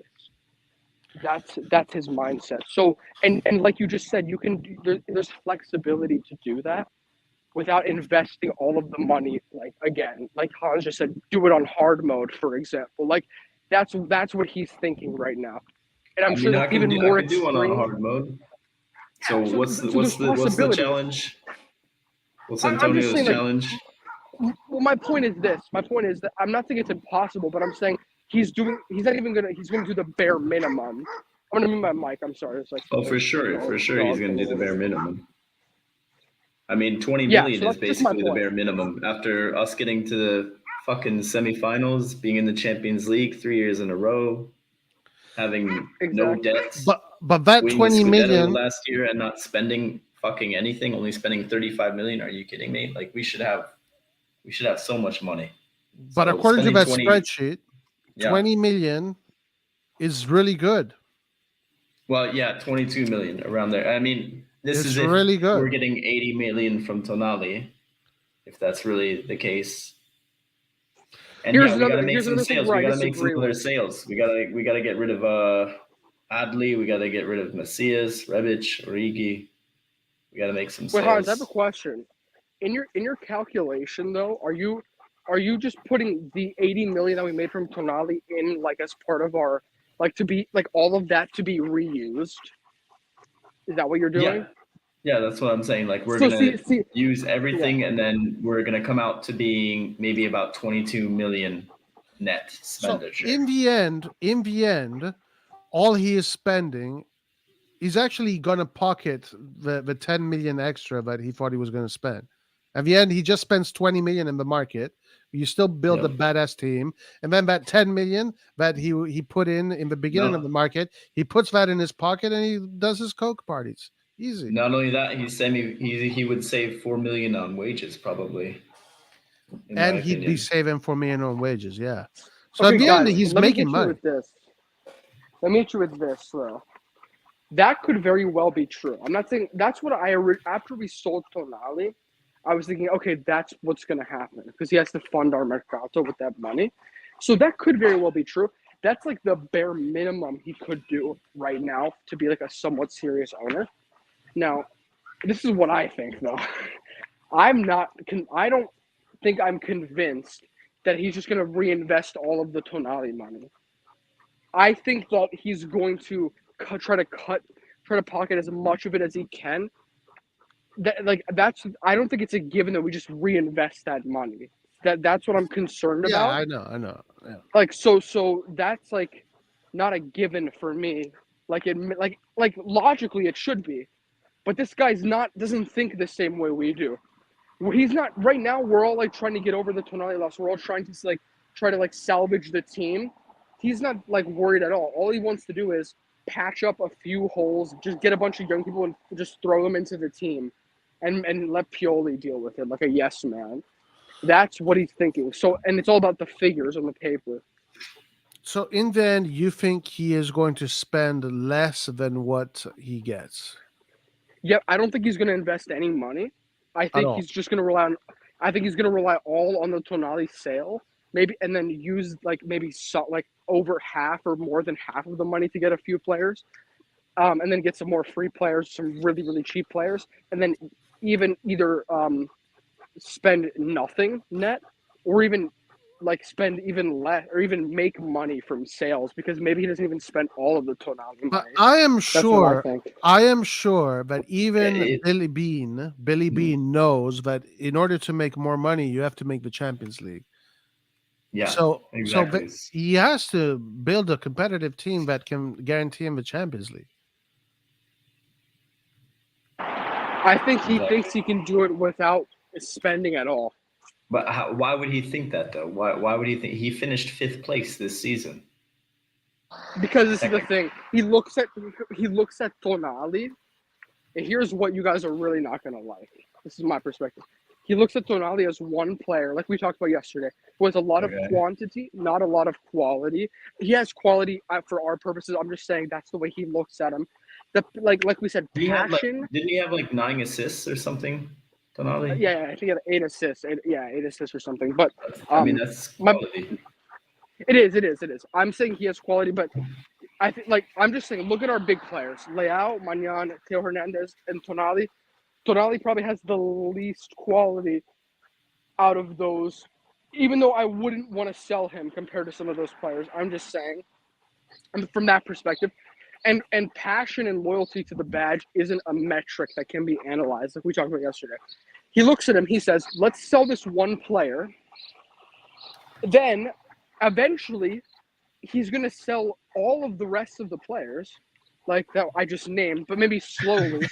And he's going to make a team that's essentially going to become maybe with the same quality as an Atalanta, where he basically, I'm not trying to diss Atalanta, but they don't have none of their players.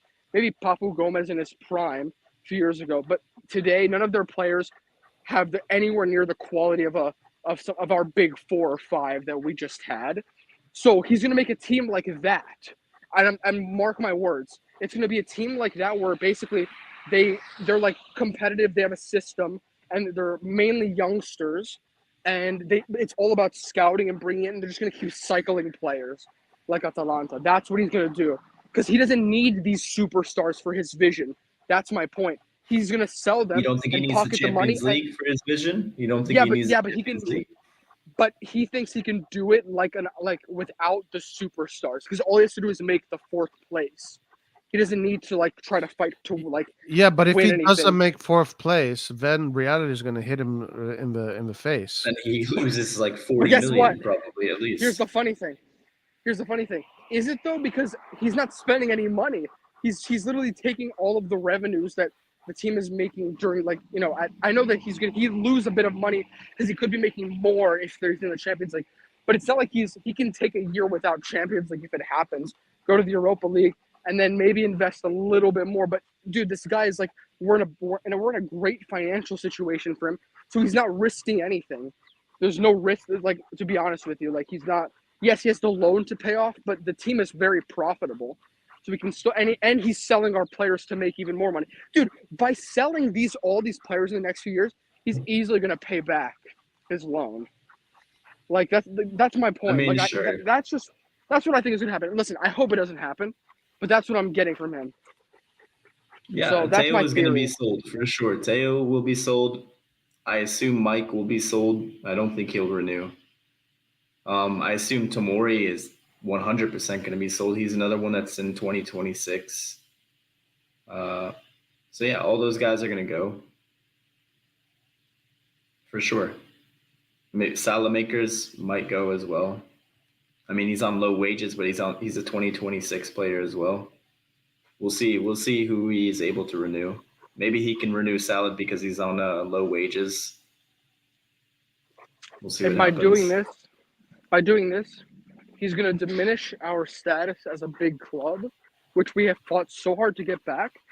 And then, so just in time for him to exit, sell the I club, know. and then, you know, basically we're gonna have to start from scratch. Essentially, that's what he's gonna do. Well, all we're asking is for him to spend like 20 million. If he's gonna sell Tonali for 80 and he can sell Adli and sell Macias and sell Rebic and sell Origi, just please spend 20 million net for the fuck's sake. That's all we're asking for. Something like that. Ah, shit. And if he doesn't want to even spend a penny, then I guess we don't get Zaniolo and instead we get like some free transfer. You know, that would be probably what I would do. Instead, you put Adama Traore on the right, and then you get like, I don't know, some free transfer winger that's fairly cheap.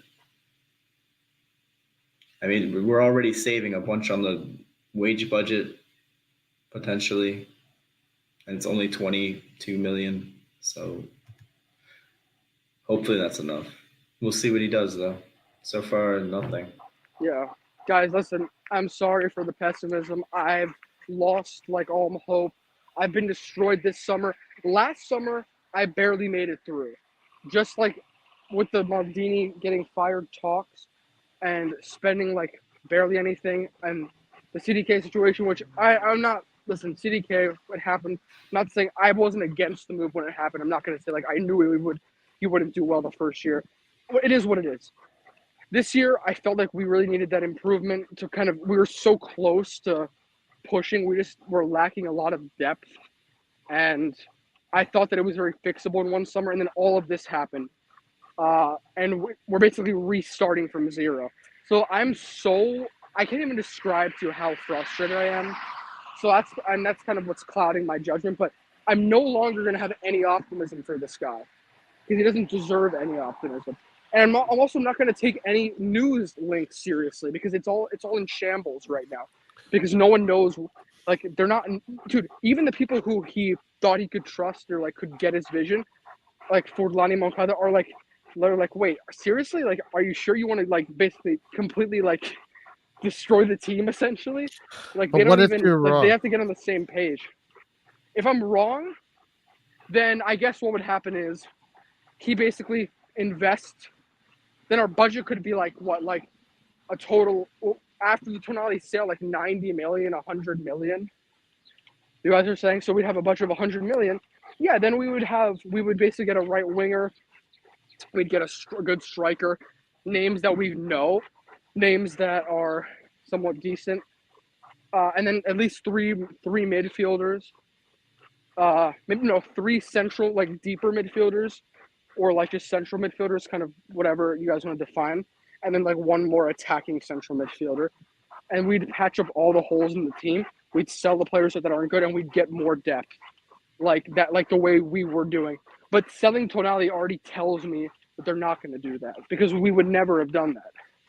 So, like, but the thing is, guys, why after we sold Tonali, like, We why are you sold guys like Tonali still because it was a huge optimistic? offer, man. Like, what was it, 80 million? I'm hearing 90 But million like, sometimes. Like, I just, yeah, but like that's not like what a I'm team. That's not thinking what a Elliot serious probably would club have done the does. same thing, honestly. And You now he's think getting so? paid. Because but okay, Tonali's going to wait. I get have a paid. question. I don't know. I think as long as But guys, here, Maldini wait. I was have this point. there, I wouldn't have happened. Yes. But also think about Probably. this. Last summer, Chelsea bid 90 million for Leao. Keep in mind that this was last season. This season, Leao even improved his numbers. Now he's worth a lot more money. But 90 million. If you look at the transfer market value, which to be honest with you, it's always like an underestimate for how much players are actually cost. Actually, how much they will actually cost. Then 90 million last summer was more than his transfer market value. I think, and obviously if Elliot knew about what happened, I think Maldini basically said, we want to keep our best players. And he basically didn't take that offer seriously. It was at the end of the market.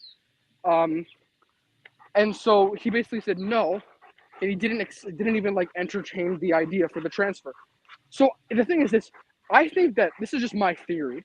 I think that ever since Maldini was fired and Redbird was fully basically like, and Jerry basically like said that he was going to do things his way now, I think that sort of sent a message to other clubs that now are like asking more questions about our players. Because before they were like, Maldini was the guy, he was doing all the deals. So Maldini was like, no, he was probably shutting down a lot of offers. Now with these guys in charge, they know that we're much more likely to sell. So now we're seeing more bids, more ambition from other teams to come after us. That's what I think is happening. Guys, I gotta go. We can continue this tomorrow though, for sure. All right, Hans. Thank you for joining us, bro. See you next time. See you later. Yeah, I definitely agree with that last statement you made. 100%. 100% agree with that statement. We're fucked. We're in shambles, man. We're in shambles. Yeah, well, listen. Everything is leading towards where you're suggesting. Let's see. Time will reveal everything. So, yeah. Anyway, listen. I don't think there's anything else to report today. Nothing new happened today. New tip from Skira.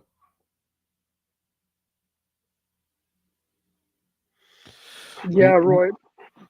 I'm probably gonna head out, and we should end this. Listen, I want to say I really miss doing the transfer market news.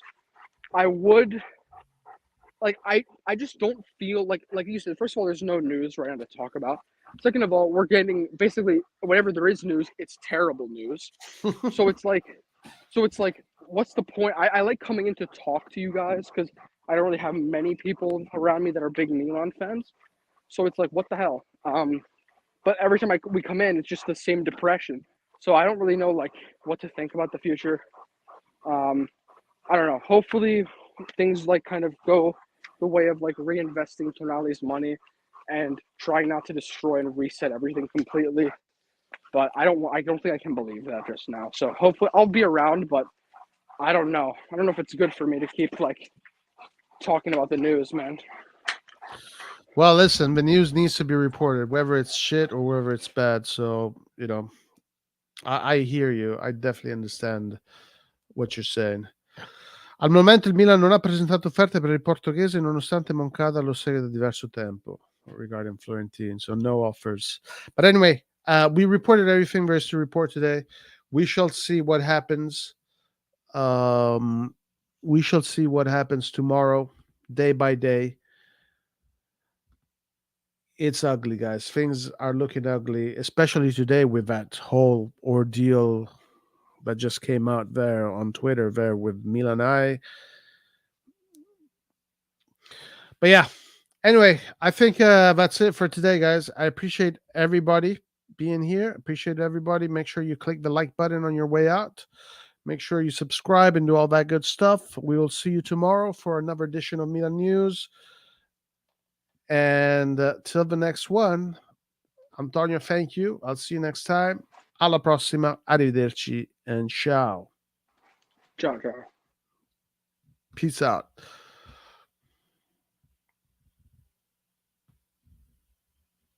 Come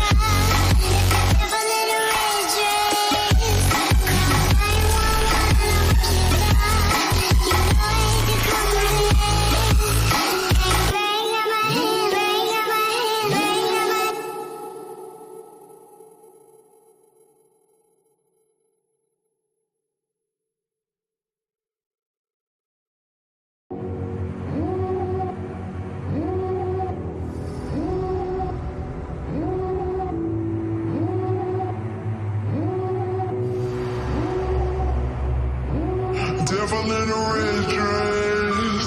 Call 911, I'm a killer. You know I hate to confess. Bang, bang, got my hand on the trigger. The devil in a red dress. Call 911, I'm a killer. You know I hate to confess. Bang, bang, got my hand, bang, got my hand, call